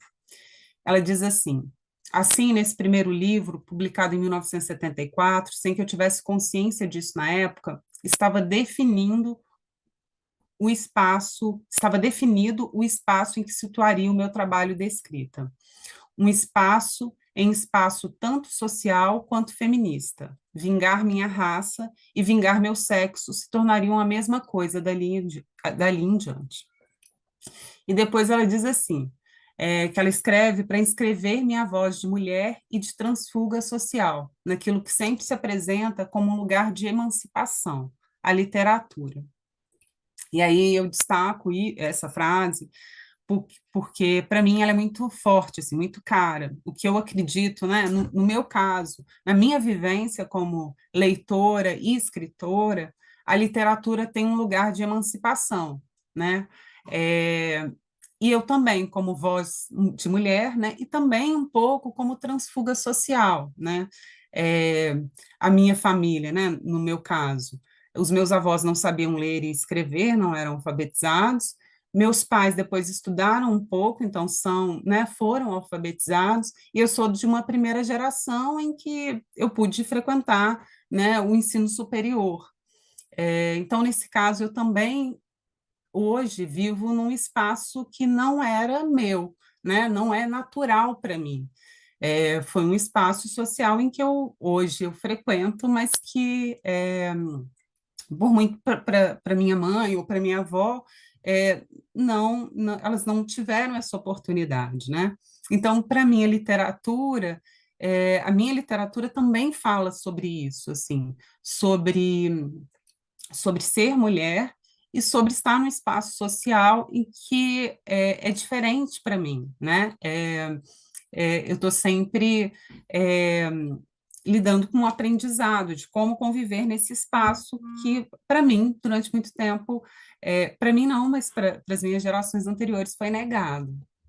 Então, por isso eu trouxe essas autoras, e aí eu falo também um pouco sobre essa questão de como escritora, o quanto eu fui afetada pela escrita também feminina, assim, em determinado momento, como, né, a minha iniciação como leitora, ela foi na escola, né? Hoje eu trabalho com educação básica, embora eu não trabalhe com literatura especificamente, mas eu trabalho com educação básica e pública, e eu vejo o quanto é importante, assim, na minha vida foi muito importante, eu conheci a literatura na escola, então, assim, os autores que eu conhecia eram todos apresentados por professores, né?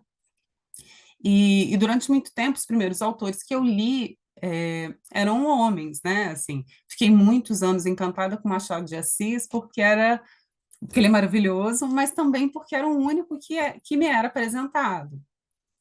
E aí, aos poucos, eu fui conhecendo, né, todos os autores que eu conheci, né, na infância e um pouco no início da juventude eram todos da escola, que a escola me oferecia. Um deles foi a Clarice Lispector, e depois eu fui conhecer outros autores, e principalmente autoras, já por mim, assim, né, buscando, procurando. A Raquel de Queiroz, por exemplo, foi é, foi por meio da minha irmã, né, que foi a primeira que foi a frequentar a universidade. A minha irmã estudou literatura, minha irmã mais velha, então eu comecei a conhecer outras autoras também a partir dela também, e então a minha relação com a escrita primeiro é de leitura. E aí depois no próximo slide, que é uma surpresa, que eu não sei, nunca sei, aí sim eu vou falar da minha experiência de escrita mesmo, como que ela começou de maneira pública, né? Eu não sei rememorar quando ela começou para mim, né? Quando eu comecei a escrever, só escrever. Eu sei quando eu comecei a publicar.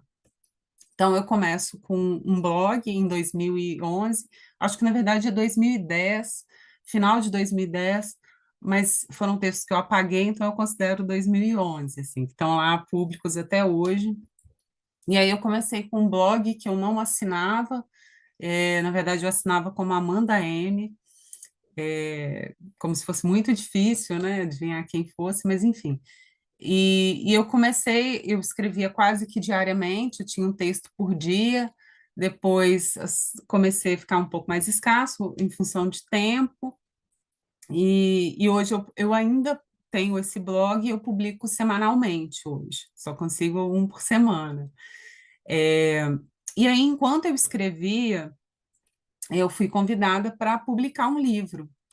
E aí foi meu primeiro susto, porque assim, eu escrevia num blog de 2000, então passei uns 5 anos escrevendo quase diariamente, tinha uma produção, né, bastante extensa já, e eu não me considerava escritora. E aí eu fui convidada para publicar meu primeiro livro, e aí o livro seria a partir dos textos do blog. Então já teria um livro pronto. Era eu escolher, eles escolheriam alguns textos e fariam essa coletânea, e que foi feita, né, que é o Centopeia de Mil Pés Errados. E aí, um pouco antes de publicar esse livro, eu fiquei pensando, agora talvez eu seja escritora, né? Depois que eu tiver um livro pronto, eu vou poder me apresentar e dizer que eu sou escritora. E aí eu publiquei em 2015, né? O livro foi feito em 2015, eu acho que ele saiu mesmo em 2016. E aí passaram-se alguns dias, meses e semanas, e eu não conseguia ainda me identificar como escritora, né? Depois apareceu, e aí já começa uma outra vivência minha, né? Eu começo a entender também o quão difícil era ser uma escritora desconhecida e mulher, assim, que existiam alguns obstáculos. E aí, em 2015, saiu um edital de uma editora feminista, que chamava Quintal, e que estavam convocando mulheres do Brasil inteiro a mandarem livros já prontos. Podia ser poesia, prosa, né? E podiam ser contos ou romance, não tinha um gênero definido, mas que fossem mulheres. eu me inscrevi nesse edital, né, uma espécie de concurso, e aí o meu livro, o meu segundo livro, então, foi publicado em 2018, que chama Os Pratos que eu lavo, ele não vê. E aí esse sim, eu acho que ele passa a ter uma temática organizada, né? Eu acho que desde o primeiro eu já tinha alguns temas muito presentes, mas eu não identificava. Nesse segundo, eu já fui convidada a identificar esses temas, porque era uma editora feminista que ia publicar mulheres. Então, né, eu fiz escolhas em que a temática tivesse muito mais clara, assim. Aí publiquei esse segundo, depois, e ainda assim, muita dificuldade de me chamar e de me autodenominar escritora. Depois eu publiquei o terceiro livro, que é o Muito Magra para Ter um Filho, Muito Gorda para Ter um Homem, também por um edital de uma outra editora feminista, essa Apeco, né, que me publicaram em 2020. E aí, esse eu acho que ainda mais eu reforço um pouco essas questões do gênero, assim, né? Da questão do feminismo, e eu acho que nesse ainda fica mais demarcado. Depois, em 2023, eu publiquei o Faltou a Última Estrofe da Loucura de Ismália, que foi um livro que eu escrevi praticamente, eu acho que todo ele foi escrito durante a pandemia, e aí a gente já tinha uma questão política muito forte, assim, veio a pandemia, né, e a gente tinha uma presidência que pouco se importava, ou nada se importou, enfim, e a gente passando por uma série de dificuldades, assim, sociais, né, e aí esse livro eu acho que ele tem muito disso, assim, embora eu quase não fale ou mencione a questão da pandemia, ela está muito presente, assim, e por último, né, o mais recente, é o Pela Inevitável Queda no Infinito Abismo, que também é uma coletânea de textos do blog, todos eles são, na verdade, os textos estão lá. O blog eu utilizo, para mim, né, sempre passou, eu pensei o blog como um lugar de exercício da minha escrita, em que eu não precisava me colocar, né? Eu não precisava que ninguém o fizesse por mim, assim, eu escrevia e publicava, e eu não tinha nenhum atravessador, eu não tenho, né? Então, nesse sentido, é um compromisso meu de exercitar e também de publicar. Eu acho que é importante também não só escrever, mas ser lida, assim, porque o processo de escrita é uma coisa diferente do processo de ser lida. Eu acho que ser lida, você ganha, o texto ele ganha ainda mais uma amplitude muito maior, né? E principalmente quando a gente tem essas devolutivas, assim. E depois também teve essa participação em coletâneas, essas duas coletâneas das quais eu participei também eram de editoras feministas, e aí quando eu falo de editoras feministas, é que publicam mulheres e aonde trabalham mulheres. Então, as editoras, as artistas gráficas, todas são mulheres, né? E alcançando esse espaço, assim, né? Um deles, né, foram As Coisas que as Mulheres Escrevem, em 2019, por uma editora do Rio Grande do Sul, e depois As Cidades e os Desejos, por uma editora do Ceará, que é a editora Aliás. E aí eu acho que aí a minha percepção de escrita, ela passa a ser mais coletiva também, assim, pensando em outras mulheres que também publicam nos seus espaços e que se reúnem em uma obra e para mostrar essa sua escrita, né? Para falar sobre o que elas falam, para mostrar sobre o que elas falam, que é muitas vezes individual e aparentemente pessoal, mas também é muito universal e coletivo. Então é isso sobre a minha trajetória. E aí, só falando um pouco mais, lembrando assim um pouco que o Eduardo falou, eu acho, sobre as mulheres que escrevem poesia, né? Às vezes muito mais do que prosa, e principalmente romances. Há algumas pesquisas que falam que as mulheres escrevem mais poesia por uma questão de tempo mesmo, porque os textos poéticos eles podem ser mais curtos. E as mulheres ainda têm a questão das atividades domésticas, que muitas vezes elas têm que conciliar, e ainda com as profissionais, que a gente também tem que conciliar, né? Porque, né, eu sou uma escritora que não vive, que não sobrevive da escrita, né? É isso, eu acho que eu falei um pouco sobre a minha relação com a escrita. E aí, caso vocês tenham perguntas, a gente pode falar um pouco mais.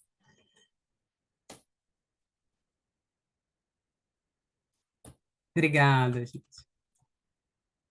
Obrigado, Amanda Machado, por essa fala sobre a sua trajetória como escritora, mas também como pessoal, né? Fiquei particularmente tocado com o que você fala sobre a sua família, seus avós e seus pais. Eu acho que é algo que provavelmente toca muitos de nós que estamos ouvindo, porque é uma história de muitos de nós que tivemos avós analfabetos. Não deveria estar falando de mim, mas meu pai também era analfabeto, não meu avô, meu pai. Por outro lado, minha mãe era professora, então eu vivi nesses dois mundos desde criança, né? E me apaixonei pela literatura através da minha mãe, me apaixonei pelo campo através do pai, né? E as duas coisas vivem em mim até hoje também. A literatura, talvez é um clichê dizer isso, mas a literatura e a educação nos abrem caminhos, nos levam mundos, né? E para mim, a literatura me salvou de uma adolescência super monótona no interior, numa época que não existia televisão. Não sei se somos de gerações parecidas, mas na minha região não havia, na minha casa não tinha televisão, é, não tinha nada, não tinha videogame, não tinha nada, a única coisa que tinha era literatura. Então, fui obrigado a devorar todos os livros do colégio, e como você falou, a maioria deles, infelizmente, na época não tive essa oportunidade de ler mulheres, não lembro nem de ter na biblioteca, talvez tenha Clarice Lispector, mas li todos os autores como Machado de Assis, Jorge Amado, etc. Não tive esse privilégio de ler autoras mais contemporâneas como você, né, obviamente. E, então, isso me toca bastante, a sua história, a trajetória pessoal, mas também que leva esse caminho desde do blog até uma escritora que aceita que é escritora, né? Interessante isso. Finalmente aceitou que é escritora. Muito bem. Bom, mas estamos falando de você e dos dois outros autores moçambicanos, e acho, Amanda, não sei se teria, eu não, se a gente teria alguma Agora, pergunta no perguntas, né? chat ou através de todas as pessoas que estão aqui na sala, sintam-se livres para enviar mensagens no chat, ou se não, Amanda, também acredito que você tem algumas perguntas para fazer também, Amanda Freitas, Obrigada, mas ficamos professor aguardando. Robson. Eu queria passar a palavra para os nossos estudantes, ouvintes, porque eu tenho várias perguntas e eu tendo a monopolizar um pouco, né? Então, eu prefiro passar a palavra à Ana Lia, já é verdade, professor. Então, gostaria que vocês perguntassem, e aí, o tempo que restar, eu faço as minhas perguntas para cada um dos nossos escritores aqui. Boa tarde. Muito obrigada, professora Amanda, professor Robson. Na verdade, estou muito feliz de partilhar nesta sala com os três professores. Eu esteve escutando pelo Facebook os primeiros, e peguei o trecho aqui com o professor Eduardo Kivi e a professora Amanda. Adorei as três apresentações, mas não posso negar que eu me senti tocada com a própria Amanda, pelo fato não só de ser mulher, mas também dos temas. Até que já procurei aqui o blog, pareço louca, porque na verdade é muito da realidade, aqui está, é muito a realidade que a gente vive do dia a dia, né? Então, é impossível não sentir-se tocada com esses temas. Então, gostei muito, profa, da sua apresentação e vou seguir a leitura das suas obras, ao igual que os professores também. Muito obrigada.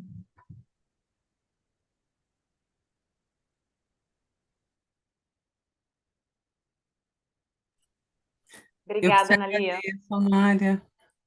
Espero que goste do blog. Tá aí aberto para todo mundo, quem quiser conhecer um pouco mais.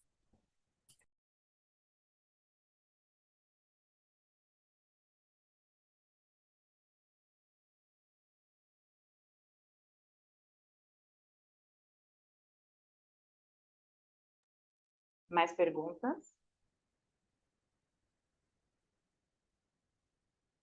Se alguém tiver mais alguma pergunta ou também comentário para os escritores e para a escritora, Eu posso fazer as minhas perguntas, então, enquanto pode. vocês vão... Deixa eles pensarem um pouquinho. Serei breve, mas eu gostaria de fazer uma pergunta para cada um de vocês. Posso fazer assim? Primeiro ao escritor Mélio Tinga, depois ao Eduardo e, por fim, à Amanda. Pode ser? Bom, começando então pelo Mélio. Gente, eu sou um pouco prolixa, todo mundo já sabe, né? Mas eu vou fazer um esforço herculíneo aqui. Eu encontrei um poema do Sebastião Alba que diz assim: não sou anterior à escolha, é o título.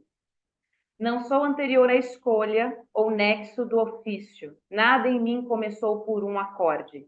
Escrevo com saliva e a fuligem da noite, no meio de mobília, inarredável, atento à efusão da névoa na sala.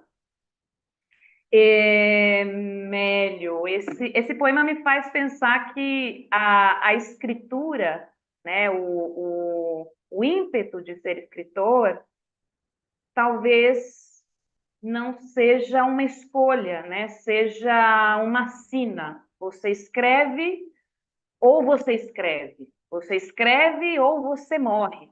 E aí isso me faz pensar no seu texto, Névoa na Sala.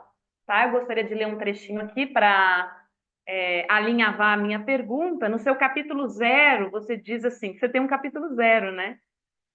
Que diz, não é? Ali eu matei por amor, nas matas matará, porque segurava entre os braços uma arma. Com as botas pisoteei os corpos das crianças estateladas, com a faca cortei os testículos dos homens, atirei-os no meio dos arbustos, rasguei as bocas das mulheres para que se calassem. O único pecado era terem cruzado o nosso caminho. Matei porque lutava por uma causa oculta. Matei. Não há oração que purifique. Eu matei. Todos os deuses estão mortos. Mélio, a minha pergunta para você é: escrever para você é uma escolha ou é uma sina? Tá? Então, essa é a minha pergunta para você. E agora eu passo aqui para o Eduardo Kivi, que também tem um texto incrível, né? Que é o Mutiladas. Eu gostaria de ler um trechinho para fazer a minha pergunta. No texto Decadência, nós temos também aí um diálogo com a morte, né? Tossiu 3 vezes e uma bomba explodiu-lhe da garganta. A boca encheu-se de imediato. Cuspiu numa lata o que seria uma bola meio amarela e meio vermelha. Podia-se dizer que eram estilhaços da sua carne por dentro, mas ninguém quis olhar, imaginando-lhe a desgraça pelo feitio do homem. Fino como uma estaca, com os cabelos franzinos, mais duros que se viam em pé, e a bailar com o vento. Os dedos longos, como fios de nylon invisíveis, e o rosto a exibir buracos de um abismo onde seriam bochechas. As orelhas estavam em pé, como um coelho a perscrutar os sinos do além. Seus lábios eram grossos e saíam da face, fazendo um abalo entre si, sempre que tossia, como o barulho dos gonzos nos portões do inferno.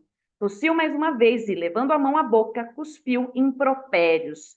A morte é seletiva. Passou a mão nos lábios, como se procurasse a palavra certa para o que lhe apetecia tirar pela boca, e preconceituosa. Eduardo, a sua fala brilhante, né? Esse caminho que você nos trouxe, né, sobre a literatura moçambicana. Então, eu agradeço muito pela sua fala, que foi também uma aula. Eu gostaria de saber se a nova geração de escritores moçambicanos mantém, digamos assim, essa conexão ancestral com o texto Nós Matamos o Cão Tinhoso, né, do Luiz Bernardo Roana. Quer dizer, vocês têm isso enquanto uma sombra ou uma luz? E em que medida essa ancestralidade ela dialoga ou não dialoga com o seu texto, que é super contemporâneo? E depois eu até pergunto para vocês se os livros de vocês são lançados no Brasil também, porque aí é mais fácil para a gente trazer aqui, inclusive, né? Mas isso já é uma outra pergunta. E a minha terceira pergunta é para Amanda. Amanda, eu li quase todos os seus textos, né? Exceto o último, que eu não consegui ler, né? Mas faltou a última estrofe da Loucura de Ismália. Eu li uma parte, mas eu acabei presenteando a uma amiga moçambicana, a Thalina, ficou por lá. E eu não li o último, né? Pela inevitável queda no infinito abismo. Mas eu só queria ler um trechinho, se eu conseguir. Eu separei aqui, mas a questão do tempo é sempre uma questão. Você diz assim no conto: o amor feio vermelho em caixa alta na porta de aço. Cito: o amor é feio, escrito por uma mão segura, sem nenhum borrão ou falha. Uma declaração muito convicta de alguém que não hesitou sobre o que pensa do amor. O amor é feio, que eu só vejo na volta, interrompe a minha marcha disciplinada, me segura, me faz querer voltar e analisar todos os vestígios. Há quanto tempo está aí? Terá acontecido essa noite? Porque só o vi na volta. Nos dias de semana, a porta de aço branca já estava suspensa quando eu passo. Cadeiras, sofás, púlpitos, banquinhos, divãs, ladeados por rolos e tecidos de espuma, ocupam a paisagem daquele lado. A loja de reforma de sofados abre antes das 9, que é frequentemente o horário que eu passo pela sua calçada. Talvez a frase já estivesse lá e eu não poderia vê-la. Só há mais tempo porque ninguém apagou. Passa um pouquinho, né? O amor é. O amor não parece que é, ou talvez seja. O amor é segundo quem? Quem atribuiu ao amor a feiura? E que tipo de fealdade é esta? A minha pergunta, Amanda, depois de ler esse texto lindo, que eu estou ansiosa para ler na íntegra, é o seguinte: a gente está no momento da nossa sociedade, também da nossa literatura de autoria feminina, que a gente sai um pouco desse estereótipo da mulher que foi destinada ao casamento, ao amor romântico, idealizado e tal. Nesse sentido, eu sei que as suas personagens são múltiplas, né? Mas eu acho que também, um pouco como Clarice, tem uma pegada aí que as unifica, de certa forma. E aí eu queria te perguntar, como as suas personagens entendem o amor? E de que substância é feita as suas personagens femininas e o amor que essas personagens são capazes de sentir? Então, muito obrigada, Amanda, muito obrigada, Amélie, muito obrigada, Eduardo. Essas são as minhas perguntas.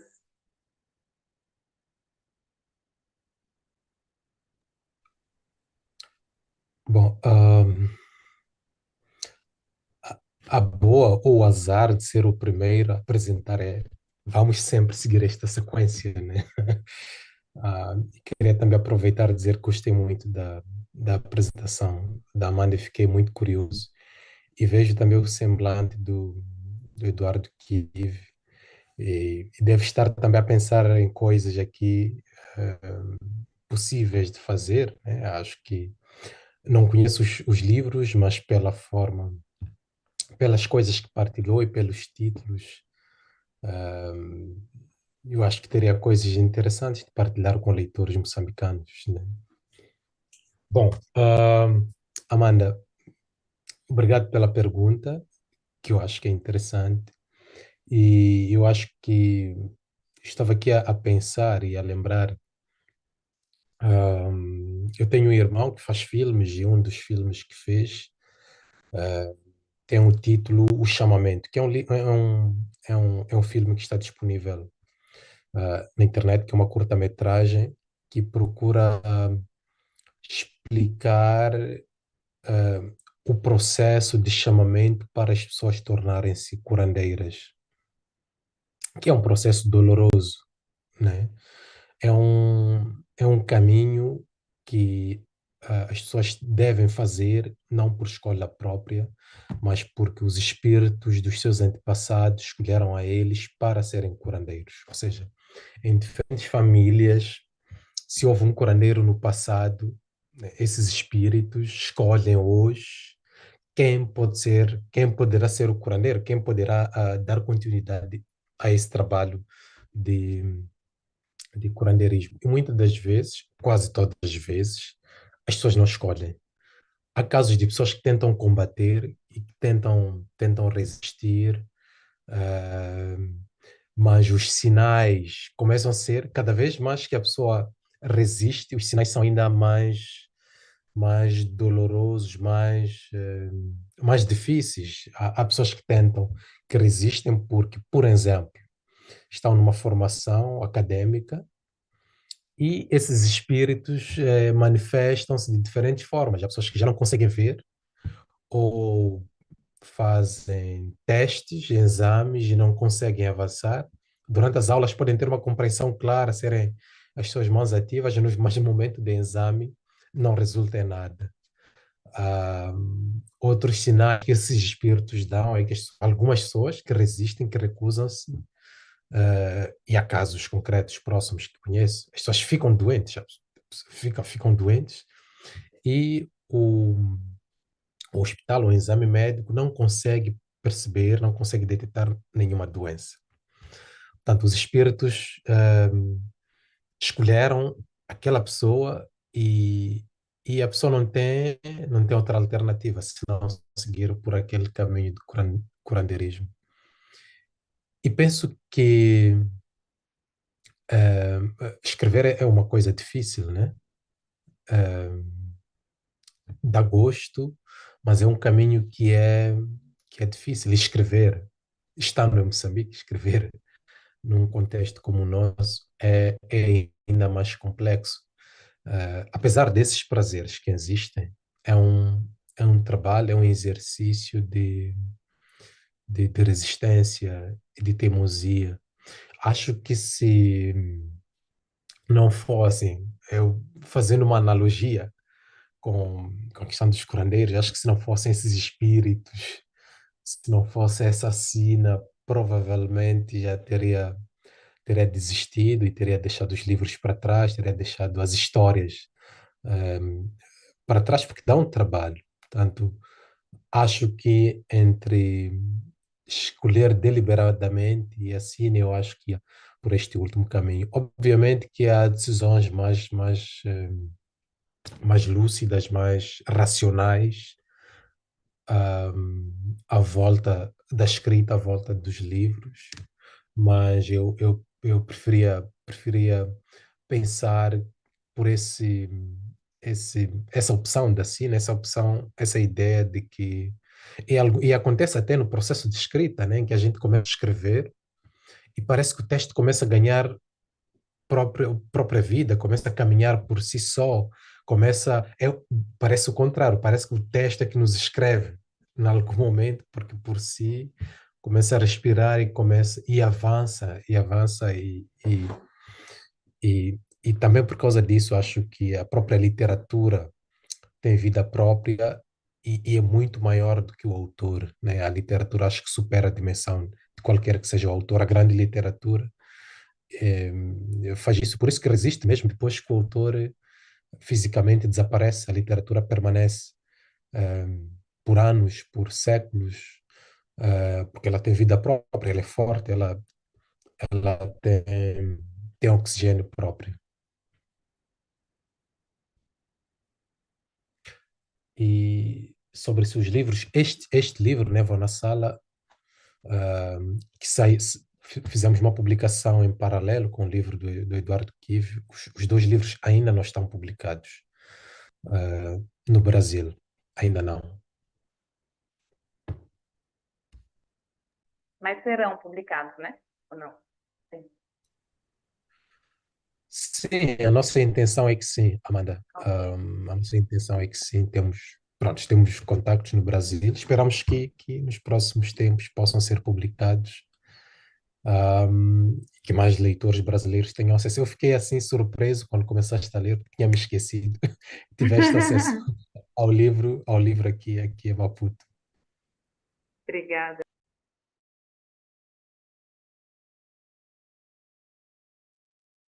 Bem, acho que este é o meu momento. Então,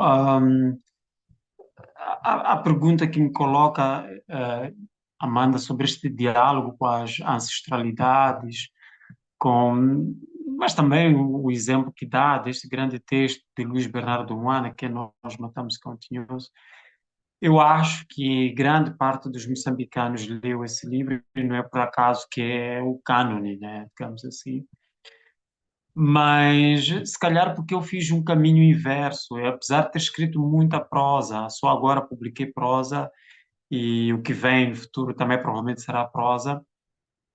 Eu venho da poesia e as minhas grandes influências são da poesia e não necessariamente da prosa. E eu leio muito poesia moçambicana e de vários países. E por causa do trabalho também como jornalista durante 2 anos, trabalhei com crítica literária, semanalmente eu tinha que escrever sobre um livro, então em 2 anos foram várias semanas a escrever sobre um livro. Felizmente era bem pago por isso, agora já não é possível, eu era feliz nessa altura, podia ler e ser pago, agora não, ninguém me paga por isso. Mas há este diálogo, a literatura moçambicana felizmente tem esse grande diálogo entre si, porque também um bocadinho daquilo que você dizia, por exemplo, quando perguntava sobre a publicação dos livros no Brasil e que por isso seria fácil.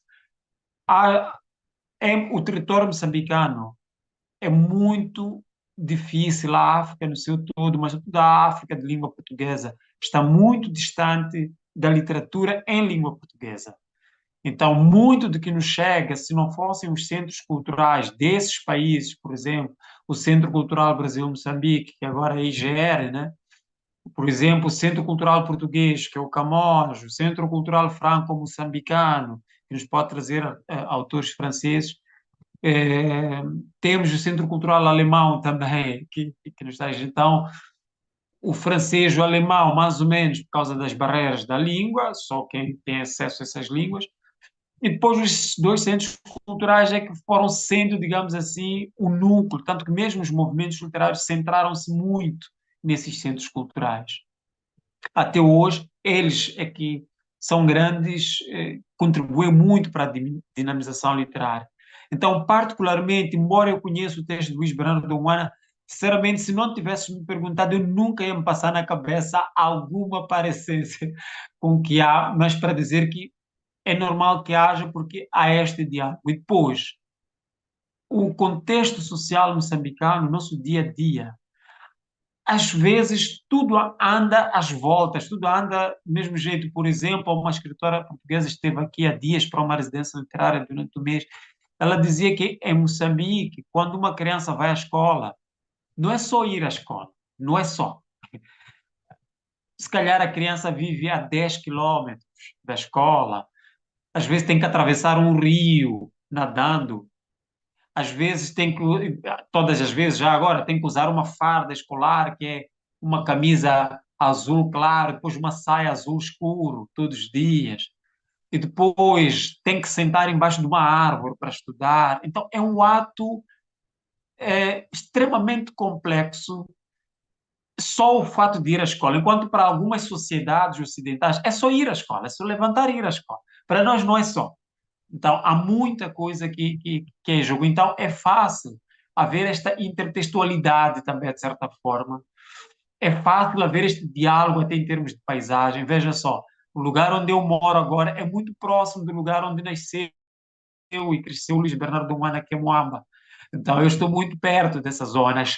Por exemplo, o comboio, a linha férrea, fazem parte do meu itinerário, fazem parte das minhas utopias, das minhas insônias, não é? Agora mesmo está a ouvir o comboio a apitar. Então, são cenários que muitas vezes dialogam. E muitos jovens moçambicanos, é verdade que esta geração, sobretudo, conseguiu muito ir para fora. Só de ouvir o Jumélio a falar e se ele te falar das suas influências literárias, provavelmente muito poucas serão moçambicanas, tanto como muitos outros, não é? Porque vamos tendo esta literatura do mundo. E com o fenômeno da internet, mesmo que a gente não saiba falar em inglês, podemos ler os autores ingleses, podemos ler os autores franceses sem saber falar a língua francesa. Então, o mundo está aberto, o mercado começou a ser global, e depois vai havendo este tráfico também de livros, digamos assim, você chegou aqui, comprou esses livros, foi para aí, os livros não estão disponíveis. Você é a única nessa zona que tem esses livros, não é? Se calhar você vai passar para outras pessoas, algumas cópias, ou seja lá o que for, para estudar, para ler excertos. Isto também aconteceu muito, por exemplo, a USP, no Brasil, trabalhou muito para a literatura moçambicana e literatura africana no geral chegar no Brasil. E hoje há pequenas editoras no Brasil que têm muita literatura africana, por exemplo, a Malê Edições, por exemplo, a Capulana, que tira grandes nomes da literatura moçambicana. Então, mas se tu lês toda essa literatura, todo esse conjunto, vai ver que há realmente esse diálogo entre este diálogo espiritual, se quisermos, mas também esse diálogo de técnica, até porque muitos autores convivem entre si. É fácil haver esta certa influência, porque vamos conversando sobre as coisas. Obrigada, Eduardo.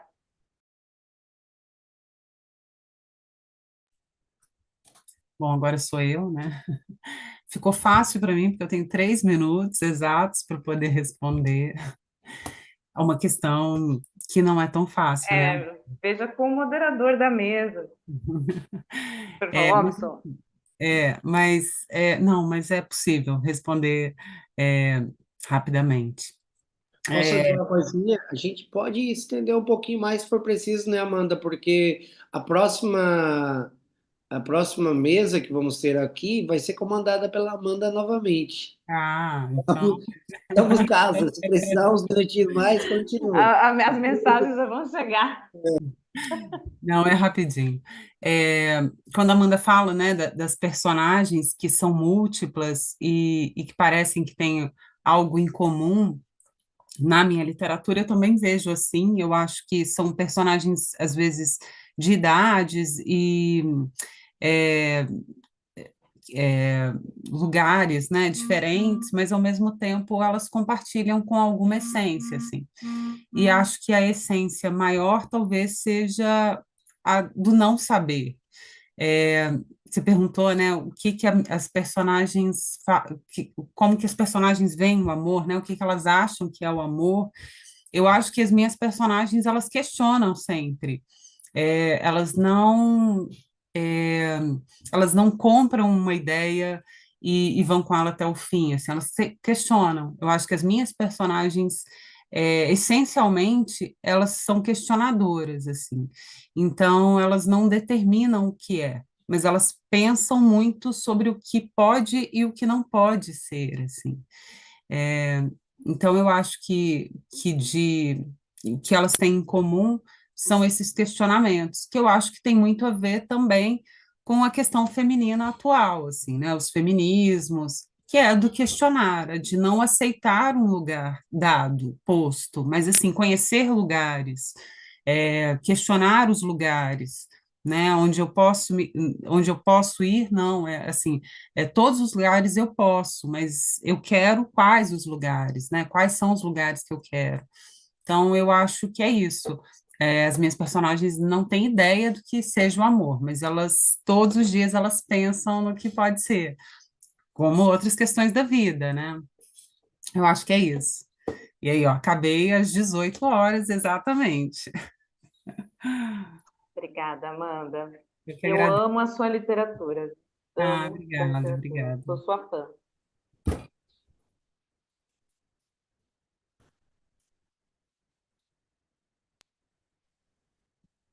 Muito bem. Eu acho que eu fiquei maravilhado. Eu tive uma semana bastante estressante, muito trabalho. Eu sou professor também, como sabem, em 2 ou 3 lugares. Eu dou aula na UNA, no Departamento de Português, no Instituto Superior de Línguas, mas sou professor também num colégio aqui em Assunção, em Luque, perto de Assunção. Estou no colégio agora. Terminei às 4 da tarde e fiquei por aqui porque não ia ter tempo de chegar em casa, né? Mas que tarde agradável, foi uma forma maravilhosa de terminar minha tarde aqui. Vou sair daqui mais, é, acima de tudo, com um pouco mais de conhecimento também sobre esses jovens mais talentosos e autores com já uma bibliografia tão longa, né? É, vou procurar a literatura de vocês e procurar ler e passar para os meus alunos que estão aqui na minha sala, que estão aqui também, os alunos nossos, né, da Amanda? Ana Lia, Fred, Hilda, Andréa. Andréa, não tenho prazer ainda de ser teu professor, mas ano que vem. E dito isso, agradeço novamente. Como moderadora, eu estava aqui mais ou menos só para cronometrar, mas tive uma tarde bastante agradável. Agradeço muito a todos os 2 escritores e a escritora que estiveram aqui. Agradeço a Amanda de novo. Mandando muito obrigado pelo carinho, pela confiança de me chamar aqui para te ajudar a moderar. Quando precisar novamente, sabe que eu vou estar disponível para vir aqui e me divertir junto com você, tá bom? Professor Robson, eu que agradeço. Eu não te ajudei a moderar, você fez toda a moderação brilhantemente. Agradeço a sua paciência, inclusive, né, na nossa troca compulsória de áudios de WhatsApp.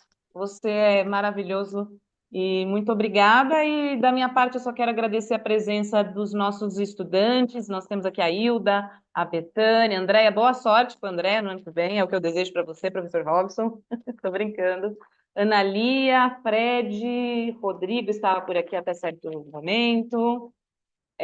Temos já a presença do professor Adelso, que estará presente na nossa próxima mesa. Convido todos e todas a permanecerem. E só quero agradecer aos nossos convidados, Mélio, Eduardo, Amanda.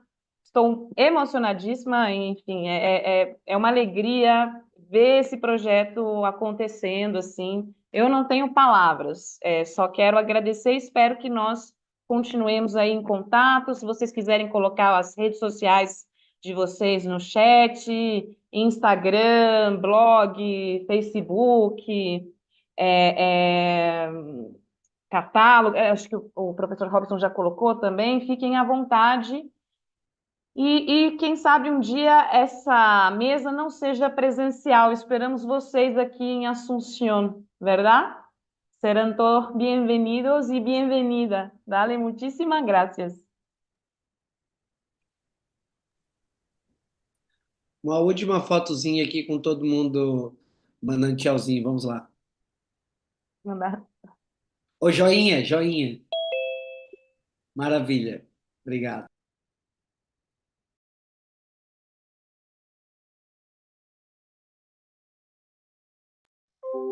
Então, eu estou terminada a minha participação por agora e daí entra o novo moderador e você, certo? Agora, tchau. Andréia, moderador. Robson, muito obrigada. Maravilhoso. Tchau, tchau. Agora, eu não sei o que acontece. A gente permanece aqui. Não sei com quem hablávamos antes. Não me acuerdo. Senhor Arnaldo y no sé. Sí, Todavía. profe, si es que va a empezar ya, continúan, ¿no, profe? ¿O van a esperar un poco? Creo que tenemos que esperar. Ya tenemos nuestros 2 invitados, ¿verdad? Carol, creo que es Caroline, ¿no? ¿O no? No sé. Puede ser Carol, nuestra estudiante también. O profesora Caroline, no sé. Profesora Delcio ya está con nosotros. Y tenemos también profesor João, que será la tercera ponencia, ¿verdad? Sou eu, prof. Carol, maravilhosa, prof. Carol. Bueno, yo necesito 3 minutitos, ¿vale? para ir al baño. Confieso, ojalá no estés en vivo, ¿vale? 3 minutitos nomás, pero estamos con nuestra moderadora Andrea, nuestra moderadora oficial, que mientras yo me voy al baño, ella nos va a entretener con historias sobre su vida, por favor. Ok, profe, no hay problema.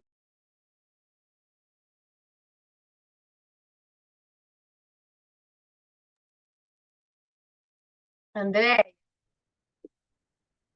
boa noite.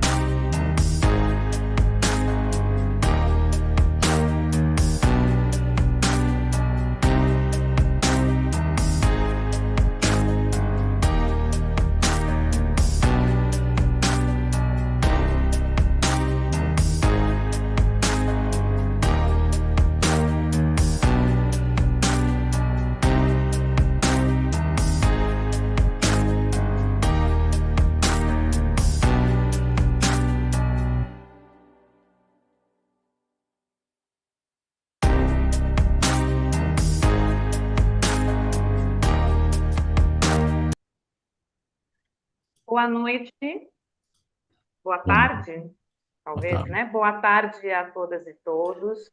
Nós iniciamos agora a nossa mesa ou painel Literatura Brasileira Contemporânea, Aproximações, Travessias e Afluentes. Essa mesa ela será moderada pela querida Andrea Recalde, que é nossa aluna do Instituto Superior de Línguas, além de participante do Clube do Livro Guimarães Rosa. Isso é muito interessante de se frisar, porque toda a comunidade paraguaia está convidada para participar conosco. Este mês nós vamos conversar sobre Machado de Assis, inclusive, Memórias Póstumas de Brás Cubas e Dom Casmurro no próximo mês. Bom, eu serei a co-moderadora, né? E também organizadora desse espaço, cujo objetivo é pensar na literatura como um rico mosaico de travessias que atravessam questões identitárias, sociais e estéticas, ao mesmo tempo que se alimenta de diferentes afluentes culturais, tanto locais quanto globais. Essa pluralidade da literatura brasileira e, sobretudo, da literatura brasileira contemporânea, torna o cenário atual múltiplo e, ao mesmo tempo, singular. Esta mesa propõe uma reflexão sobre a literatura brasileira contemporânea, destacando as suas múltiplas vozes e narrativas. Através da metáfora de travessias e afluentes, discutiremos como autores atuais navegam por temas complexos, diversificados, abordando o diálogo interartes e questões como o ato criacional e a problematização, inclusive, dos conceitos de identidade, cultura e sociedade. O encontro busca promover um debate sobre as novas formas de expressão literária e a relevância das narrativas contemporâneas no contexto sociopolítico brasileiro. Bem, primeiramente, eu gostaria de agradecer aos nossos convidados e convidada. Quero agradecer à professora doutora Caroline Cavalcante do Nascimento, que atualmente é professora na Universidade Estadual do Mato Grosso do Sul. Muito obrigada por aceitar o nosso convite. A professora Caroline foi uma colega querida de doutorado, compartilhamos muitas alegrias e muitas angústias também. Agradeço a presença do professor Dr. Adélcio de Souza Cruz, da Universidade Federal de Viçosa, que é a nossa casa-mãe, né? Fiz a minha graduação e mestrado em Viçosa. Professor Adélcio, muito obrigada, é uma honra tê-lo conosco. E também agradeço a presença do professor Dr. João Batista Santiago Sobrinho, do Centro Federal de Educação Tecnológica de Minas Gerais, a Cefet-MG, né, que é também a nossa casa aí do coração, né?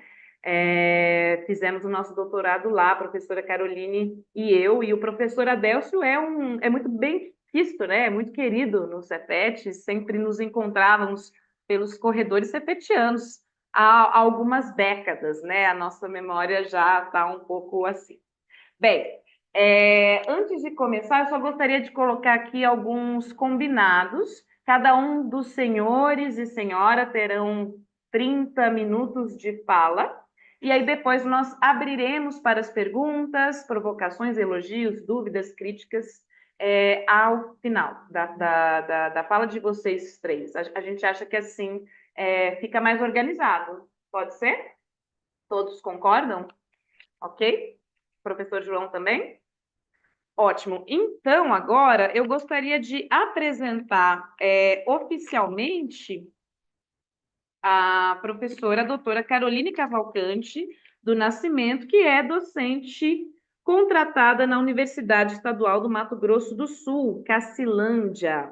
Doutora em Estudos de Linguagens pelo Centro Federal de Educação Tecnológica de Minas Gerais, o Cefet-MG, mestre em Estudos de Linguagens pela Universidade Federal do Mato Grosso do Sul e licenciada em Letras, com habilitação em Português e Espanhol, pela Universidade Federal de Mato Grosso do Sul.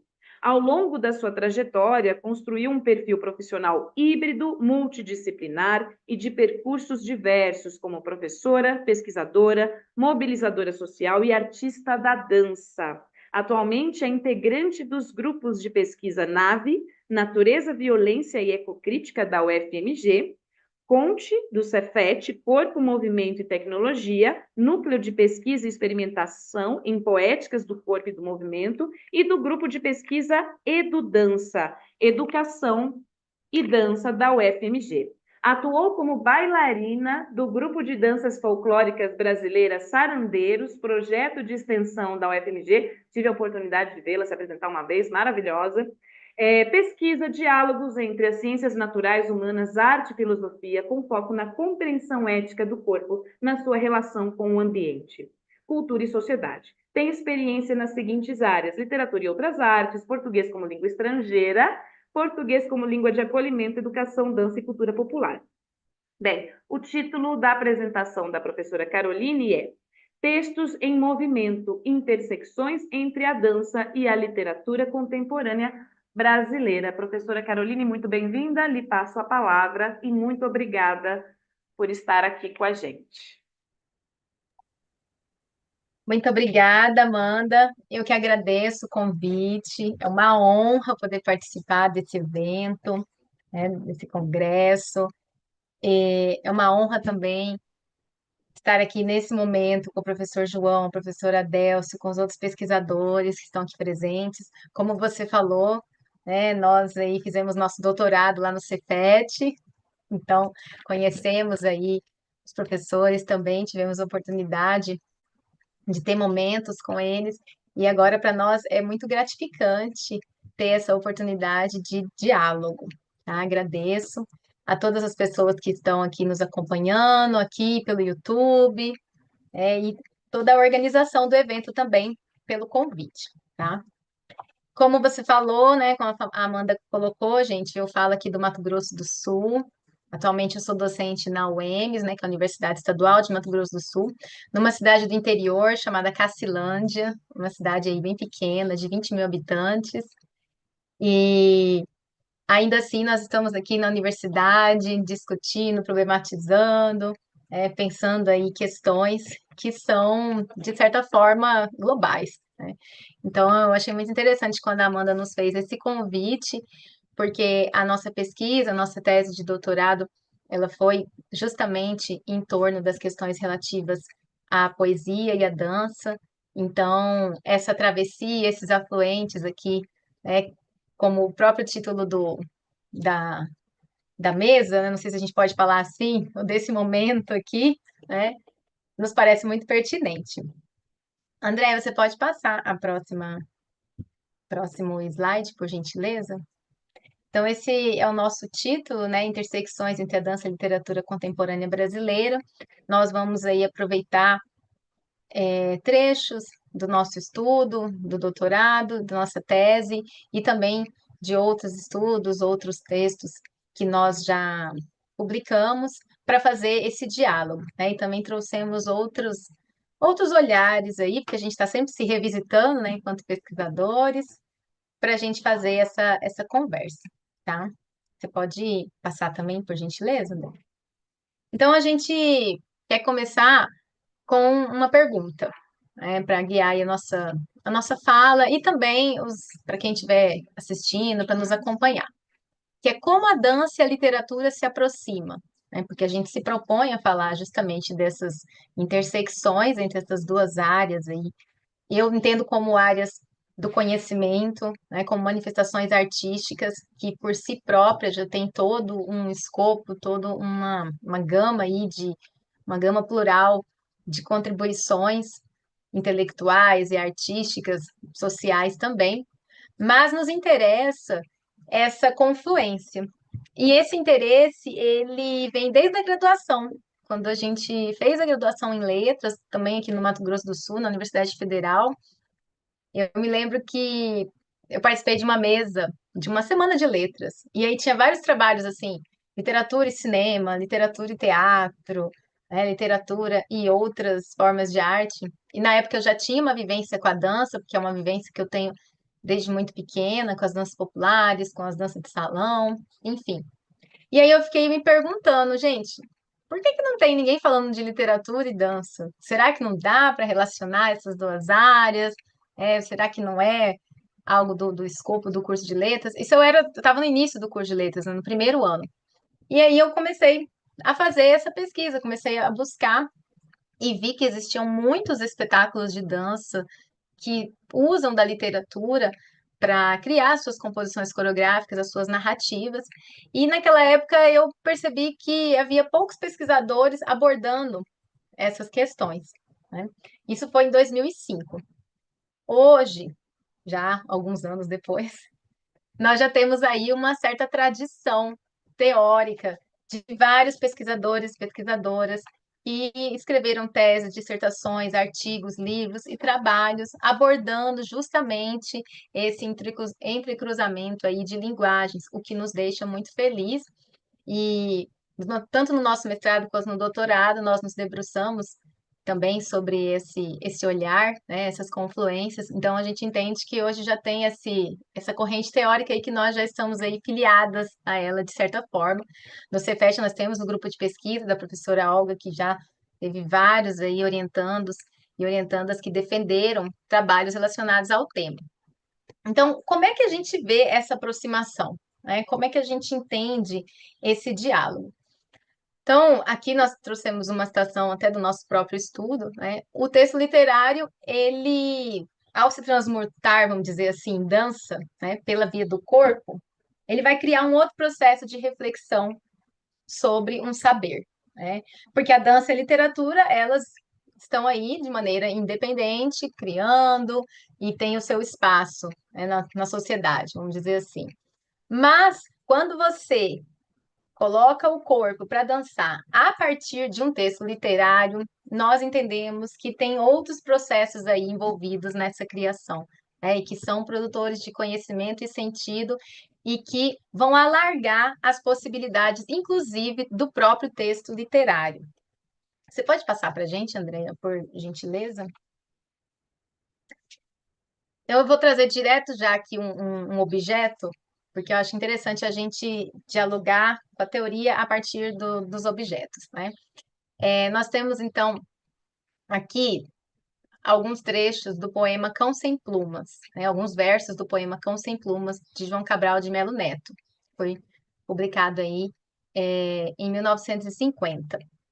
E aí a gente faz parte, né, de uma corrente, vamos dizer assim também, de uma corrente teórica de pessoas que entendem o João Cabral de Melo Neto como sendo um autor também de literatura contemporânea, dada aí a subjetividade da sua obra, dado também as questões à frente do seu tempo, enfim, como a Amanda falou, né, o tempo de discussão vai ser depois, a gente pode até trazer um pouco mais esse olhar.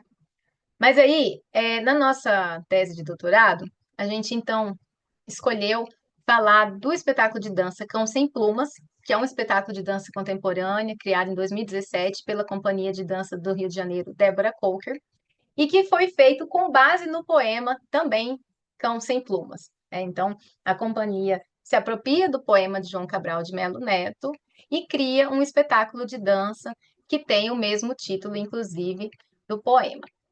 Eu não sei se vocês conhecem essa obra, Cão Sem Plumas, mas ele é um vasto poema no qual o João Cabral vai trazendo aí várias imagens referentes à paisagem pernambucana e também ao trecho do rio Capibaribe, né? Ele vai fazendo um percurso, vamos dizer assim, pelo rio Capibaribe, desde a sua nascente até a foz. E aí no poema você tem imagens, você tem versos que nos mostram essa paisagem e outras questões também que estão ali nesse decorrer desse rio, né, dessa travessia. Aqui nesse trecho do poema diz assim: entre a paisagem fluía de homens plantados na lama, de casas de lama, plantadas em ilhas, coaguladas na lama, paisagem de anfíbios, de lama e lama. Então, o poema como um todo ele é muito imagético. É só pelo título, né? O que seria um cão sem plumas? Então, a metáfora inicial do próprio título já nos traz aí algumas considerações. E aí, a gente percebe que nesse espetáculo de dança, então, essa metáfora ela foi um fio condutor para a criação coreográfica. Nessa foto que vocês estão vendo, que é uma foto, um frame do próprio espetáculo, né? Você vê aí que os bailarinos estão todos pintados de lama, né? A roupa deles é como se fosse um macacão, e aí você tem lama mesmo, de verdade, né? Em toda a sua roupa, né? Em alguns trechos do espetáculo você tem uma gesticulação que, ora, nos remete à figura do cão, ora, a outros animais que ao longo do poema vão sendo mencionados, as próprias garças, o caranguejo. Então, você tem essa imagem da animalização ali do homem, sendo colocada na cena, no palco, né, que é muito interessante. E aí eu queria que a Andréia passasse para a próxima imagem, Andréia. Porque é muito interessante essa construção desse espetáculo. E o que a gente vê? Essa cena também é do espetáculo, né? Então, vocês veem que tem uma cena ali ao fundo. Essa tela que está toda ali preto e branco é um filme que foi feito também lá no Rio Capibaribe, né? Os bailarinos foram para lá, fizeram uma imersão e ficaram ali fazendo várias filmagens, dançando literalmente no meio do rio, em algumas situações ali na lama mesmo. Então, foi produzido um filme. Então, quando você assiste o espetáculo, você tem esse filme ali, passando no fundo, e você tem os bailarinos dançando, que é aquela imagem ali mais à frente. Em alguns momentos, o poema também vai sendo declamado. Alguns versos soltos do poema vão sendo declamados ali ao longo do espetáculo. E aí, nesse trecho, o poema diz assim: ali se perdem, como um espelho não se quebra. Ali se perdem, como se perde a água derramada, sem o dente seco, com que de repente num homem se rompe. O fio de homem, na água do rio, lentamente se vão perdendo em lama. Numa lama que pouco a pouco ganha os gestos defuntos da lama, o sangue de goma, o olho paralítico da lama. Então, o que a gente entende? Quando você assiste essa cena, quando você vê essa parte do espetáculo, e você não conhece o poema, aí você é um espectador que foi ali assistir o espetáculo e não sabe quem é João Cabral, não sabe nada do poema, enfim. Você consegue fazer as suas significações enquanto espectador, né, enquanto alguém que está ali recebendo e também produzindo sentidos a partir daquela obra. Porém, quando a gente traz o poema, né, e faz esse olhar aí em conjunto, a gente tem uma outra percepção, tanto do próprio poema quanto do próprio espetáculo. Não que um necessite do outro, né? Eu não preciso conhecer o espetáculo, ou eu não preciso ter lido o poema para eu criar os meus entendimentos e as minhas interpretações, não é isso. Mas quando a gente junta esses dois textos aí, e aí eu estou chamando de texto tanto a dança quanto o texto literário em si, a gente cria uma outra lógica. E essa lógica em cena a gente chama de corpoesia. E aí a gente está se filiando aí a algumas ideias, né? Por exemplo, o conceito de produção de presença de Gumbrich, quando ele fala que a produção de presença, ela pode acontecer a partir de uma imagem, a partir de um objeto, a partir de uma situação, né? E aí, a gente entende que esse corpo que está ali dançando, ele é um corpo que produz presença, especialmente pela via poética que o circunda.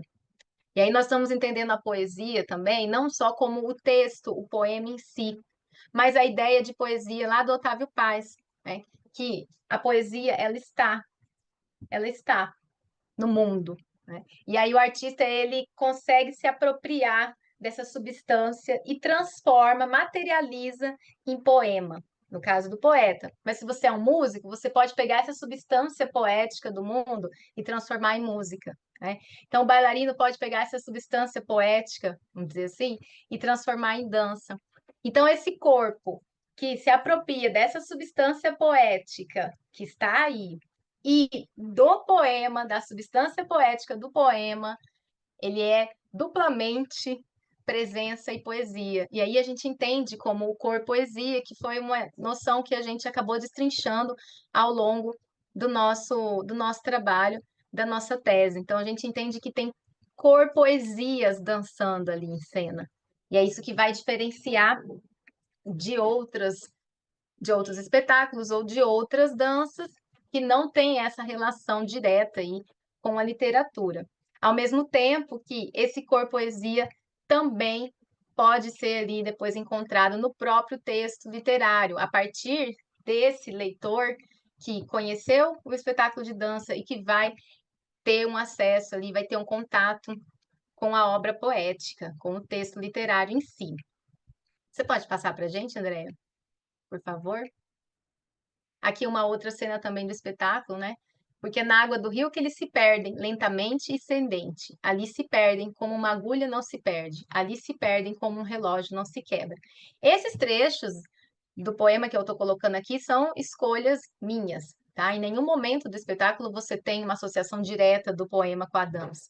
Então, esse é o meu olhar de leitora, de pesquisadora, quando eu vejo essa obra e faço essas aproximações. Porventura, outros leitores poderiam associar a outros trechos do poema ou ao poema na sua característica mais geral, né? E aí nós trouxemos um outro exemplo de um outro espetáculo também, que aí você pode passar, Andréia. É o espetáculo Nuvens de Barro. Mas antes de falar dele, eu quero só chamar a atenção aqui para essa questão da experiência estética, né? A experiência estética da dança. Então, a gente entende que quando a coreografia, quando o movimento ele é criado a partir de um texto literário, como nós já falamos, a presença está ali intimamente ligada a essa percepção dos sentidos, né? Então, numa cultura de presença, também alicerçada no pensamento do Gumbrich, as coisas do mundo já têm o sentido delas. Eles estão ali e não precisam ser interpretados, né? Mas quando a gente transpõe para a dança, aí a gente ganha uma centralidade do corpo e aí a gente vai produzir essa presença poética ali, porque a gente tem justamente esses dois elementos em cena, né? A literatura e a dança. Então a gente tem uma dupla presença, como nós já mencionamos. Pode passar, André, por gentileza? Eu estou indo um pouco assim, meio rápido, gente, por conta do tempo, né? Então, a gente não consegue se debruçar necessariamente sobre o conceito, mas, enfim, a gente está trazendo aqui as informações mais relevantes, né? Essa foto, né, desse espetáculo é um espetáculo Nuvens de Barro, da Companhia de Dança do Palácio das Artes, que foi feito em 2016, né? Ele também com base aí na obra de um escritor muito conhecido, que é o Manuel de Barros, que é daqui da nossa região, do Centro-Oeste, né, do Mato Grosso, mas morou muito tempo aqui no Mato Grosso do Sul, no Pantanal. E aí, nesse espetáculo, essa companhia, ela não escolhe um poema específico do Manuel de Barros, mas ela dialoga com vários poemas, com a obra do Manuel de Barros como um todo, e aí eles criam toda uma concepção, né? E é interessante porque a obra do Manuel de Barros, para quem não conhece, ela tem muita sensibilidade e você tem muito a questão das miudezas dos seres que ele falava, né? Que eram os seres que as pessoas consideram desimportantes. Então, tem poemas que você vai ver algumas imagens, né? É a lesma, é a pedra, é o rio. Então, a gente tem ali uma lógica, um trato com a linguagem poética e uma abordagem da natureza de alguns elementos que é muito peculiar. E aí o Manuel de Barros coloca isso na poesia, e aí essa companhia traz para a gente esse espetáculo, né? Nuvens de Barro. Vou ler só aqui o trechinho do poema. Borboletas me convidaram a elas. O privilégio incetal de ser uma borboleta me atraiu. Por certo, eu iria ter uma visão diferente dos homens e das coisas. Eu imaginava que o mundo visto de uma borboleta seria, com certeza, um mundo livre aos poemas. Daquele ponto de vista, vi que as árvores são mais competentes em auroras do que os homens. Vi que as tardes são mais aproveitadas pelas garças do que pelos homens. Aqui também a gente identifica a ideia do cor poesia presente nas cenas do espetáculo. Nós também fizemos uma associação livre desse poema com essa cena, tá, gente? Isso não foi dado pelo grupo.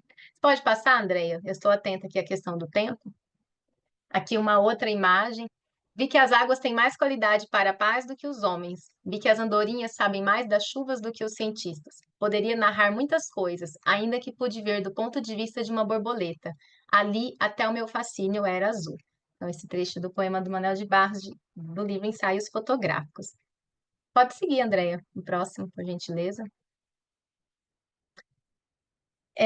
Um outro poema do Manuel de Barros, né? Quem anda no trilho é trem de ferro. Sou água que corre entre pedras. Liberdade caça jeito. Procuro com meus rios os passarinhos. Eu falo desemendado.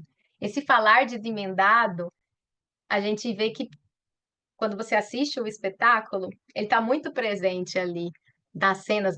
Essa é uma delas, né? Ao nosso ver, e na composição poética mesmo da narrativa que foi criada para o espetáculo. Você pode seguir, Andreia, por gentileza? E aí a gente traz uma questão que é a do espectador, né? Com base ali na ideia do Rancière, do espectador emancipado, como é que fica o espectador diante de todas essas situações, né? Então, para o Rancière, o lugar do espectador não é o lugar da passividade. Ele detalha muito a questão da ação de ver. Então, se a gente considera o espectador como um olhar passivo, então não é muito interessante. Porém, o Rancière traz uma outra perspectiva, né, da qual ver é agir. Então, a gente se alicerça muito nessa ideia desse espectador que a gente já tinha comentado, né? Como é que fica esse espectador a partir dessas obras, né? Dessas obras criadas aí a partir de um texto literário, esses corpoesias, esses corpoéticos que estão em cena, como é que isso vai tocar o espectador? Ainda mais quando você tem alguns temas aí discutidos que são muito urgentes, como as próprias imagens do poema de João Cabral de Melo Neto, em alguns momentos ali, tem uma certa alusão à situação difícil da população ribeirinha, não que ele seja panfletário, mas, enfim, algumas questões aparecem ali. Então, como é que a gente, enquanto espectador, lida com essas imagens que nos são colocadas? Aí você pode passar, Andréia? E aí a gente fala dessa questão que na cena contemporânea você tem uma simbiose entre os artistas e os espectadores, né? As obras se relacionam com o público nesse estado de provocação. Então a gente não vê que existe um olhar inocente em quem está na plateia. E aí no caso das obras de dança que são feitas com base no texto literário, ainda que a pessoa não conheça o texto literário, nós entendemos aí que esse espectador ele pode sim ser emancipado. Se ele conhecer o texto literário ou se ele puder ter acesso ao texto depois, né, a gente entende que aí essa troca ela vai ser ainda mais potente, tanto para a obra da dança como para a literatura, como a gente já abordou aqui. E aí, já para finalizar, por conta do nosso horário, nós trouxemos outros espetáculos que também foram criados com base em textos literários. Nós temos aí da Companhia Fusion de Dança de Belo Horizonte. Inclusive, esse espetáculo foi tema de uma tese de doutorado do Cefet, né, uma tese premiada, muito legal, em que a pesquisadora vai justamente fazer uma análise bem profunda do espetáculo e das suas relações com o conto Pai contra Mãe, de Machado de Assis, né? Também intitulado, também foi o título do espetáculo, né? Pai contra Mãe, e aí é de danças urbanas. Hoje, inclusive, nós estamos aí comemorando o Dia da Consciência Negra, né? Então, esse espetáculo ele é maravilhoso, gente. Ele fala de racismo, ele fala de questões periféricas, ele traz Machado de um jeito, assim, muito legal, a gente indica. Temos também, né, da Jussara Miller, de Campinas, esse espetáculo Cá Entre Nós, uma obra muito singela no sentido, assim, muito sutil, muito poética, também inspirado na obra da Adélia Prado como um todo, é um solo que ela faz, assim, de uma sensibilidade muito grande e muito bonito de ver esse espetáculo. E uma outra sugestão que a gente coloca é o Torto Arado, que inclusive está agora em cena, né, está circulando pelo Brasil, é um musical, então ele vai trazer outras linguagens também. Você tem o teatro, você tem a música, você tem outros aspectos além da dança, mas inspirado também na literatura, na obra Torto Arado, aí, premiadíssima. Então a gente trouxe esses exemplos para ilustrar como que a literatura ela é vamos dizer assim, ela é um terreno fértil para produção em dança.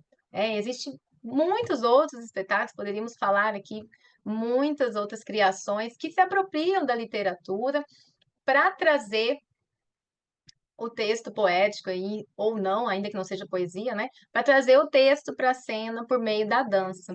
E a gente entende que por mais que você já tenha hoje muitos pesquisadores falando do tema, ele ainda pode ser amplamente discutido, debatido, porque para nós é uma forma também da literatura chegar à população de outras formas e atingir o espectador aí por outras vias de sensibilidade e que também pode ser além de ampliar, né, de alargar as proposições do texto literário, também é uma forma mais, às vezes, acessível da literatura chegar a determinados públicos. Acessível no sentido de recepção mesmo, né? Especialmente quando a gente tem pessoas que têm um certo, né, às vezes jovens, enfim, que têm uma certa aversão ao texto literário. Então, quando isso chega por outras formas, a gente também percebe aí por experiência própria dos nossos alunos, né, que o olhar que essa pessoa vai dar à literatura, ele é diferenciado, tá? Então, a gente agradece aqui a escuta. Estamos encerrando por conta do nosso tempo. Aí você pode só passar as referências, Andréia, ali. E estamos à disposição depois para maiores diálogos. Muito obrigada. Muito obrigada, professora Caroline, pela brilhante apresentação. Depois nós continuamos esse diálogo, né, com as perguntas. E agora nós passamos para a nossa segunda apresentação com o professor Dr. Adélcio de Souza Cruz, professor do Programa de Pós-Graduação em Letras da UFV e do Departamento de Letras da Universidade Federal de Viçosa.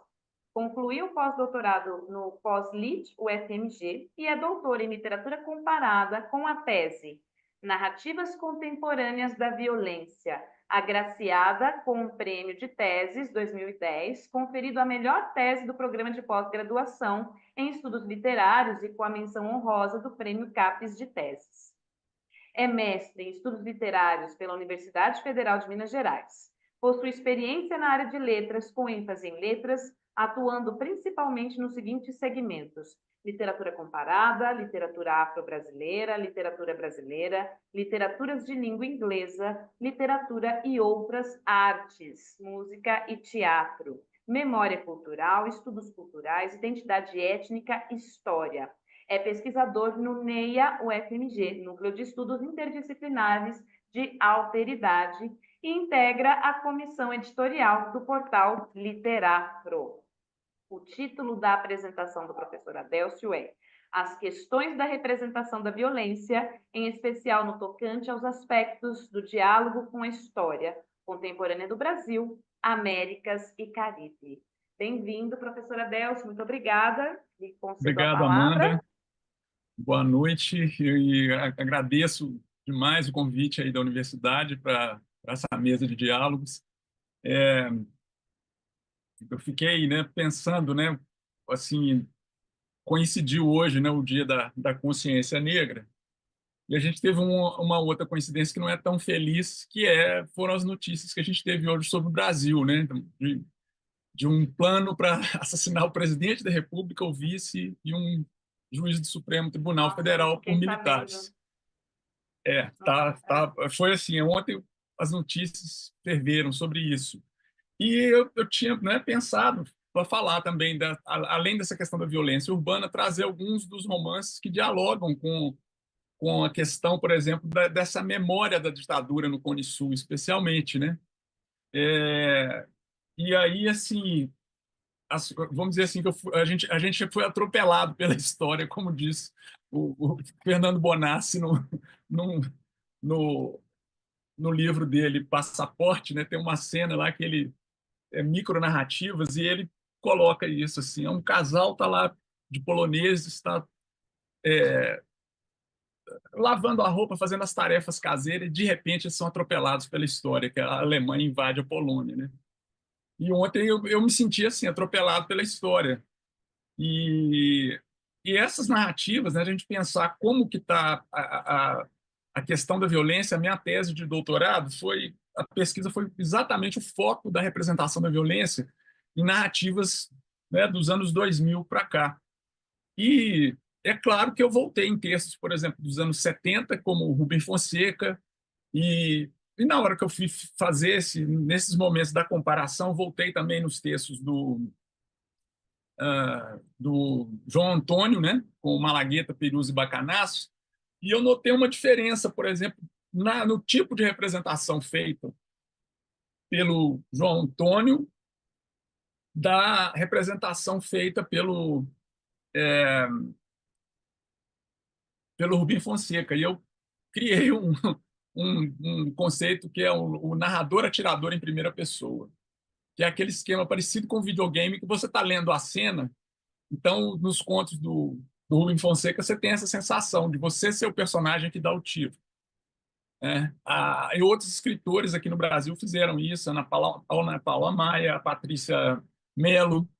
E aí, principalmente os escritores que seguiram esse tipo de narração, coloca não só a lente, né, da ação, né, coloca o leitor nessa posição mesmo, como se ele estivesse num videogame.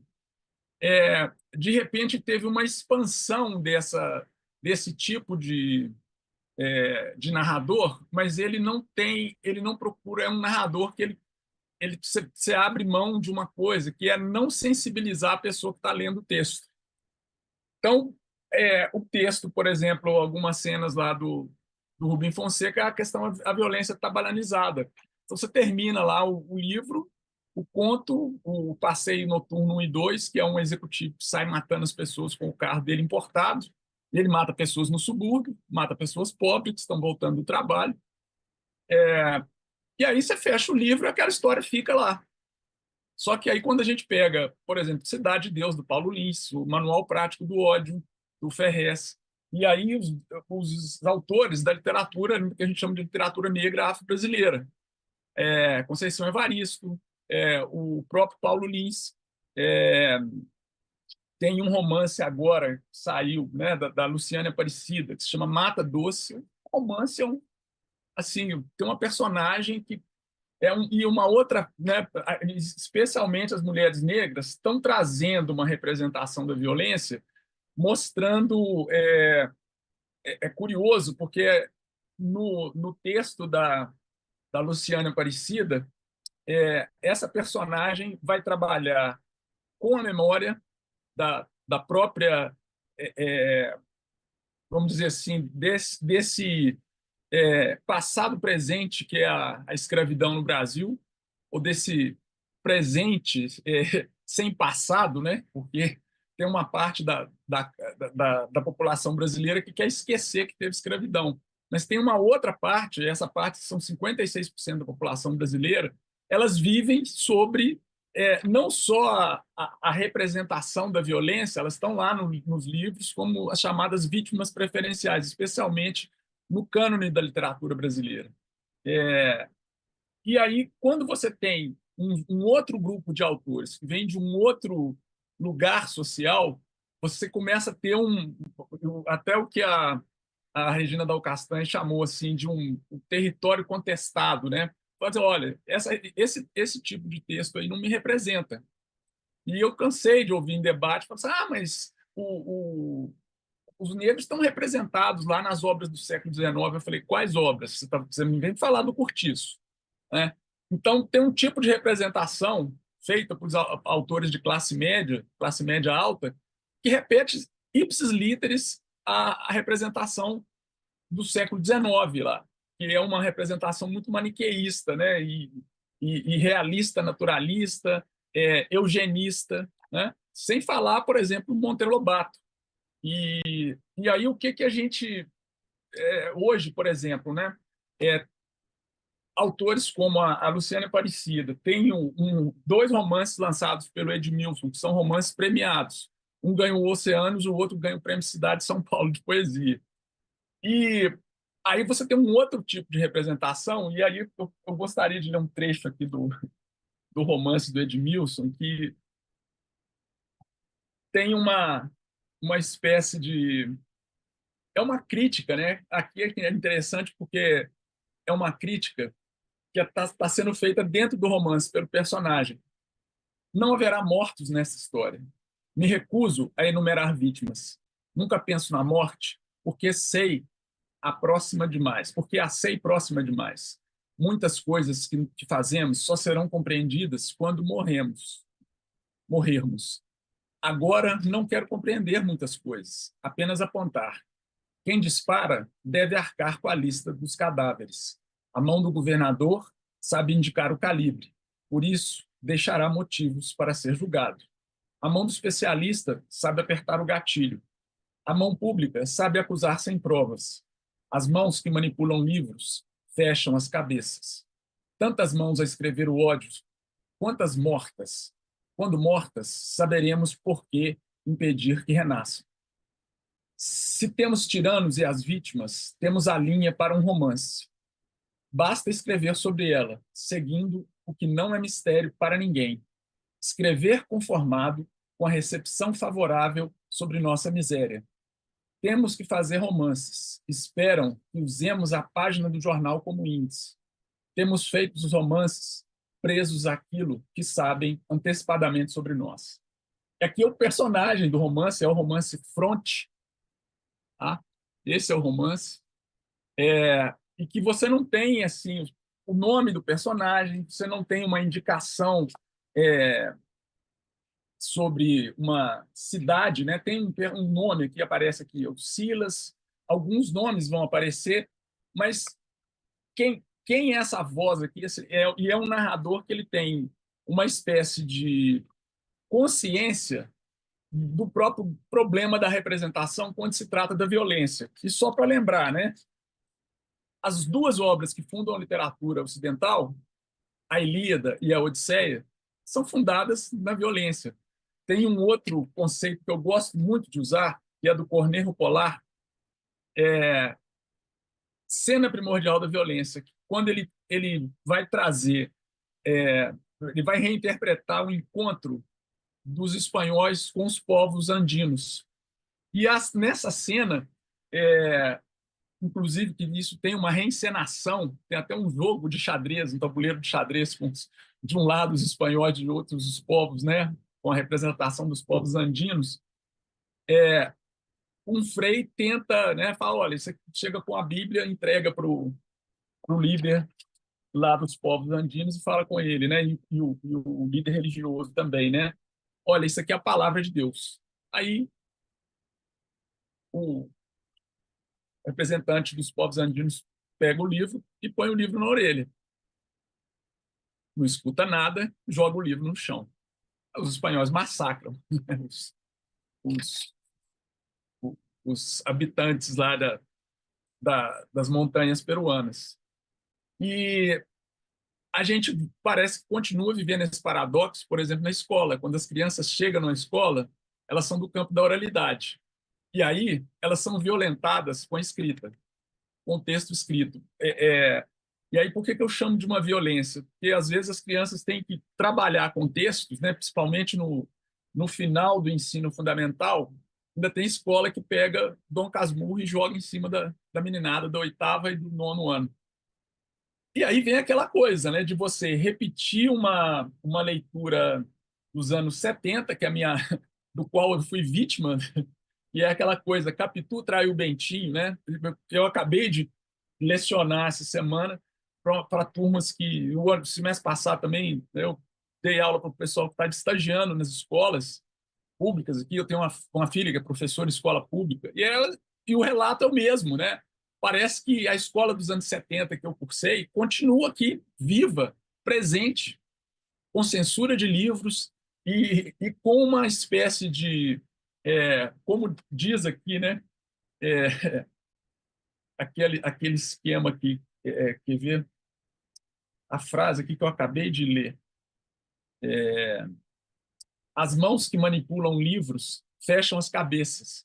Todos os alunos, né, que fizeram estágio me relataram isso, da censura aos livros. Quais livros? Os livros de autores negros, os livros de mulheres, que vão falar das questões de gênero, os livros de autores LGBTQIA+, os livros de autores indígenas. Então, a gente tem uma literatura que é diversa, mas a escola continua silenciando esses corpos, né? Invisibilizando esses corpos e silenciando essas vozes. E um outro conceito que eu trouxe aqui para a gente pensar é o conceito de doce violência, que é o conceito de Terry Eagleton, do trágico. Então, a gente pensar, a gente tem uma continuidade do elemento trágico nas nossas literaturas, né?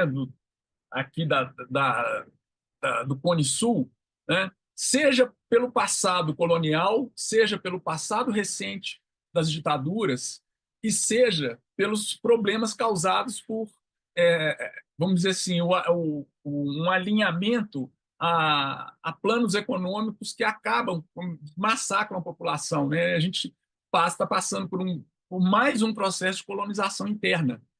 E aí tem um outro conceito que é da professora Alice Soares de Souza, que se chama realismo pós-metafísico.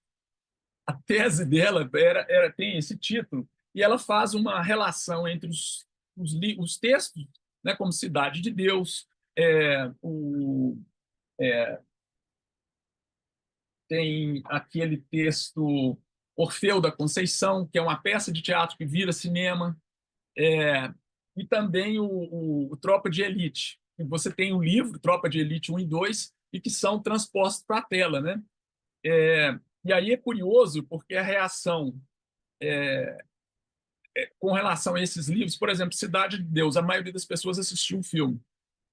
Um público muito restrito leu o livro, especialmente a primeira versão, que é a de 97. E aquele narrador, por exemplo, que aparece no filme, e aí para a gente pensar, problematizar as questões da representação, é um jovem que é um fotógrafo, inclusive tem uma série agora, né? Retomaram, estão recriando uma série, Cidade de Deus, está no streaming, se não me engano, acho que é do Prime. E aí você tem, de novo, o fotógrafo, só que o fotógrafo no livro, o livro, você tem um narrador de terceira pessoa, né, que tem aquele distanciamento, mas você tem narrador personagem. Só que você não tem só o fotógrafo narrando a história dele. E o cinema, o filme fez isso. É uma adaptação? Mas é uma adaptação que, para mim, tirou o livro do que eu chamei de literatura ruidosa, que é uma literatura que vai provocar, como diz a Conceição Evaristo, né? A minha escrevivência não é para o deleite da casa grande, né? Dos da casa grande, é para incomodá-los em seus sonos injustos, né? E você tem uma transposição da literatura ruidosa para o que eu chamei de mercadoria da crueldade, né? O filme Cidade de Deus é mercadoria da crueldade. Tanto que o público, né, quando o filme foi lançado na Europa, eu tive relato de pessoas que estavam lá estudando, fazendo doutorado e foram apresentar trabalhos lá também.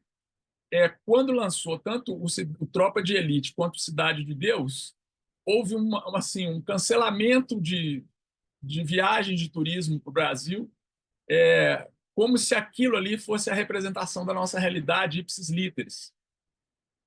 Então, a frase, de novo, que está aqui no romance do Edmilson, né? Eu achei sensacional. Temos feito os romances presos àquilo que já sabem antecipadamente sobre nós.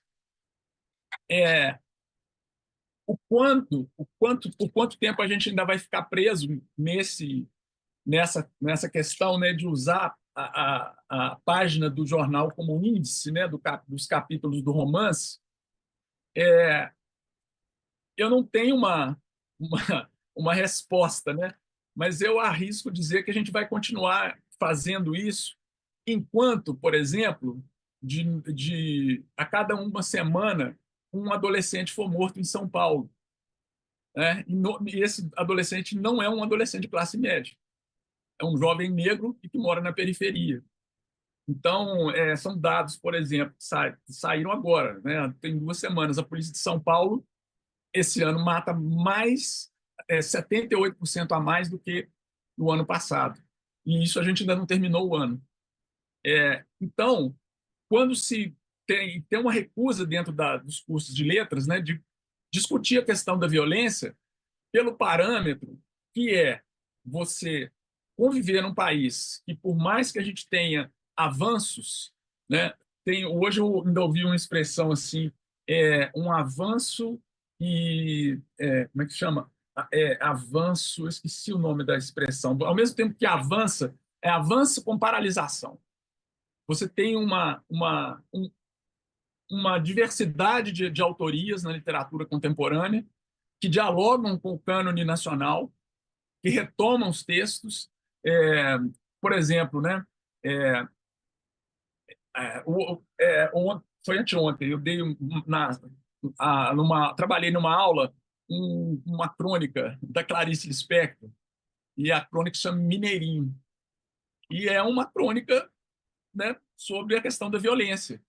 Só que a forma como ela trata da violência, né, ainda comparei com um conto da Conceição Evaristo, que é o Maria, e o conto tá o conto da Conceição está no portal Literário, e essa crônica, né, com forma de conto, ela está em forma de conto também, ensaio, um texto misto, um gênero misto, que coloca, os dois textos colocam o público leitor para pensar sobre a violência e para pensar sobre que papel nós enquanto público, exercemos no modo de receber essa representação de forma crítica ou acrítica.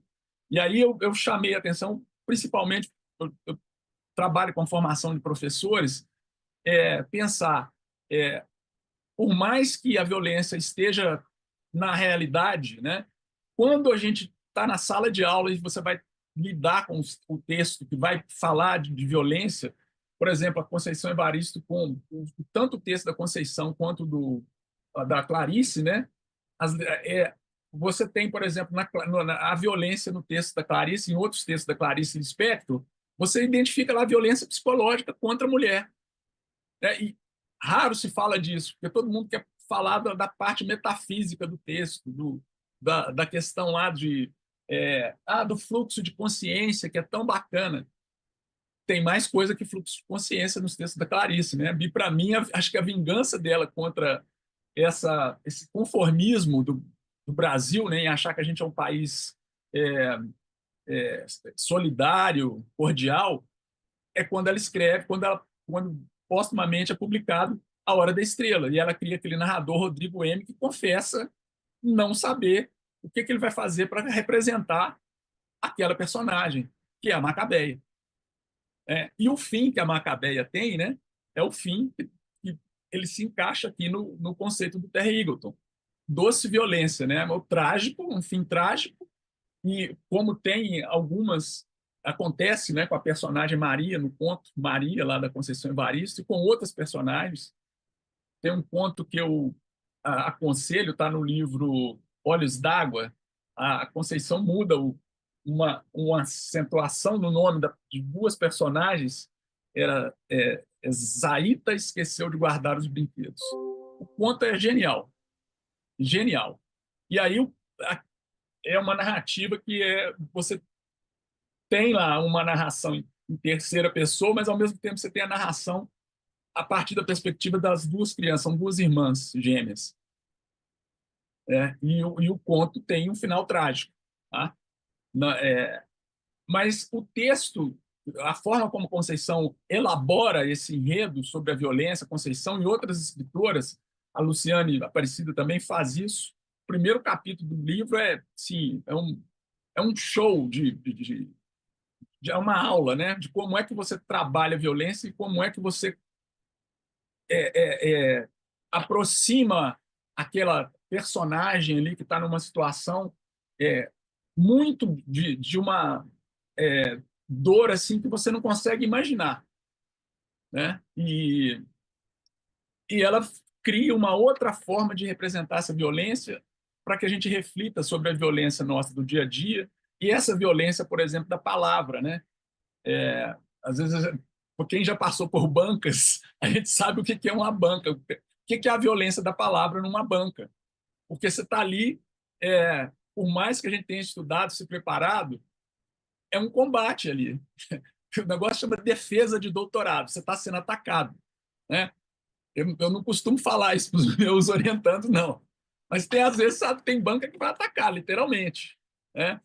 E aí você... o nome, né, quando diz defesa, você está sendo atacado. Ninguém lembra isso para a gente, né? Então, assim, a violência está na nossa linguagem, ela está na questão, assim, por exemplo, quando se fala assim, a vanguarda da literatura ou a vanguarda, o termo é militar, ele saiu do vocabulário militar, né? E a gente vai, como é que eu vou dizer, a gente vai invisibilizando determinados conceitos, né? Para ver se a gente afasta o que hoje a gente está chamando de necropolítica, né? Deixa eu ver só mais um outro conceito aqui. Ah, sim, dois conceitos são muito interessantes. Um é do Cândido. Você tem 7 minutos. Tá, já estou concluindo. É o conceito de brutalismo do Alfredo Bose, que ele lançou esse conceito num texto de 75, que ele faz a introdução sobre o conto contemporâneo brasileiro. E aí é interessante porque lá na introdução desse livro, ele mostra que a violência é um dos elementos, mas ele fala da riqueza da produção, que inclusive você tem prosa poética, e a seleção dele vamos dizer assim, corrobora com a diversidade que a gente tem hoje. Ele estava apontando para uma diversidade que nos anos 70, final dos anos 60, início dos anos 70, quando ele publica a antologia do conto contemporâneo, ali já tinha gente que era contista, mas tinha romance, né? Tem lá Guimarães Rosa, Clarice Lispector, Rubem Fonseca, o Luiz Vilela, e tem outros, e um outro texto é do Antônio Cândido, que é a nova narrativa. Ele traz o conceito de realismo brutal, que é uma variedade do conceito de brutalismo, né, do Bose, né, que o Bose já tinha apontado lá em 75. E o outro conceito que é derivado também desse do Bose, o Eduardo de Assis Duarte chamou o modo de representação da violência nos textos da Conceição Evaristo de brutalismo poético. Então, assim, só para encerrar, né, a gente ainda está continuando, por mais que a gente tente escapar do real. Eu acho que a literatura brasileira contemporânea, isso vale para o Caribe, para os escritores negros nos Estados Unidos também, eu identifico essas mesmas tendências desde os anos 60, tá? E a gente tem isso aqui também na América Latina. Aí eu vou encerrar aqui para a gente ter tempo para uma conversa. Obrigado. Obrigada, professora Delcio. Desculpa pela questão do Não, tempo, tranquilo. que é assim, mas nós teremos espaço para conversar. Já? E agora, para finalizar esse momento, convidamos o nosso terceiro participante, professor Dr. João Batista Santiago Sobrinho, escritor, poeta, ecologista, músico e artista plástico, é professor de língua portuguesa, literatura e filosofia do Centro Federal de Educação Tecnológica de Minas Gerais, Cefet. É membro do quadro permanente do Programa de Pós-Graduação Stricto Sensu em Estudos de Linguagens da mesma instituição. Possui doutorado em literatura brasileira, mestrado em estudos literários, ambos realizados na Universidade Federal de Minas Gerais. Tem experiência na área de letras, com ênfase em literatura, criador de grupo de pesquisa Literatécnica, do qual eu participo ou participava. Estudos sobre literatura, filosofia, outras artes e a técnica. Busca, desde o doutorado, articulações possíveis entre prosa, poesia, cinema, corpo, imanência e filosofia como crítica à metafísica, o capitalismo e a técnica. Possui intercessores como João Guimarães Rosa, Carlos Drummond de Andrade, Nietzsche, sobretudo Deleuze e Guattari nos últimos tempos. Tem interesse pelas questões geopolíticas contemporâneas experimentadas sob um viés imanente, isto é, uma perspectiva sem mistificações e da diferença. Bom, entre os livros publicados pelo professor João estão Mundanos Fabulistas, Guimarães Rosa e Nietzsche, de 2011, Dois Rios, de 2018, e Macaco Homem Desregulado, de 2023, cujo título eu acho fantástico. Parabéns.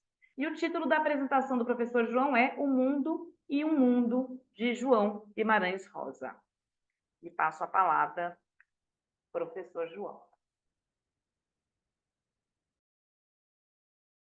O seu microfone está fechado, acho.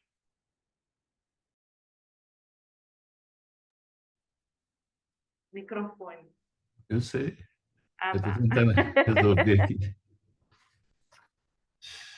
Esse Zoom é novo para mim. Bom, a Amanda já me apresentou, muito obrigado. Boa noite a todos. A Amanda, Carolina, Adelso, e tem mais alguém? Andréia, e o público presente. Eu vou falar de filosofia, Nietzsche, Deleuze e Guattari e outros convidados aqui. Vou fazer uma crítica, não sei se estaremos falando da mesma ideia de representação, mas eu vou fazer uma crítica à representação. Acho que não estamos falando da mesma ideia de representação, eu e o Adelso. E vou falar de filosofia, literatura e do modo de ver de Deleuze e Guattari, né? E do meu próprio modo de ver, que se tornou, já há uns 15 anos, esse meu modo de ver literatura e vida. Bom, uma epígrafe. O livro não é uma imagem do mundo, Deleuze e Guattari. Esse experimento compreende as relações que estabelecemos continuamente com as artes, com a ciência, a literatura e filosofia, e, sobremodo, com a geofilosofia dos filósofos franceses Gilles Deleuze e Félix Guattari. De muitas maneiras, eles expressam com seu aparato conceitual e sígnico a afirmação da vida, da arte e do pensamento como criação imanente. Pensar para esses filósofos do devir é criar. Nesse sentido, a obra de João Guimarães Rosa pensa. Com efeito, pensa por sensações, afetos e perceptos, que não são sentimentos, e pela autocriação do criado, uma vez a obra no mundo. Essa duração da obra rosiana se justifica justamente por ser aquilo que se conserva, e para Deleuze e Guattari, a única coisa que se conserva é a arte, enquanto durar o papel, a pedra e a tela, ou aquilo onde a arte se encontra. No entanto, a arte se distingue como potência inorgânica daquilo onde materialmente ela se encontra, pois a arte é uma intensidade. Por intermédio dessa proposta de distinção, distinguimos as sensações, afetos e perceptos vitalistas dos planos de organização metafísico ou de representação que nos atravessam e atravessam os agenciamentos na obra de um autor. Assim, fazemos notar, ética e politicamente, a imanência na obra rosiana, um mundo misturado, percebendo nela muito mais um vitalismo além do bem e do mal, que enuncia incontáveis afetos para afirmar a vida e a terra. Um sertão, um mundo, um fora possível, uma arte que, por sua vez, é sufocada por um plano de organização ou referência, também constituinte dos afetos da obra, que fixam os impérios coercitivos, metafísicos e capitalistas que negam a vida por conta dos valores nefastos que engendram. Eu vou trabalhar, então, com geofilosofia, literatura, distinção, metafísica, imanência e diferença. Para a duração desse experimento, essa enunciação coletiva, avizinhamos-nos às vozes dos filósofos Gilles Deleuze e Félix Guattari e à literatura do escritor geógrafo João Guimarães Rosa. No entanto, nosso encontro é com um Rosa cartógrafo, um que já se encontra em sua obra. Para tanto, afastamos da perspectiva coercitiva metafísica ou perspectiva da representação, isto é, dos valores, freios, da analogia, da identidade, da religião, da falta psicanalítica, do senso comum, do bom senso, da dialética, da metáfora, do centro, da verdade, da essência, da mimese. Mas talvez devêssemos cuidar apenas da imanência. Porém, mediante esse legado coercitivo da representação, distinguimos um mundo misturado, a obra do autor, do mundo, que contém suas próprias misturas e aquelas terríveis às quais Deleuze e Guattari dão vários nomes: máquinas de gravidade, máquinas despóticas, axiomática capitalista, que se mantém ao longo do tempo, graças também aos modelos representativos que produzem subjetividade de rebanho. Daí decorre também nossa crítica às instituições. Com efeito, sem com isso criar uma oposição simples para não cair novamente na dialética. Faz-se importante reforçar que uma enunciação devém sempre coletiva, também como força de desterritorialização da ideia de eu. Isso quer dizer que dizer eu é apenas um hábito. O eu é um grande problema, uma centralização, uma máquina pivotante a se enfrentar com o pensamento, e o enfrentamos desterritorializando-os criticamente dele e do juízo de Deus. Conforme Nietzsche e Arthur, quem escreve a frase, o Arthur, né? É preciso acabar com o juízo de Deus. Por isso, fugimos das verticalizantes estruturas organizantes e homogeneizantes para os agenciamentos rizomáticos da vida. Dessa forma, para Deleuze, a unidade real mínima não é a palavra, não é a ideia ou o conceito, nem o significante, mas o agenciamento. É sempre um agenciamento que produz os enunciados. Os enunciados não têm por causa um sujeito que agiria como sujeito de enunciação. Tampouco não se refere a sujeitos como sujeitos de enunciado.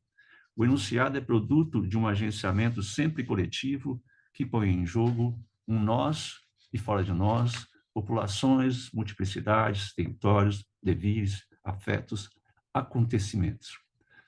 Citação de Deleuze, fim. O agenciamento é uma mistura de conteúdos, afetos, paixões, mistura de corpos, reagindo uns sobre os outros. Em uma sociedade, compreendendo atrações e repulsões, simpatias e antipatias, alterações, alianças, penetrações, expansões e repulsões que afetam os corpos de todos os tipos, uns em relação aos outros. Fim da citação. Mas também uma mistura de expressões, isto é, enunciações. Assim como há entre o mundo e o mundo uma diferença, o mesmo ocorre entre o escritor e o autor.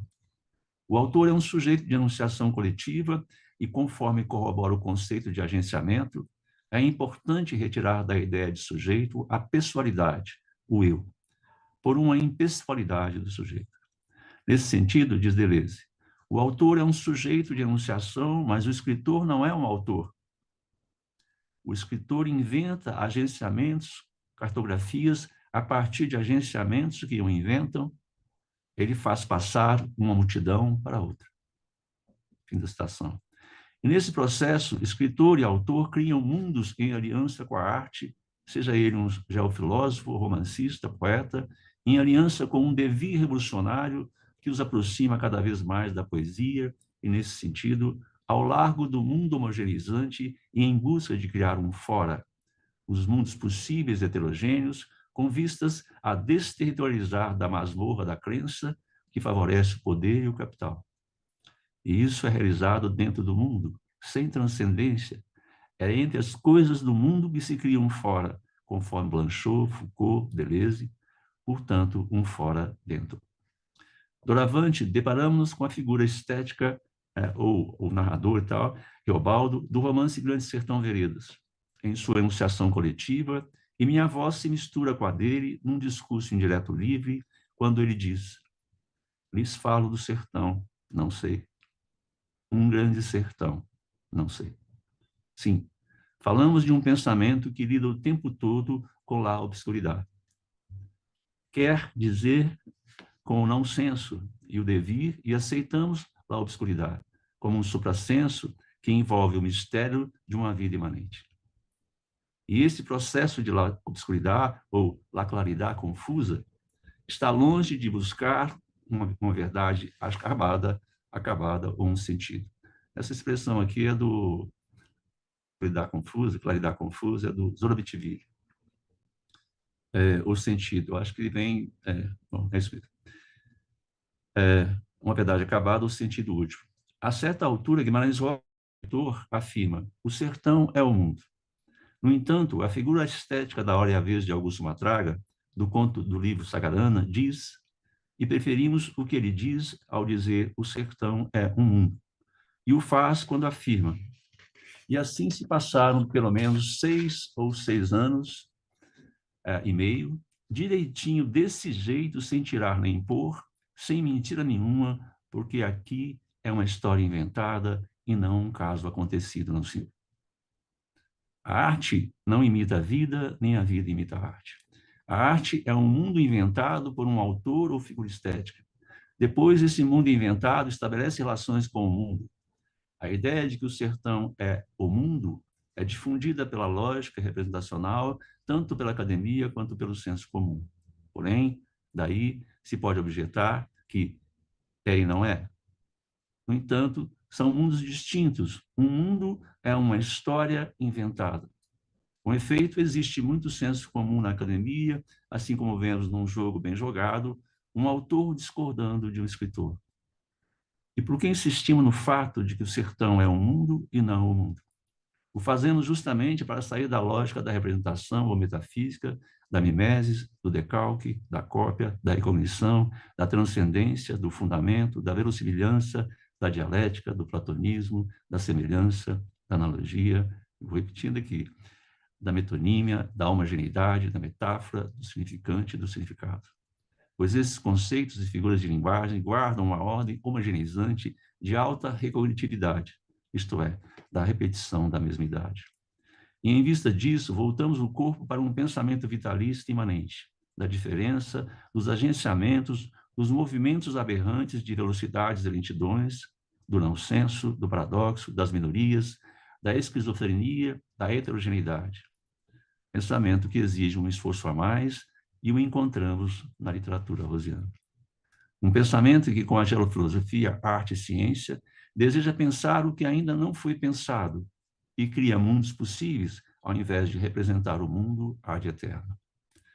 Nem a arte, nem a geofilosofia imitam a vida ou representam o mundo. Teobaldo sabe disso quando afirma: o dito que foi, novas novidades. O mesmo que devia ir em eterno retorno da diferença. Diferença que com essa pequena enorme frase, que vale tanto para a geofilosofia, quanto para a arte, quanto para a vida, considerando a impossibilidade de se viver algo igual 1/1000 de segundo após ter vivido. Só podemos viver o dito, o passado, uma vez e depois como novas novidades.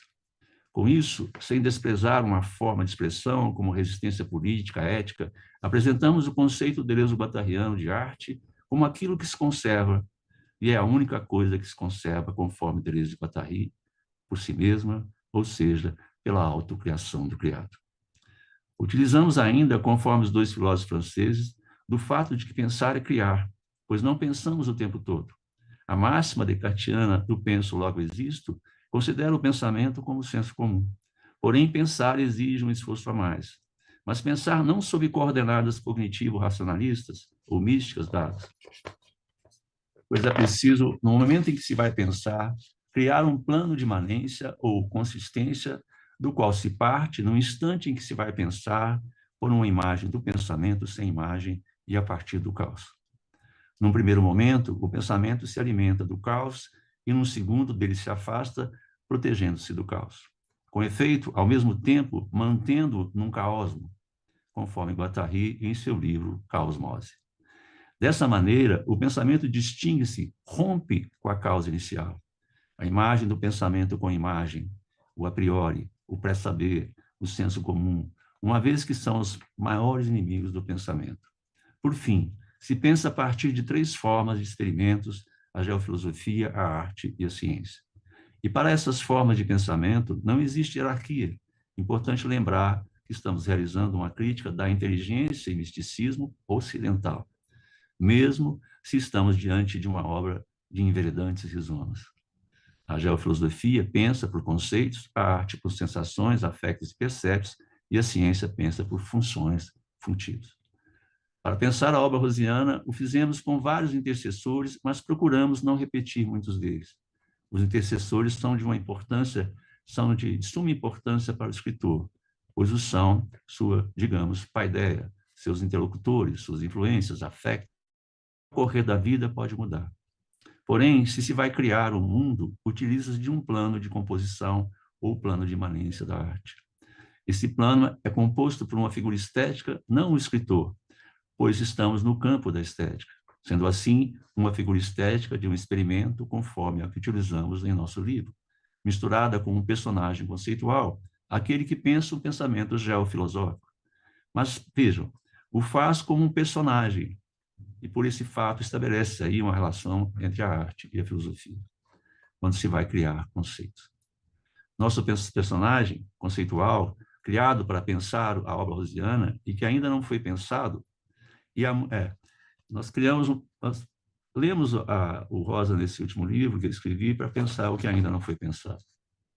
E há muito mais ainda a ser pensado, então criado com a obra rosiana, para não representar o mundo e repetir o já pensado, não para aglomerar toneladas de passado, mas para pensar um mundo que ainda não foi pensado, num duplo político devir de um povo por vir. Esse povo só pode vir de uma minoria. E um mundo por vir. E devir é justamente a repetição da diferença, em que pese contrários, a única coisa que se repete é a diferença. Dos contrários, referimos à imensa sombra da representação que faz do mundo uma eterna repetição da mesmidade ou recognição.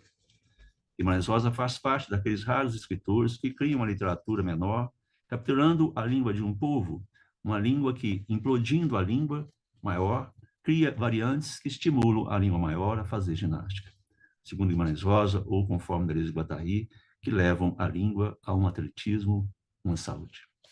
Acreditamos que, se mantivermos a recognição, repetição da mesmidade, tratando a obra de Guimarães Rosa sob o prisma do plano de organização ou de referência ou metafísico, esquecemos no péssimo sentido do esquecimento, isto é, negligenciamos toda a potência de um devir vida, a potência afirmativa, criativa ali existente. Nós mesmos chegamos a pensar com esse plano de referência ou plano de organização, com efeito, felizmente, desterritorializamos daí. Quanto à identidade, outro pivô da representação, o que está por trás desse conceito é a ideia platônica e suas invariantes, a ideia de organização de Aristóteles, que Deleuze e Guattari chama de o grande organizador e seus acólitos. O grande projeto de recognição moralista e conservador que impede o olhar de perceber a diferença e, ao mesmo tempo, essa máquina desejante gangrenada a se impor e se impõe à diferença, negando os mundos suas potências singulares. A recognição faz com que o passado seja sempre o melhor do mundo. O conceito de diferença, Deleuze e Guattari também o chama de eterno retorno da diferença, como eu disse antes, em Discurso Indireto Livre com Nietzsche e seu conceito de eterno retorno do mesmo. E para Deleuze e Guattari, não é senão o eterno retorno da diferença existente na própria obra nietzschiana. Já a recognição é o eterno catastrófico reino da mesmidade, como se o mundo sempre fosse assim e é preciso organizá-lo segundo padrões já estabelecidos e sempre hierárquicos, cópia dos poderes instituídos, que nesse momento abate exaustivamente sobre a Terra. Deveríamos pensar a diferença. E foi assim que fizemos em nosso experimento último relacionado à obra de João Guimarães Rosa, num livro que chamamos Macaco, Homem Desregulado, Guimarães Rosa, Deleuze, Guattari e Etchali, editado pela Impressões de Minas, aqui de Minas Gerais. Ainda quanto à metafísica, ao se referir ao editor alemão Kurt Meyer Clason, Guimarães Rosa, escritor em carta de 27 de maio de 65, afirma: sempre que estiver em dúvida com relação à tradução, jogue a frase para cima o mais alto possível, quase que em cada frase o é difícil falar, sobreascenso, e avante. Solução poética ou metafísica. O terra a terra só serve como pretexto. O que temos aqui não é um texto de um personagem conceitual ou figura estética enunciando, mas é de um homem, um escritor, leitor de si mesmo, intérprete de sua própria obra, tentando dizer a um tradutor como traduzir em caso de dúvida, direcionando a leitura e dizendo que o terra a terra só serve como pretexto. Sabemos que o terra a terra se refere a uma língua corriqueira, pouco inspirada, ou melhor, do clichê, mas não lembro de clichês na obra rosiana, embora possa haver. Porém, nos perguntamos, será que tudo isso não corroboram uma espécie de escola de intérpretes metafísico e, ao mesmo tempo, um certo esquecimento da imanência?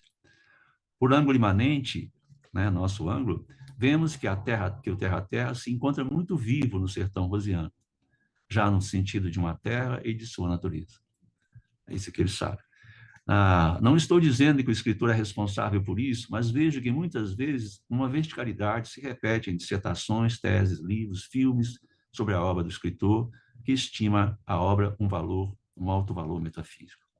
Rosa, quando diz sobre a metafísica em Kurt Meyer-Clason, ele nada especifica. Isso fica em aberto. Queremos esquecer a metafísica por uma questão de saúde. A obra de Rosa se opõe ao mesmo tempo ao racionalismo, à verdade e se aproxima do não senso. Quando diz sobre o poético, parece menos complicado, pois ela é o grande lance. Mas Rosa considera também a língua como seu elemento metafísico.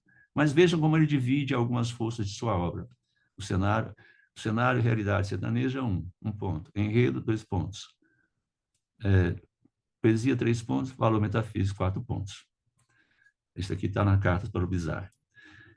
Aqui a metafísica se alia ao religioso em máxima pontuação e o altíssimo primado da intuição, que o escritor opõe à inteligência reflexiva, à razão, creio que está relacionado com Bergson, intercessor de Rosa, que não se trata de nenhuma realidade transcendente, mas de uma realidade aberta, misturada, imanente.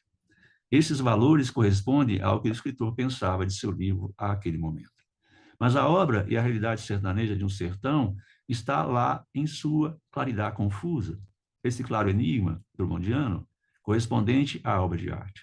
Estamos dizendo que existe um imenso campo de imanência, sobretudo contemporâneo, e que esse campo, portanto, não é uma representação do mundo. Sim, estamos em busca dos agenciamentos, uma realidade sertaneja, uma unidade mínima do real, né, dos agenciamentos que estão colocados no livro, que contribui para criar mundos possíveis e ler melhor, talvez, a realidade do sertão mundo, né, o mundo. Dessa forma, vemos a vida entre os corpos, os quais são construtos dos agenciamentos, desejos, afetos nos quais estão envolvidos e que nos tornam o que são. Que sejam, então, míticos, religiosos, racionais, afetivos, conforme cada singularidade tece seu corpo. Vemos as vidas correrem, lutar e rastejar na terra, desterritorializando, territorializando e reterritorializando, conforme os agenciamentos, e neles as correntes das máquinas de guerra coercitivas do Estado, da bandidagem, da Igreja, do capitalismo, já expresso na bandidagem e que influencia as outras duas máquinas, ou seja, do Estado e da Igreja. E, por sua vez, comovem as vidas, dolarizando a saúde, a seca, as doenças, enfim, a vida premente de cada singularidade é cada pessoa e cada coisa existente na Terra. Qual o cenário do sertão? Já estou terminando em última parte. A paisagem, a luz, a escuridão, a vida corrente. A realidade sertaneja é uma claridade confusa. Diante de la claridade confusa, melhor seguir pelo paradoxo, pelo não senso, de um devir sertão, de um mundo misturado, um mundo de confusões estéticas e, por isso mesmo, afirmativo e problemático, no qual é importante fazer como Dana Haraway, ficar com o problema. E não passar adiante, não passar a longa espera mística nem de Deus, nem do capital, que, conforme Walter Benjamin, não seria outra coisa senão Deus. E tanto no plano do fora quanto da vida, fazer notar as sínteses disjuntivas inclusivas e as sínteses exclusivas, essas referentes a uma coerção secular racionalista, mística, hierárquica, e aquelas compreendidas numa lógica imanente da diferença. Eu estou terminando quase, né? A distinção é necessária a todas as singularidades, corpos, coisas, isto é, a todas as formas de existência e, sobretudo, para dar-nos também a perceber, nessa ordem de misturas distintas, o fascismo caviar das instituições e singularidades nas quais eu me incluo. A exclusividade imanente de Deus-Guaterrana é parte de uma ação que busca evitar a cena dialética do para-oposição. Lemos Reobaldo, assim como Nietzsche lê a si mesmo, quando diz: sou todos os nomes da história. E esse sertão rosiano, como o escritor afirma em entrevista, está além do bem e do mal. Eis uma expressão do escritor que me parece revolucionária e condizente com sua obra, pois o bem e o mal são criações de uma tradição moralista que persiste pela lógica do mundo inteligível e suas gramáticas. Terminando o último parágrafo. Se para o escritor foi de alguma maneira importante expressar sua obra em algum momento, valorando a metafísica e a religião, é necessário perverter essa expressão diante da obra, esquecer a pontuação hierarquizante, essa palavra de ordem, e ouvir no âmbito dessa enunciação coletiva outras enunciações dos autores de sua vária obra. Mas, sobretudo, a voz da meia-razão, que é uma expressão do Riobaldo, os do sertão são de meia razão, que estimo ser a voz do não-senso, de la claridade confusa, conforme o bufão nietzschiano Riobaldo. Eu vejo Riobaldo como um bufão nietzschiano, que está mais para uma potência do falso, para um criador de mundos possíveis, completamente distante de uma verdade metafísica. Porém, como expressão afirmativa, escritor e autor dizem de uma vitalidade, uma alegria, a alegria de la claridade confusa da arte. E, por fim, ouvimos no mundo misturado rosiano uma multiplicidade de potência e, dentre delas, distinguimos as forças que afirmam a vida. E, por último, o escritor dirá, como num retorno à poesia, talvez, Rosa vai dizer numa entrevista, eu não quero a palavra, eu quero a coisa, o movimento, o voo. Terminou. Obrigado, gente. Valeu. Muito obrigada, professor João.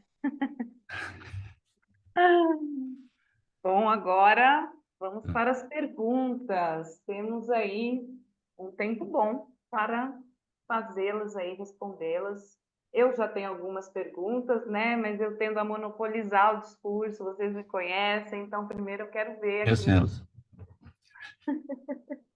E sentem minha falta, inclusive, né? Oh, Apesar- sim. Você foi elogiado esses dias por quem lá no Ah, é? sofá? Por quem? Foi. Mas eu estava conversando no corredor, Nem lembro o nome. falou do seu trabalho, o trabalho que você está fazendo aí no Paraguai, postou e tal. Não vou lembrar o nome, mas ele elogiou. Ah, olha, você, ilustre desconhecido, muito obrigada por esse reconhecimento. Vou falar com ele, estou lembrado do nome agora. Bom, gente, vamos lá, então, perguntas Luiz para Henrique. Luiz Henrique. Luiz Henrique esteve conosco ontem, inclusive, na nossa mesa sobre literaturas afrodiaspóricas, africanas. Bom, perguntas para a professora Caroline, professora Delcio, professor João Batista. Ok, quem vai responder o quê? Rita, nossa moderadora Andréia pode dar uma olhadinha, não sei se você consegue fazer isso, Andréia, porque talvez haja perguntas também no chat, né, do YouTube, porque nós não temos acesso direto aqui. Bem, enquanto vocês pensam nas perguntas, eu vou fazer as minhas, né? Eu só gostaria de recordar um pouco, eu vou fazer um combo pergunta, né, para facilitar, então vou direcionar primeiro a professora Caroline, professora Delcio, professor João por fim, né? O título da nossa mesa, o painel Literatura Brasileira Contemporânea, Aproximações, Travessias e Afluentes, realmente trouxe esse jogo, né? Quer dizer, nós tivemos aqui a oportunidade de assistirmos a apresentações muito múltiplas, né? Que tratavam da literatura brasileira contemporânea em seus diálogos, né? Dentro do que eu entendo como literatura comparada, a partir de aproximações muito distintas, mas que têm um ponto em comum que eu acho muito interessante, que é o de trazer uma representação, e eu falo aqui representação no sentido do professor Adelcio, uma representação do Brasil de uma maneira mais realista, né? Então, mais crua, quizás, né? Então, as minhas perguntas elas têm um pouco a ver com isso, perguntas e conselhos, né? Então, só para a gente se contextualizar, nos contextualizarmos, nosso público predominante aqui é formado por estudantes da licenciatura em língua portuguesa. né? Nós temos o Instituto Superior de Línguas, que é formado por algumas licenciaturas, né, em inglês, francês, guarani, alemão e língua portuguesa, né? Então, muitos dos que nos assistem nesse momento são nossos estudantes. E nesse sentido, eu queria começar a perguntar à professora Caroline o seguinte: eu achei muito interessante, né, o conceito de poesia que você propõe, que não é seu, né, mas que você trabalha com. E nós temos estudantes aqui da disciplina de poesia brasileira, uma das disciplinas que eu ministro. Inclusive, ela está aqui presente, não sei se ela vai se manifestar, né, porque ela é um pouco tímida, mas que trabalha com Hilda Hilst, que trabalhou com Hilda Hilst no seu trabalho final, no seu seminário final, cuja nota ainda não foi lançada, mas que ficou muito bom.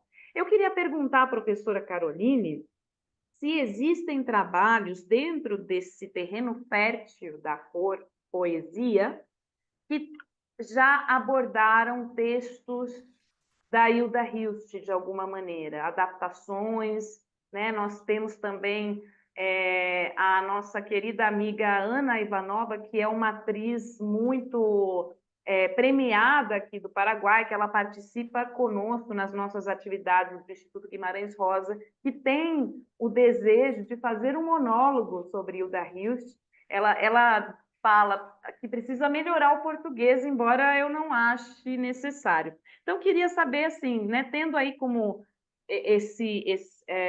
a Hilda Hilst, né, como protagonista aqui da nossa pergunta, se existem estudos, apresentações, adaptações nesse sentido, né, nesse diálogo com a dança. Então, essa é a minha primeira pergunta para você. A minha segunda pergunta para você, Carol, é que outros trabalhos você orienta nessa perspectiva, que podem servir, inclusive, de inspiração para os nossos alunos aqui. Se você puder comentar um pouquinho, eu te agradeço, tá? E agora eu passo para o professor Adelso, só para não perder aqui o fio da meada, que é muita coisa na cabeça, né? Bom, hoje, para os nossos alunos e alunas que talvez não saibam, é feriado no Brasil, né? É o Dia da Consciência Negra. Ontem nós tivemos uma mesa sobre literaturas africanas e afrodiaspóricas. Tivemos a presença do professor Luiz Henrique, da professora Aline Arruda, da professora Christian Salles, da Estadual da Bahia.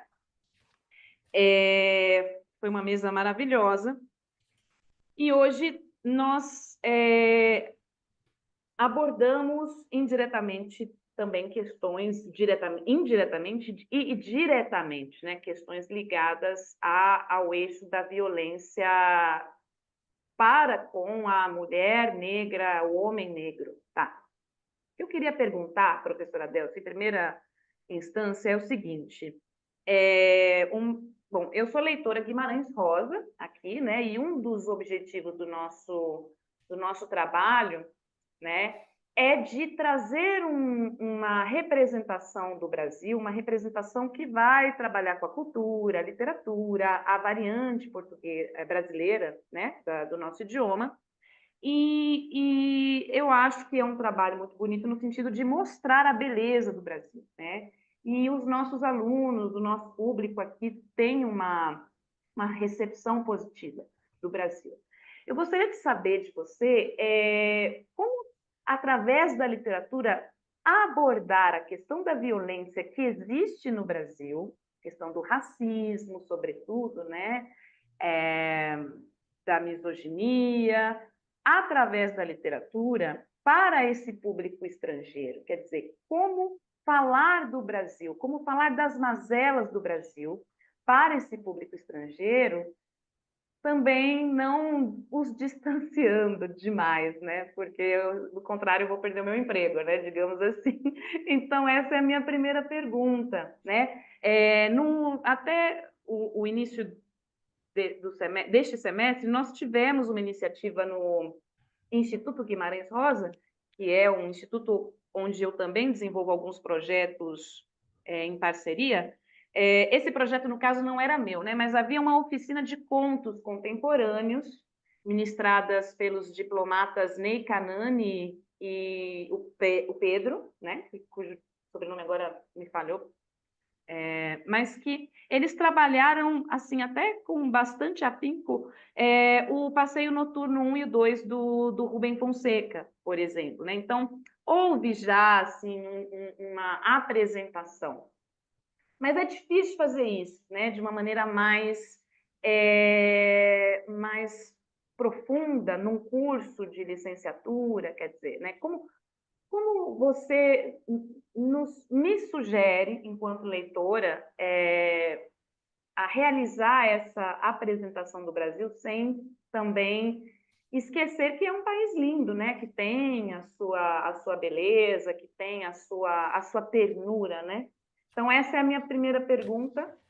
E a segunda pergunta para você, professora Délcia, é o seguinte: você comentava, né, sobre o Monteiro Lobato, e aí eu pensei, né, muitos dos nossos alunos aqui, eu acho que a maioria pretende ir para a área da tradução, sendo bem sincera, mas temos alguns gatos pingados aí que desejam a docência, né?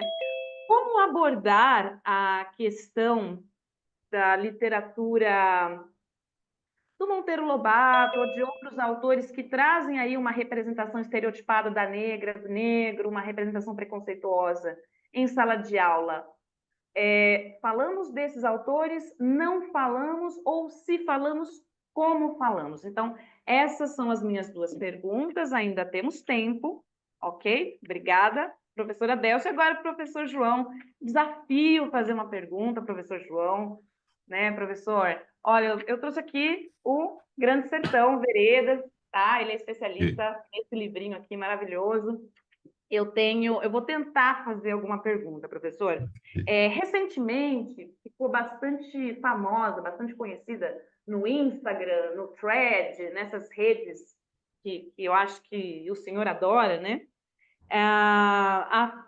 A frase do Deleuze Guattari: os afetos atravessam o corpo como flechas, são armas de guerra. Acho que uma influencer colocou no Instagram e fez circular. Sim. Bem, a frase é muito bonita, né? Mas há uma perspectiva mais ligada à questão da resistência, né? Da organização coletiva, do que do afeto amoroso, eu acredito. Gostaria de saber de você como nos organizarmos nesse sentido, né? Como os nossos afetos nos cercam, nos protegem, nos blindam dessa realidade brasileira que se apresenta hoje. Porque eu acho que essa mesa aqui também é um espaço, esse painel também é um espaço para pensar no contexto brasileiro, né? A gente não está falando do contexto paraguaio, mas do contexto brasileiro contemporâneo.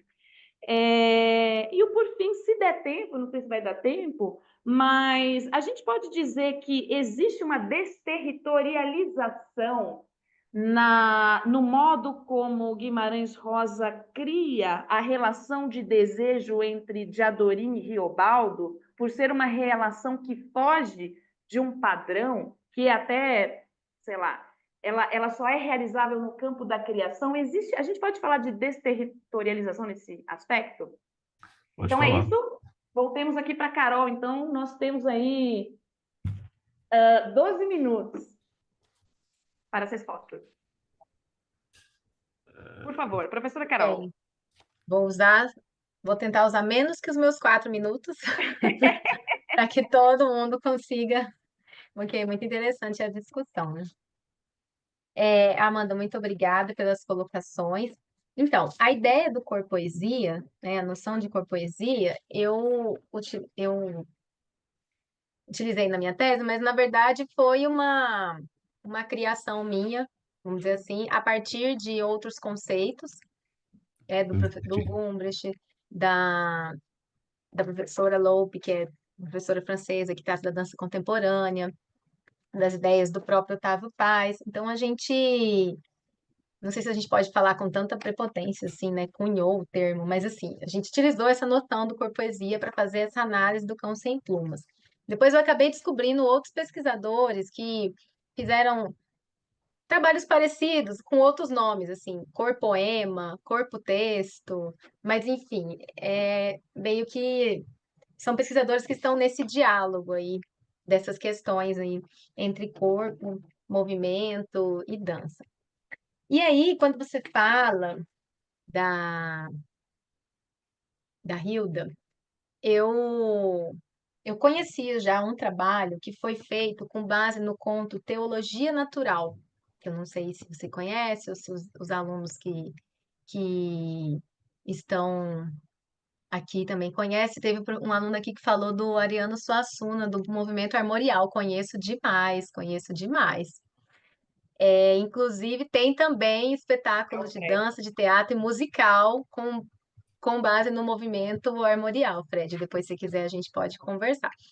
Enfim, e aí, Amanda, só respondendo a sua questão, tem um espetáculo chamado Onde os Começos, que aí eu fui ver aqui a data, né? Ele é de 2010 e ele foi feito em São Paulo. É por uma companhia de dança e teatro, né? Na verdade, é uma mescla. E ele é inspirado na obra Teologia Natural, da Hilda.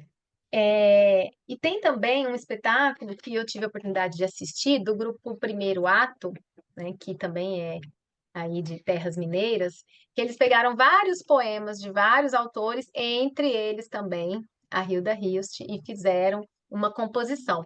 E aí eles usaram um álbum do Zé Cabaleiro, porque o Zé Cabaleiro tem um álbum que foi feito com base em poemas da Hilda, né? O nome do álbum é Ode Descontínua e Remota para Flauta e Oboé. Então, são poemas da Hilda Hilst que ele musicou e são interpretados por mulheres. Então, o Primeiro Ato pega esse álbum e usa para fazer esse espetáculo, tá? Eu não sei se tem outros grupos ou outras criações com base nos poemas da Hilda, porque tem muita coisa acontecendo, né? Mas esses são os que eu consigo identificar.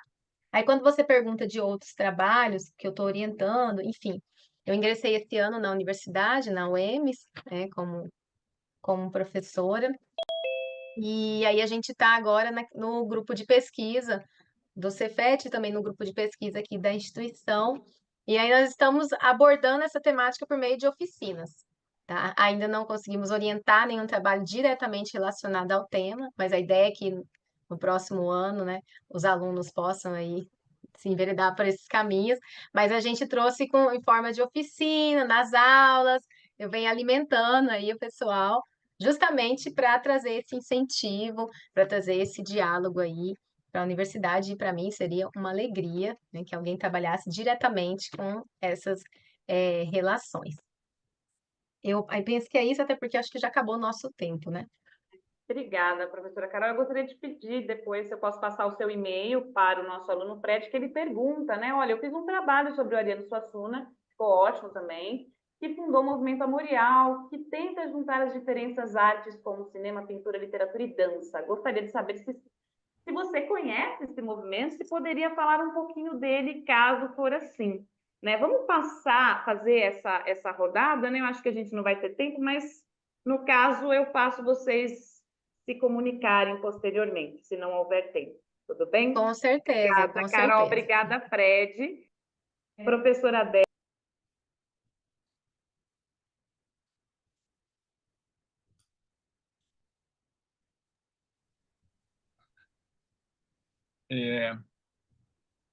A sua pergunta é pergunta de tese, né?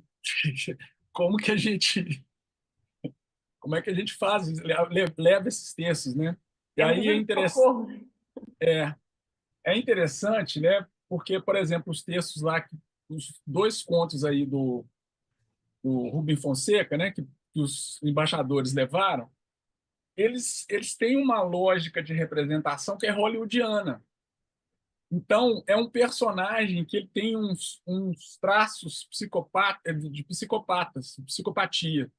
E isso já está, vamos dizer, como é que eu vou dizer assim, esse tipo de pacto ficcional já está posto pela linguagem cinematográfica. Então, esse conto não vai assustar tanto quanto outros textos. Então, por exemplo, ler um texto escrito por uma escritora falando sobre violência a linguagem que ela usa é totalmente diferente da linguagem do Rubem Fonseca. E aí, você, como eu falei, né, o Eduardo usou o conceito de brutalismo poético. Então, quando o escritor consegue resvalar, né, fazer com que a violência resvale assim na poesia, numa linguagem que é mais poética do que a proposta até da leitura aqui do João, né, a partir da obra do Guimarães, que o Guimarães tem essa questão, é prosa poética, né, o tempo todo, e dialogando com um mergulho na linguagem, né? Essa semana também eu trabalhei até para mostrar essa diferença que está proposta lá pelo Bose, né? Dessa riqueza que a gente tem na literatura brasileira, o texto Meu Tio e o Iauaretê, né? E o sujeito vira um bicho, mas ele se transforma na linguagem, né? Então, é esse trabalho que eu estou vendo nas novas gerações de escritores. O Itamar Vieira Júnior faz isso. O Edmilson faz isso nos 2 romances, né? Então, aqui eu li o capítulo, né? Que o trecho é o capítulo que está no meio do livro. E é interessante, porque o texto você não consegue identificar qual a cidade, que lugar que é, que tempo que é. Então, pode ser qualquer cidade, qualquer lugar. Não é exatamente uma representação assim só do Brasil, para a gente pensar esse contexto mundial que a gente está vivendo, né? E quanto ao Monteiro Lobato, tem que ler, né? Porque a gente só vai conseguir fazer a crítica, os escritores que, vamos dizer, para a gente, não que você precise necessariamente de rebater ali aquele estereótipo, mas para você saber o que era uma representação baseada numa ideia daquele etnografia do século XIX, eugenia, superioridade racial, que está no século XIX e deságua na Segunda Guerra Mundial, e que está retornando aí, né, aquele detalhe, né? As situações não foram resolvidas. A gente está vendo os conflitos estourarem no mundo inteiro. Então, assim, o Monteiro Lobato, ele e outros escritores, eles têm que ser lidos, exatamente para a gente trabalhar e pensar criticamente esses textos. O que era a visão de alguém do século XIX, do início do século XX, e o que era, por exemplo, né, por que o conto do Machado, Pai contra a Mãe, é adaptado? Então, o Machado não tem heróis, ele não cria herói nenhum, né, na literatura dele. E nem o Guimarães, né? Você não tem um herói, assim, vamos dizer assim, talvez vamos dizer assim, um personagem dele que eu vou arriscar chamar de herói é o Miguelinho, né? Porque é assim, ele está na leveza, mas é a dureza, sabe? Você tem a beleza com a dureza ali do ambiente, mas a dureza de você transpor isso para a linguagem, que o Guimarães Rosa faz. E aí tem uma coisa que eu quero chamar a atenção para as novas gerações aí dos estudantes. Os escritores hoje, eles não têm mais o tempo, por exemplo, que o intelectual como Guimarães Rosa tinha para produzir um romance. Então, os romances todos, eles estão vindo dentro de uma lógica de uma narrativa episódica e de narrativa curta. O escritor começa no conto, como Machado, como todos os grandes outros escritores fizeram, o próprio Rosa, né? O Grande Sertão só saiu depois que ele ensaiou a proposta ficcional dele no conto, e aí ele passa por romance. E hoje tem escritores que já, porque acho que até pela essa demanda, né? Foi uma pergunta que você fez para um escritor aqui de Moçambique. Você falou que escrever para você é uma urgência, sabe? Então, pela urgência da escrita, de você entrar para o mundo da escrita, talvez essa linguagem que saia entre o brutalismo poético, e saia uma espécie de uma crueza entre a linguagem e o próprio pensamento, e o próprio tentar digerir essa nossa, como é que eu vou dizer, essa nossa condição.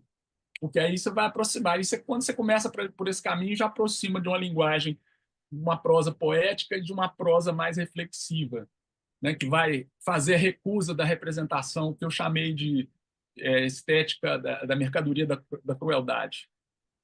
Acho que é um pouco isso.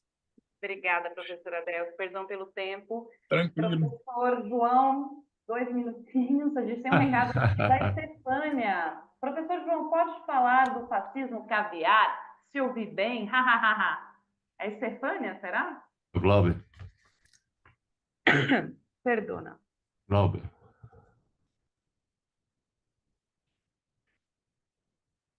Pergunta de Estefânia. Mas enfim, professor. Tá, eu anotei aqui. Bom, quanto à frase que caiu na internet, né, para ser bem sucinto, é que as pessoas acham que o afeto é algo sempre afirmativo, né? E está longe de ser afirmativo, somente afirmativo. Afeto é tudo que te afeta. Então, né, tudo é afeto, tudo que te afeta. Então, o afeto é uma flecha mesmo. Quanto à desterritorialização, minha fala vai muito nesse sentido da desterritorialização de velhos valores, ou da transvalorização dos valores, conforme Nietzsche. A maneira é chamar o problema, né, ficar com o problema, não transferir o problema para uma dimensão metafísica, se voltar para a Terra, muito para a Terra, nós estamos com um problema assim, imenso, né, para resolver com o planeta Terra. Essa promessa não vem de Deus, não vem do capitalismo, não vem da igreja, não vem de lugar nenhum. Precisa de uma ação e a gente não está sabendo como fazer isso. O fascismo caviar, na verdade, foi uma frase que eu coloquei como assim, mas, na verdade, o fascismo é a delícia do capitalismo. Ele se alimenta desse fascismo, né? Esse fascismo que nós também corremos o risco de ser subjetivado por ele. Nós temos um povo que é completamente subjetivado por ele. Esse quer explodir aí, não sabe explodir nem bombinha, quer explodir bombas, né, para matar não sei quem, não sei o quê. Estão vivendo isso. Quanto a essa questão da violência, do brutalismo, né, no Grande Sertão, você não vai deixar de ler o Grande Sertão porque Reobaldo estuprou uma mulher. Ou você vai condenar a obra, vai dizer que eu não leio mais, que Reobaldo é um estuprador. Ele é um estuprador, né? Por isso que eu falei que Reobaldo, como Nietzsche, é todos os nomes da história. Eu não quis usar a palavra metonímia, que seria a metonímia do que somos em potência, ou do que somos em verdade, mas ele é todos os nomes da história por isso. Ele parece que ele traz todo mundo para dentro dele e expressa todo mundo de uma vez só. Então, é a condição humana, né? O humano, demasiado humano, de que fala não Nietzsche. Então, é complexo isso, né? Você ir para uma espécie de julgamento, né? E nós temos o nosso fascistinha aqui particular, né? Então, é um pouco isso. Mas entendo como o Adelso entende na questão da literatura, se vier algo, vem das minorias, não vem de outro lugar, né? Não vem de nenhum outro lugar. Então, é a ideia do devir e um povo por vir. É um povo que está sempre em processo, não é uma utopia. Só que o perigo já pode ter passado, lá conforme Heidegger diz com Roder, né? Da onde vem o crime vem o que salva, da onde vem o terror, o horror vem o que salva, que é a tecnologia. Mas talvez o momento o perigo, né? Da onde vem o perigo, cresce também o que salva. Talvez o perigo já tenha passado e nós não tenhamos tempo para resolver absolutamente nada pelo andar da carruagem. Mas a gente afirma a vida, de toda forma. A vida e o riso, né? Sempre. Com alegria. Ainda que trágico. Então, quero agradecer a vocês, professora Caroline, professora Abel, professor João, por terem estado aqui conosco. Muito obrigada. Nada. Fred, ele também agradece a resposta da professora Caroline, diz que eles vão se comunicar pelo WhatsApp. Eu sou iniciante, mas estou gostando muito do trabalho que eu fiz com a professora Amanda em Poesia Brasileira. Saludos desde Assunción, Paraguai. E Obrigada. Josué Godinho vai dizer: onde mora o perigo, é lá que também vive o que salva. E é isso, encerramos por aqui. Passamos agora, né, a palavra aos próximos apresentadores. E é isso, pessoal. Muito obrigada e seguimos o nosso diálogo posteriormente. Ok, nós agradecemos. Obrigado. Obrigada. Muito obrigado pelo convite novamente. Obrigado a todos aí que assistiram.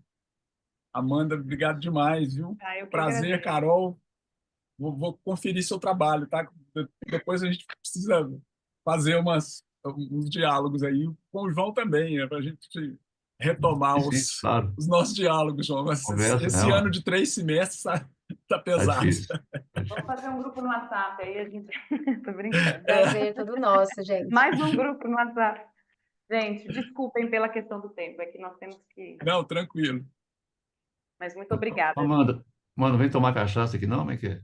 Eu tô indo no fim do ano. Ó, Ah, beleza. Oxalá, é. Temos que marcar, então. falou. Bora marcar. Tchau, gente. Boa Tchau. noite. Obrigado. Todos, Grande todos. abraço, A boa quem nos noite. assiste também, obrigada. E é isso aí. Isso aí aqui. Bueno, ¿qué tal? Muchas gracias, profesora Amanda. Muchas gracias a todos los panelistas. Muchas gracias.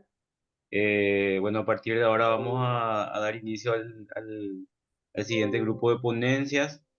Creo que están la mayoría ya presentes. En el siguiente grupo voy a revisar. Yo soy Juan Amarilla, voy a estar moderando este último grupo, este último panel de ponencias titulado Panel Ponencia Sincrónica número 7. Que estaba pactado para las 8 de la noche, entonces creo que estamos un poquito a tiempo.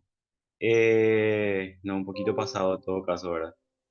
Pero acá está. Voy a seguir emitiéndole a la gente. Bueno, les tendría que decir que tenemos de tiempo o sea, por cada ponencia tendrían de tiempo unos 10 minutos. Yo les estaría avisando y luego cuando se presentan todas las ponencias que están programadas dentro de dentro de este panel, entonces vamos a una ronda de preguntas. Si es que hubiese preguntas, pueden participar también ustedes, pues vamos a ver si la gente participa en las redes sociales. Y cabe destacar también que esta transmisión, o sea, esta videoconferencia está siendo transmitida por los canales de YouTube y de Facebook, las plataformas oficiales del Instituto Superior de Lenguas. Esto evidentemente también va a estar en la plataforma, va a estar grabado en la plataforma también para lo que vive el lugar, si es que quieren compartir luego, si es que quieren volver a revisarlo y esas cosas. Entonces voy a hacer una pasada. Les vuelvo a repetir, yo voy a avisarles cuando le falta un poquito de tiempo para que termine, para poder culminar a tiempo, ¿verdad? Es el último panel, así que, a ver, tenemos a María Liz Benítez Almeida y Luis Alberto Lins Almeida. También tenemos otra ponencia de Karina Ferreira Leza. Luego tenemos otra ponencia de Vinicius de Oliveira Silva, Eduardo Santos Vance y Meire Oliveira Silva. Luego Ronald Gobi Simoes. Y voy a bajar esto. Por último, a la profesora Criseide Miranda Freire. Entonces, esto es según el programa. Podemos empezar si es que ya están preparados. María Liz Benítez Almeida y Luis Roberto Lins Almeida. Entonces, les escuchamos, o bueno, si está por lo menos uno de ellos. Es todo de ustedes ahora. Bueno, buenas noches, Baixa de Perrari.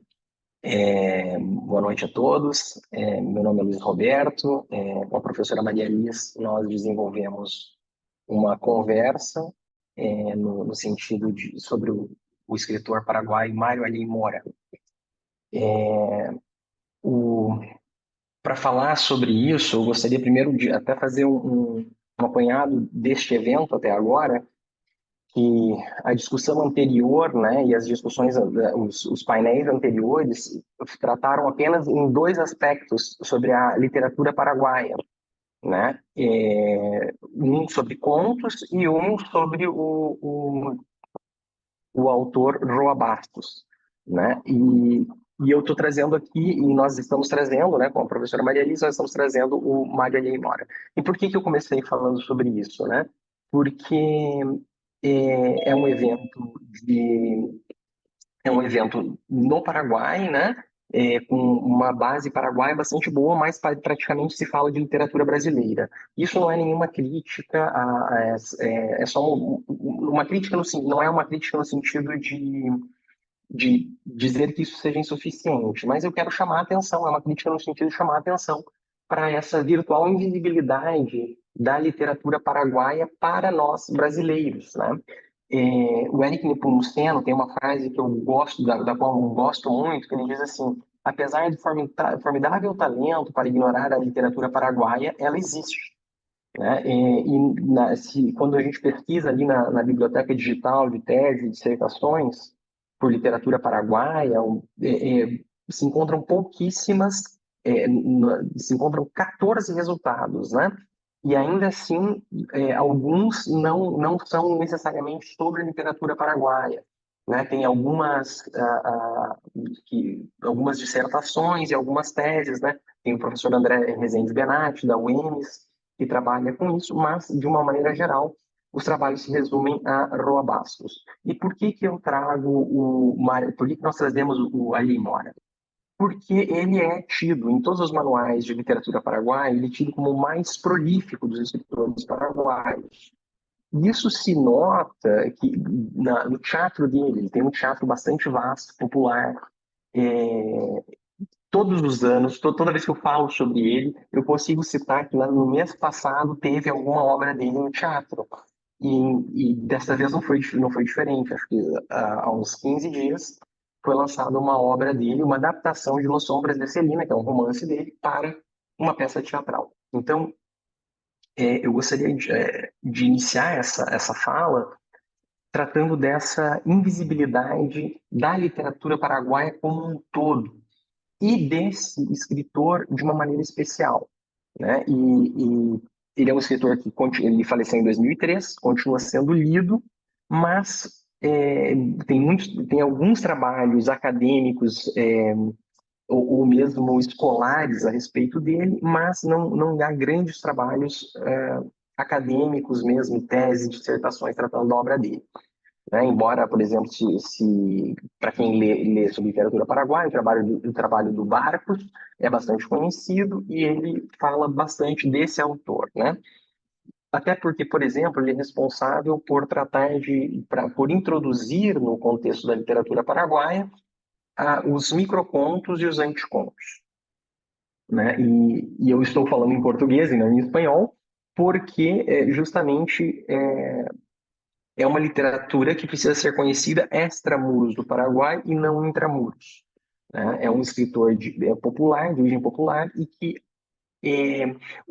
se vale de estratégias, como o professor Adelcio disse recentemente, ele se vale de estratégias de velocidade na narrativa.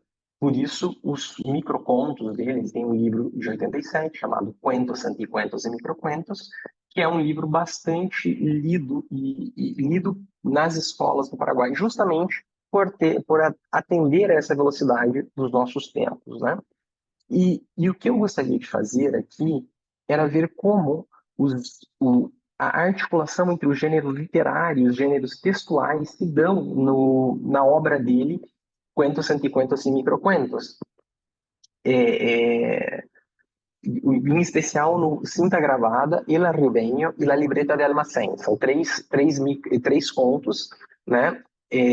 Na verdade, são dois contos e um microconto, segundo a classificação da última edição da obra dele. Na minha dissertação de mestrado, eu chego a analisar isso e eu chego à conclusão que o texto Los Dos Diários não é um microconto, mas sim um conto também, pelas características formais adotadas pelo próprio autor.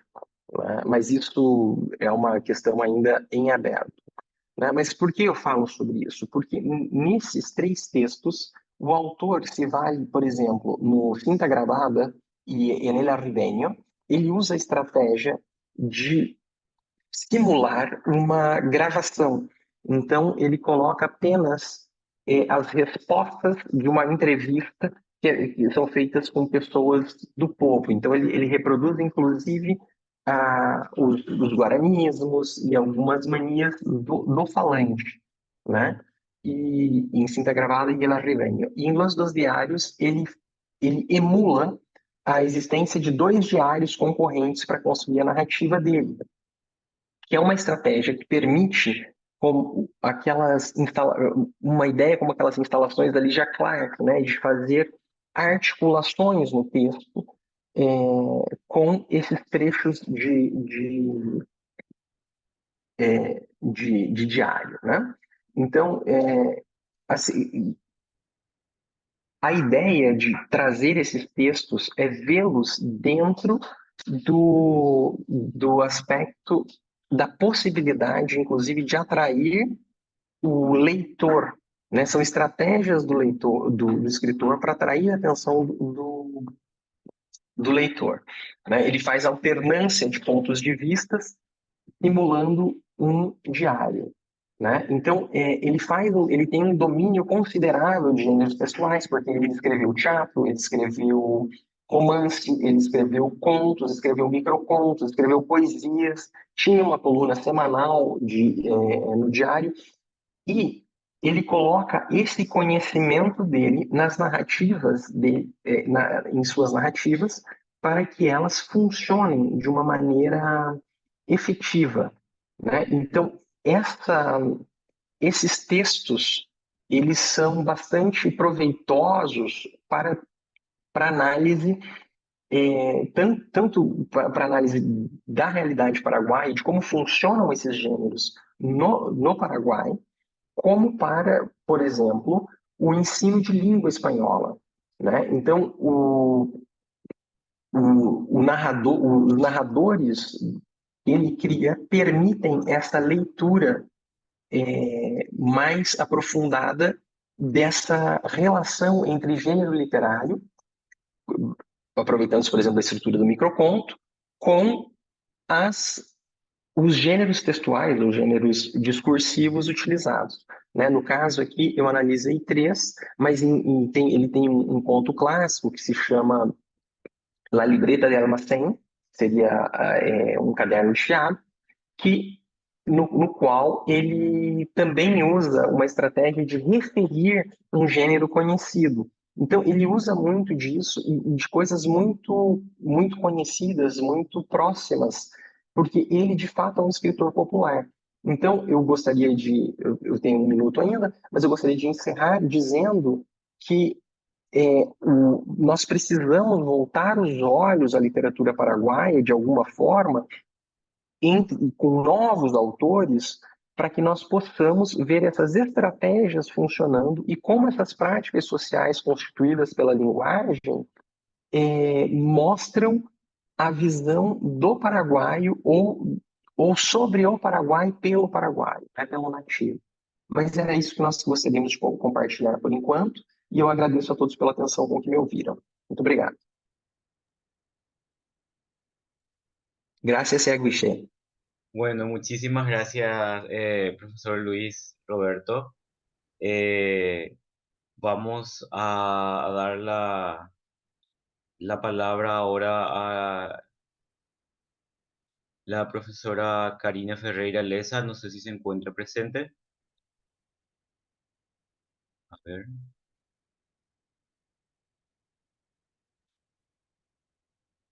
Bueno, la profesora Karina Leza Ferreira no está presente aún. Entonces podemos continuar siguiendo nuestro programa con la presentación de los profesores investigadores Vinicius de Oliveira, Eduardo Santos Vance y Meire Oliveira Silva. Ellos sí están presentes los 3. Entonces, a continuación, le cedo la palabra a ustedes y pueden empezar cuando quieran. Com licença, boa noite. Eu vou compartilhar com vocês aqui os slides.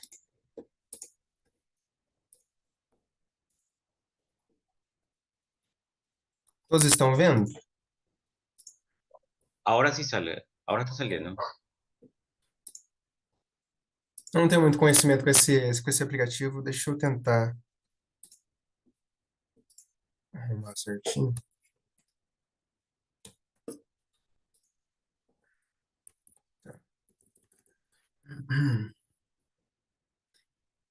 Tá bom, tudo certo. Boa noite, pessoal. Meu nome é Eduardo. O nosso trabalho é Quando o Espaço é Protagonista, uma análise do romance Capão Pecado. Foi produzido por mim, pelo Vinícius, meu colega, e pela professora orientadora Meire, e somos todos da Universidade Estadual do Oeste do Paraná, UniOeste, do campus de Cascavel. A nossa obra que iremos tratar nesse trabalho, também nessa comunicação, se chama Capão Pecado, é o romance publicado em 2000 por Ferres, de nome, na verdade, Reginaldo Ferreira, e ele tem esse codinome artístico Ferres, que eu vou explicar depois. O romance trata sobre essa realidade do protagonista Rael, apresenta seus diversos amigos, sua família de forma considerável, e o seu posterior romance com Paula, né? O seu relacionamento amoroso. Na medida, então, que se desenrola esse enredo, tomamos conhecimento desse espaço que é o principal chave dessa nossa perspectiva sobre a obra, que no decorrer, né, desse enredo, então, somos apresentados a todos esses relacionamentos e o chave é pensar que a violência, a pobreza, a brutalidade dessa realidade que realmente existe em Capão Redondo, em Zona Sul de São Paulo, do Brasil, que molda tanto o espaço mutualmente como os personagens e todos os relacionamentos. O objetivo desse artigo é analisar os elementos narrativos, dando prioridade ao espaço, que seria... Bom, a obra se chama Capão Pecado. Então, trabalhamos essa relação do espaço, tomando como conhecimento, por meio de uma revisão bibliográfica, teóricos e críticos literários que discutem sobre os elementos narrativos e principalmente o espaço, como Lukács, Campos, Nascimento, Franco Júnior, Leite, Maricato e Osmond Lins, são os principais. Aqui, esse trabalho se justifica pela análise da estrutura do romance, mas também o que se diferencia nessa obra de outras obras, pelo fato de ser uma obra de 2000, de um autor que se dá o nome de literatura marginal e o fato de ele querer denunciar essa realidade, até de uma forma quase autobiográfica, o livro dele, de querer denunciar essa realidade, mostrando principalmente esse espaço. Nesse entendimento dessa obra, podemos pensar sobre o autor, no fato de que ele diz que a literatura dele é marginal, mas essa característica de dizer que é marginal tem algumas certas controvérsias. Então, partimos para debater também essa questão. A estrutura do trabalho, ela está separada em 3 partes, voltadas então para pensar o autor, o Ferres, quem é ele, a literatura marginal e periférica, como havia dito antes. Numa segunda parte, então, o primeiro foco, né, o espaço, e passando para os elementos narrativos em geral. O autor, então, se chama Reginaldo Ferreira da Silva, nasceu em 1975 em Capão Redondo, que é na zona sul de São Paulo. O apelido Ferres é um híbrido de Virgulino Ferreira, que é o Lampião, e Zumbi de Palmares. Reginaldo é romancista, contista, poeta, apresentador de podcast, youtuber. Ele denuncia essa realidade periférica por todas as suas obras, todas as suas contribuições que ele tenta fazer. O autor, ele se coloca, então, a dizer de diversos locais e tempos diferentes, desde antes até hoje, de que ele se encaixa nessa literatura marginal, mas é possível perceber, principalmente por Nascimento, de que a literatura marginal ela tem que ser diferenciada, como no senso comum, já pensando literatura marginal associada a um grupo de 1970, principalmente Ana Cristina César, Chacal, que se diziam não, eram conhecidos como poesia marginal, a geração mimeógrafo. Então, a gente separa desse grupo de marginal que eram relacionados à marginalidade do mercado editorial, mas também tinham esse poder aquisitivo considerável, diferentemente de Ferrez e outros autores que são marginais em questão de sociedade, ou seja, são moradores da periferia. Então, seria uma literatura marginal dos escritores de periferia, conforme Nascimento. Agora eu passo para o meu colega Vini, que ele vai dizer sobre o principal do espaço protagonista que forma essa relação. Vocês estão conseguindo me ouvir? Sim?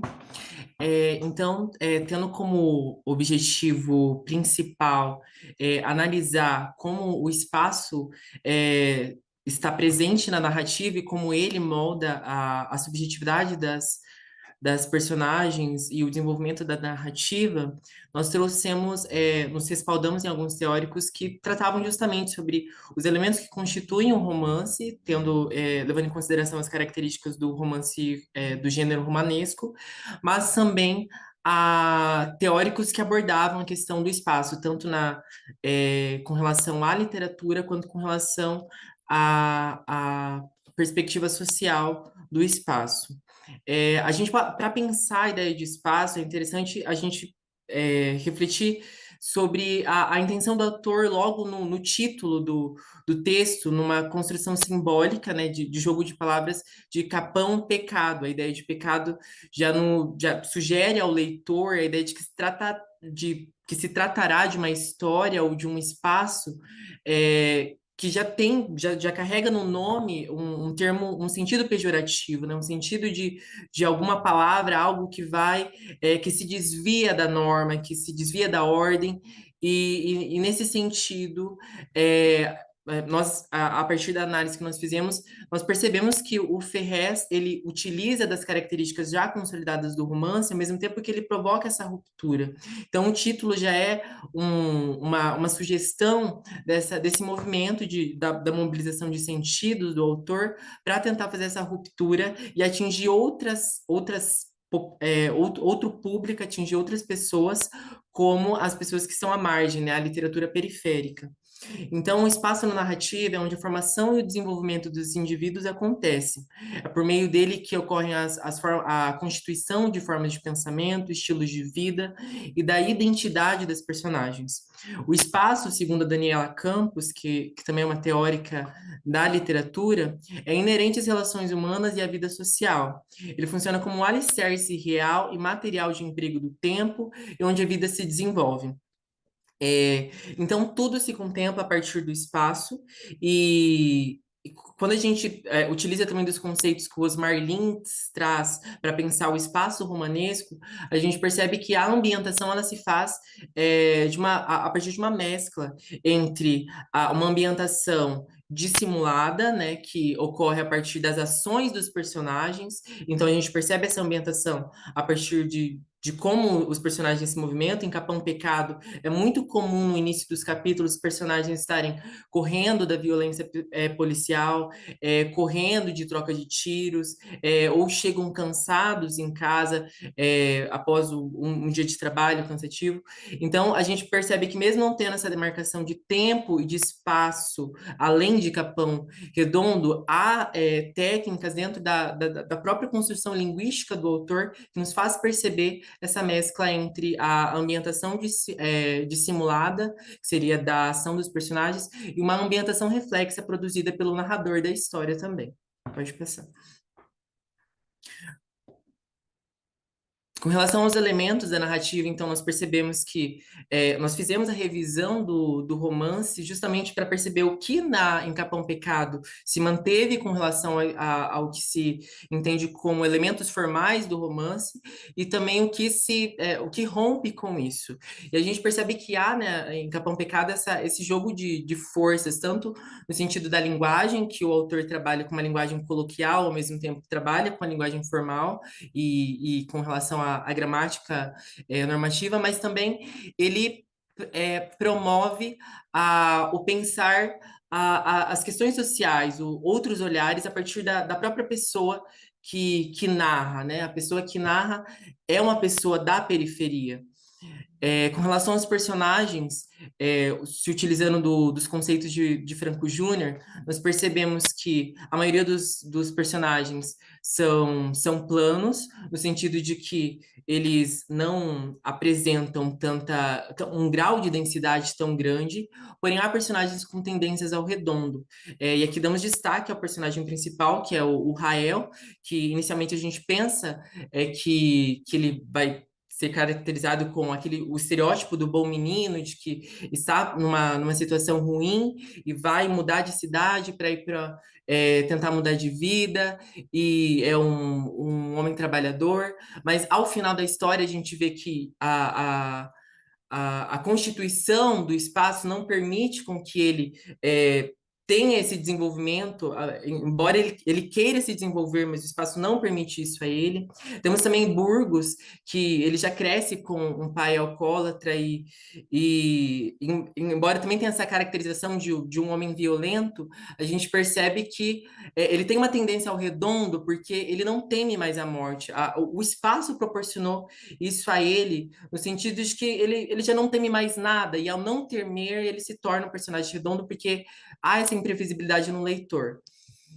Com relação ao tempo, não há uma demarcação do tempo, de como ocorre, mas devido ao início dos capítulos e as passagens de tempo que ocorrem no sentido da construção narrativa, das condições verbais, eles nos indicam a ideia de movimento, né? Então, é sempre muito corrido o ambiente, como ocorre as relações entre as personagens, de modo que causa no leitor um certo incômodo de eles não terem um momento para desfrutar de lazer ou de cultura ou de outras formas além daquela rotina mecânica.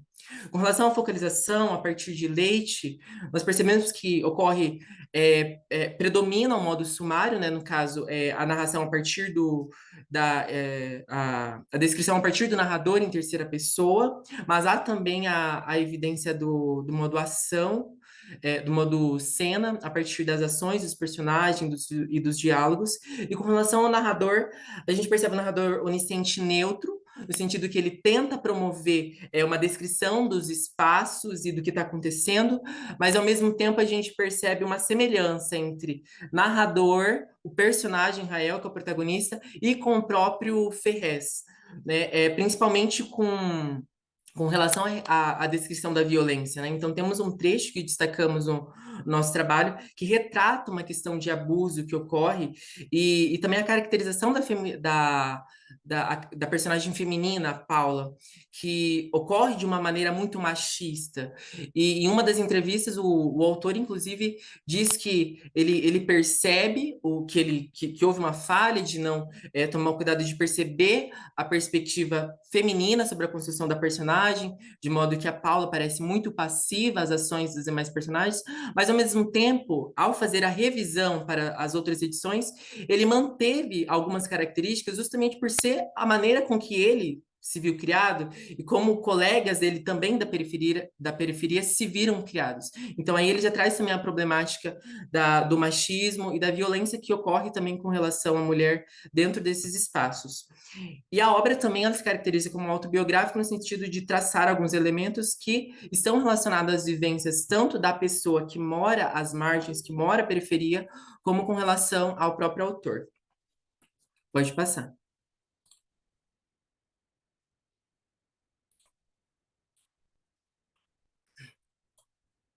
as nossas considerações finais. Então, a partir dessa análise, nós percebemos que a realidade precária é evidenciada, a questão da violência é denunciada a partir do romance, embora se trate de uma ficção, há elementos que constituem verossimilhança para não só para Capão Redondo, né, em São Paulo, mas também para outras situações de periferia. E ao mesmo tempo em que o autor se propõe a uma denúncia, a gente percebe também que ele se propõe a se colocar, não a dar voz, mas a ser voz dessa pessoa da periferia, porque nessa mescla entre linguagem formal, linguagem informal, em construção de elementos que levem às vivências das pessoas que moram em periferia, ele traz essas pessoas para dentro da literatura, ele traz essas pessoas para discussão, para o olhar da literatura. Então, ao mesmo tempo que há uma denúncia, há também uma valorização dessas pessoas, principalmente porque se a gente for fazer uma revisão de literatura, não vemos tantos autores, no caso de romance, que vêm da literatura pensando nessa questão da construção da linguagem. Então, a gente vê isso a partir da literatura periférica, tendo como um dos precursores o Ferrez. Então, esse trabalho nos permitiu a compreensão de como a literatura periférica se constitui no Brasil, ao mesmo tempo que permitiu que a gente conseguisse analisar como a obra se constitui dentro dos elementos formais do romance, e ao mesmo tempo utiliza deles para denunciar, né, o gênero romance, considerando que o romance foi construído pensando numa lógica de agradar a burguesia, levando em consideração os teóricos que pensam na perspectiva materialista. Uhum. Então, essas foram as nossas referências. Eu agradeço a atenção de todos, a organização e a nossa orientadora também. Obrigada.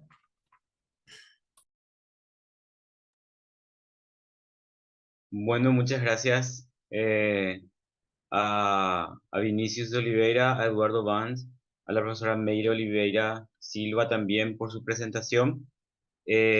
Vamos a pasar a la siguiente presentación, que es la del el profesor Ronald Gobi Simoes.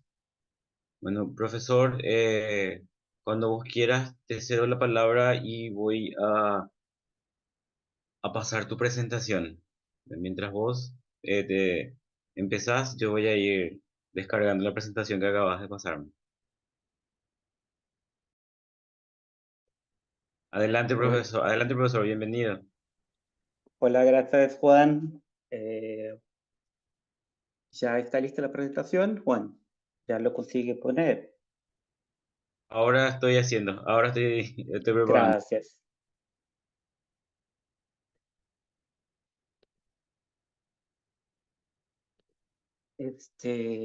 Pues yo hice toda la presentación en español.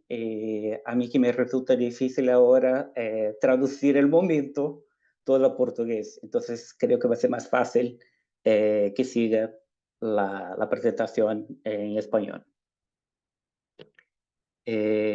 Juan, yo la puedo poner acá también. Sí. Pues ya está. Gracias.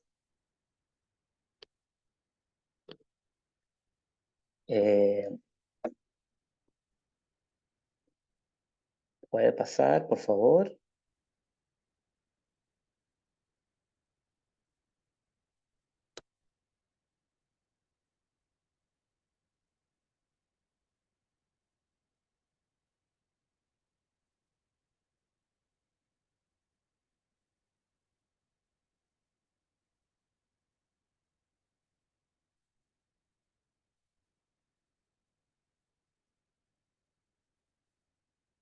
¿No va?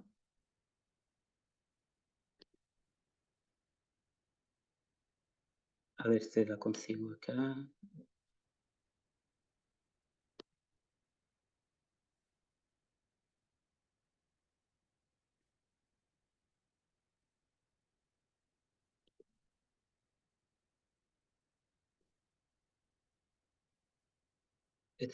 Se puede ver lo que estoy compartiendo ahora. Sí, Sim. ahora estoy compartiendo. Voy a pasarte así, profe. Ah, vos estás compartiendo ahora, profe. Sí, puedo seguir entonces de acá.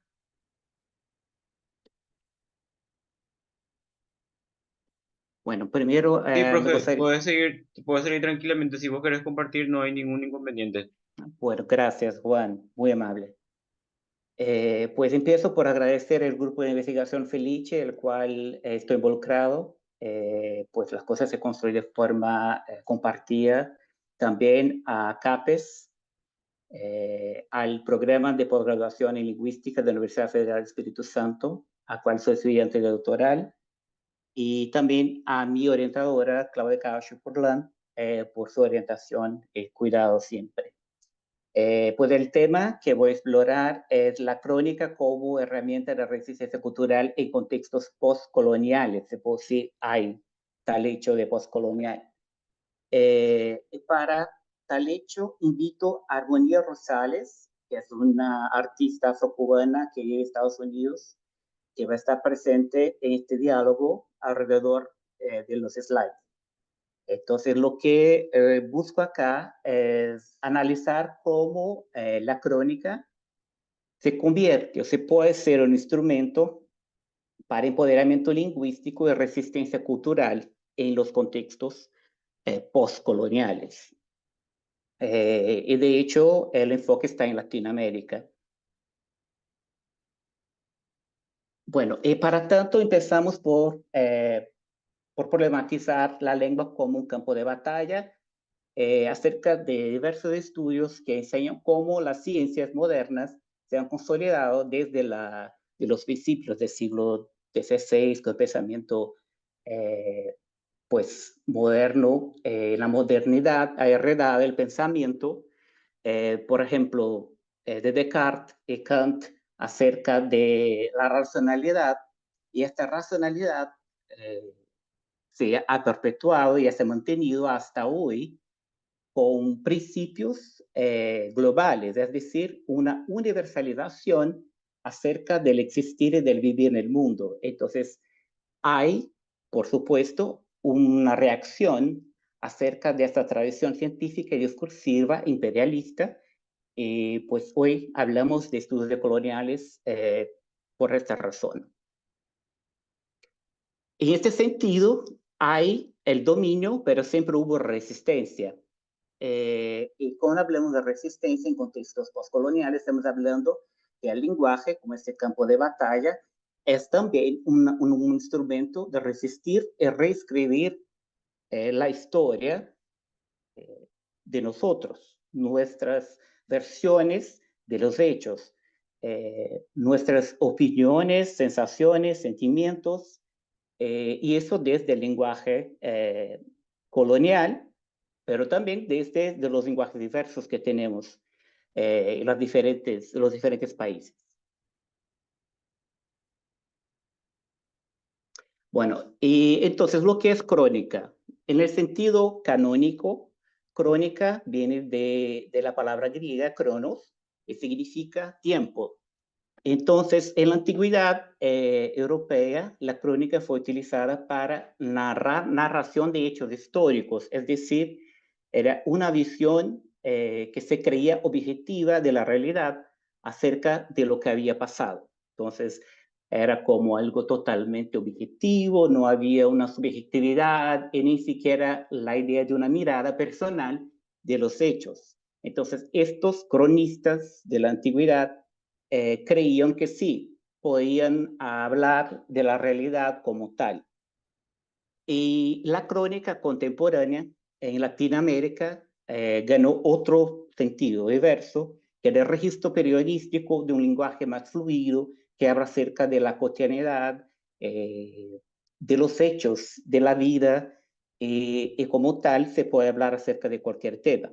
Y a veces los temas más pequeños son los temas que van a salir las reflexiones más complejas.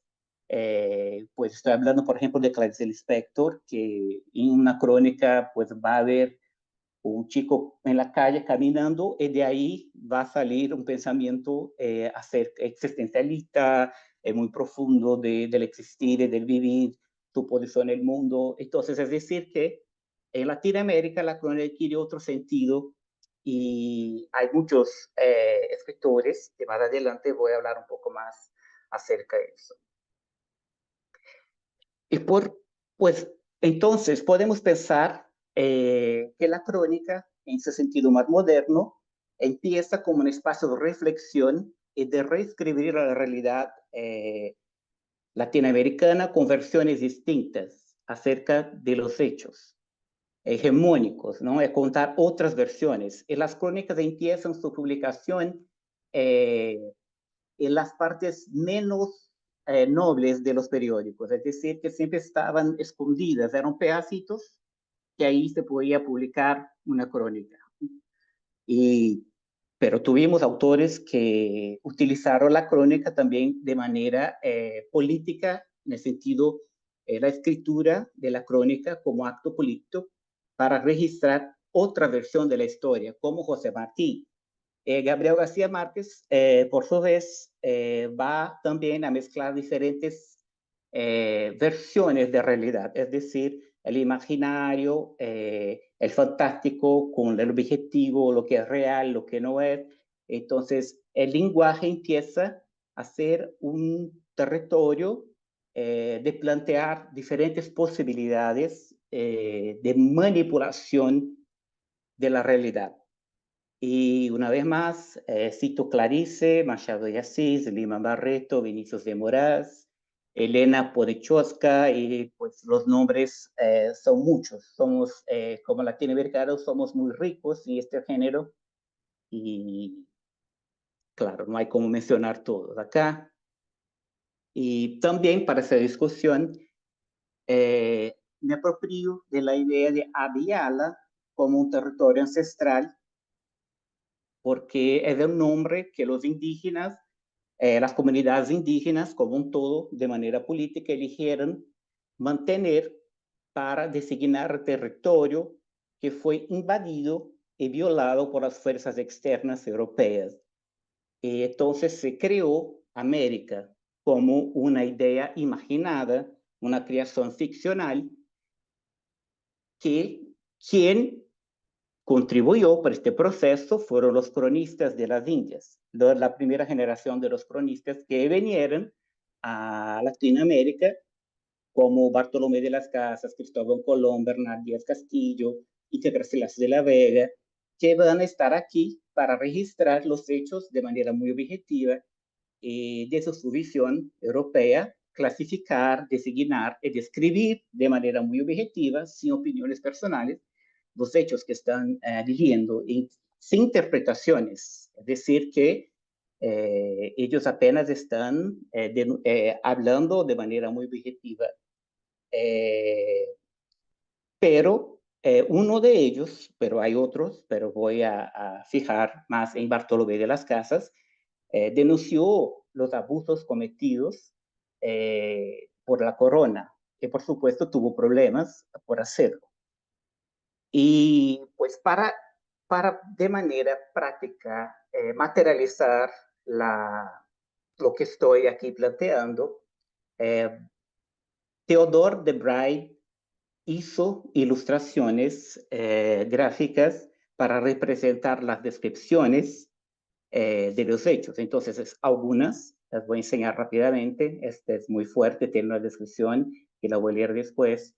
Esta es en Florida, en Estados Unidos, muy cristiano, se puede ver, y esto es más moderno, 1911, y acá un relatorio de 2023 acerca de la violencia de los indígenas en la dictadura militar de Brasil. Es decir, que tenemos documentos oficiales de la modernidad, incluso del Estado, que arredó toda esta lógica que confirma esta violencia. Y aquí hay la descripción de que hablaba, que hacía unas orcas largas que júntense casi los pies a la tierra, y de 13 en 13, a honor y reverencia de nuestro Redentor y de los 12 apóstoles, poniéndole leña y fuego, los quemaban vivos. Eso es Bartolomé de las Casas.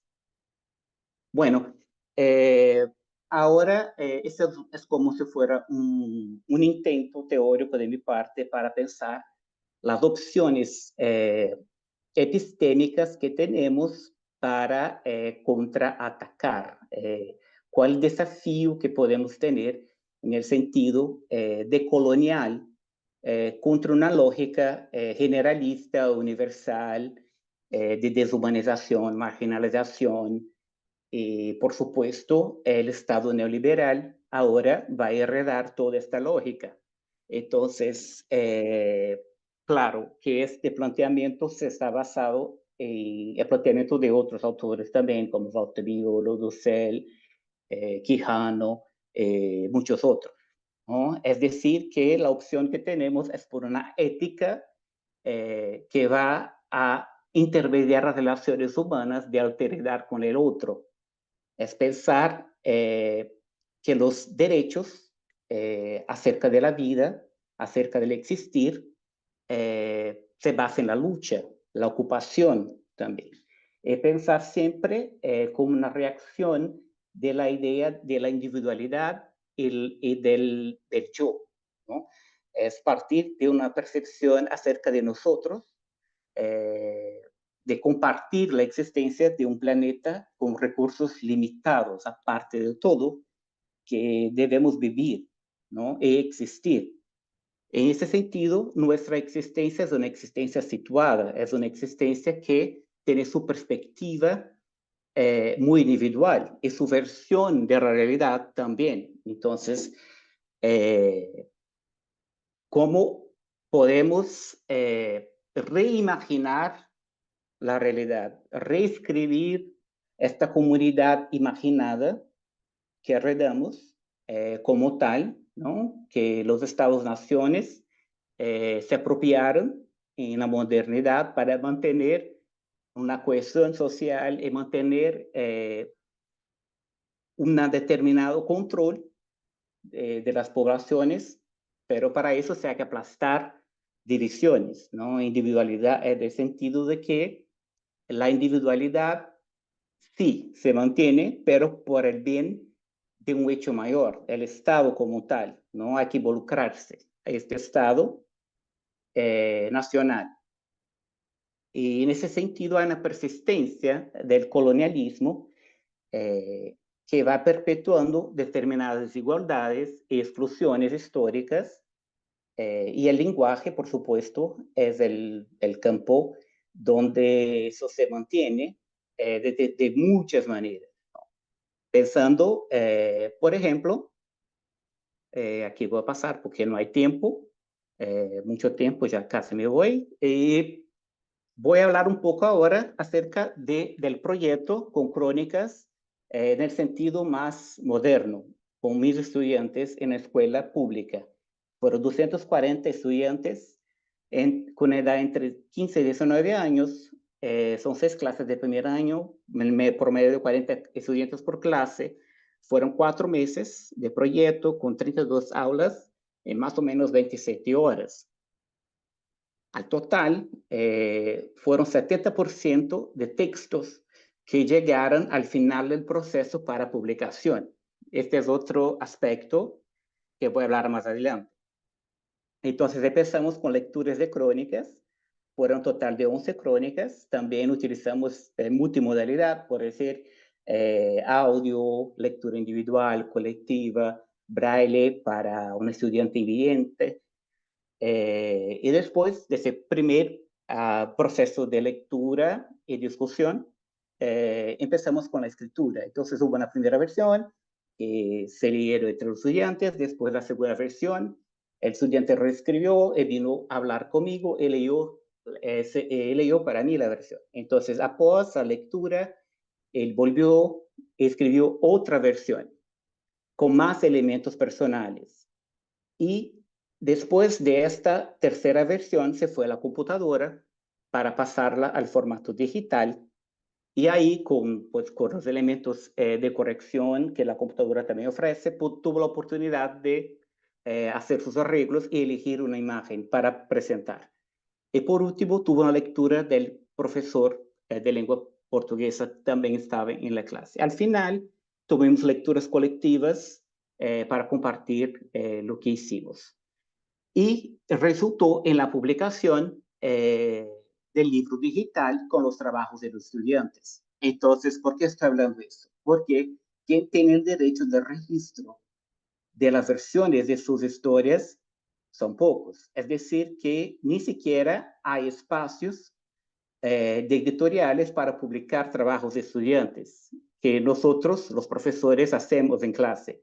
Entonces, es una evidencia de que todavía muchas de las estructuras coloniales del control de narrativa se mantienen por una estructura muy bien hecha para mantener este tipo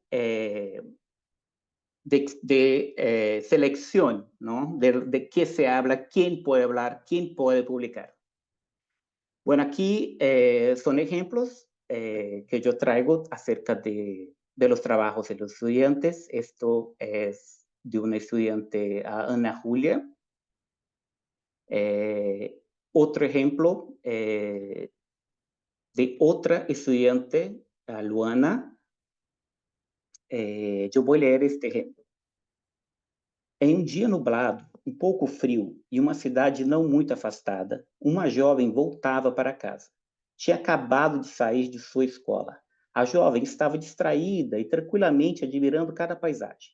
Mesmo que o tempo não estivesse às mil maravilhas, ela amava esses tempos frios, pois gostava da sensação de abrigo e conforto que sentia nesses tempos gélidos.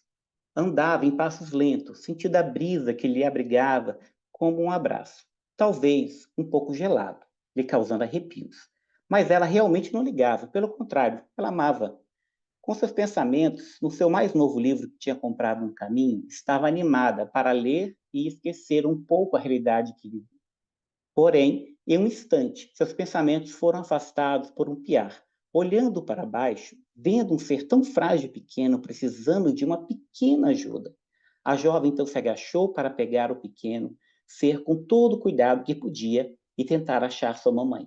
Olhando em volta, viu que o pequeno ninho, não muito longe de onde o pequeno pássaro estava caído, o levou até a proximidade e, ficando na ponta dos pés, esticou os braços com o pequeno ser em suas mãos e colocou em sua então casinha. E com agradecimento, o pequeno ser soltou um último piar, antes de se abrigar nas asas de sua mãe.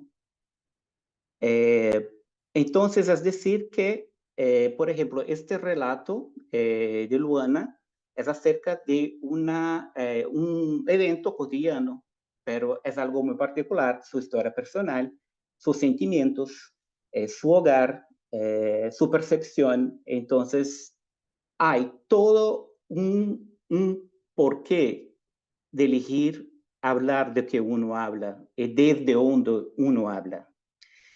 Estas son las referencias y creo que es esto por ahora, por el tiempo. Agradezco la oportunidad. Gracias.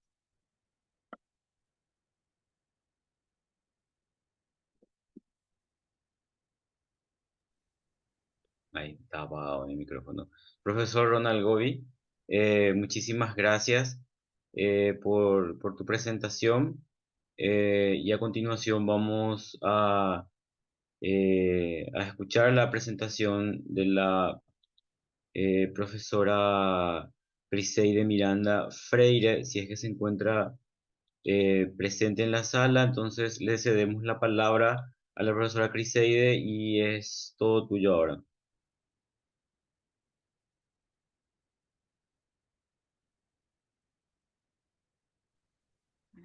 La Boa profe noite. está ahí, pero creo que no. Eu estou com um problema aqui para tentar fazer a apresentação, o compartilhamento do texto.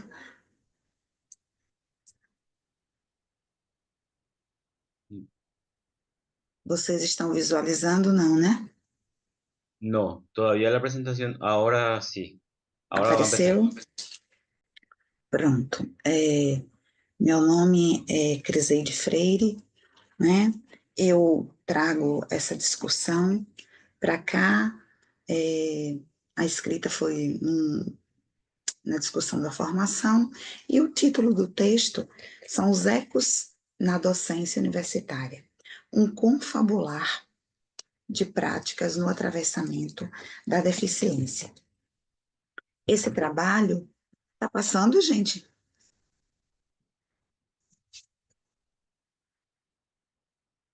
Sim, Luiz? O texto está passando? Ótimo. É porque eu estou aqui sem um pouco de acesso.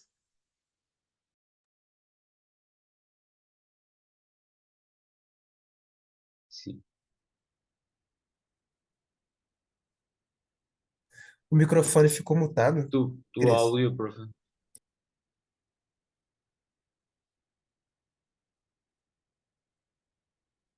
Tu micrófono está apagado, parece, profe, porque no se te escuchaba Oi, hablar. Ahí sí se te agora escucha de está vuelta. ouvindo? E a apresentação, vocês estão vendo? Sí, estamos viendo la presentación y te escuchamos, profe. Ok, ok. Então, como eu estava dizendo, né, essa discussão, ela vem de uma pesquisa, doutoramento da qual eu estou fazendo, né, está em andamento,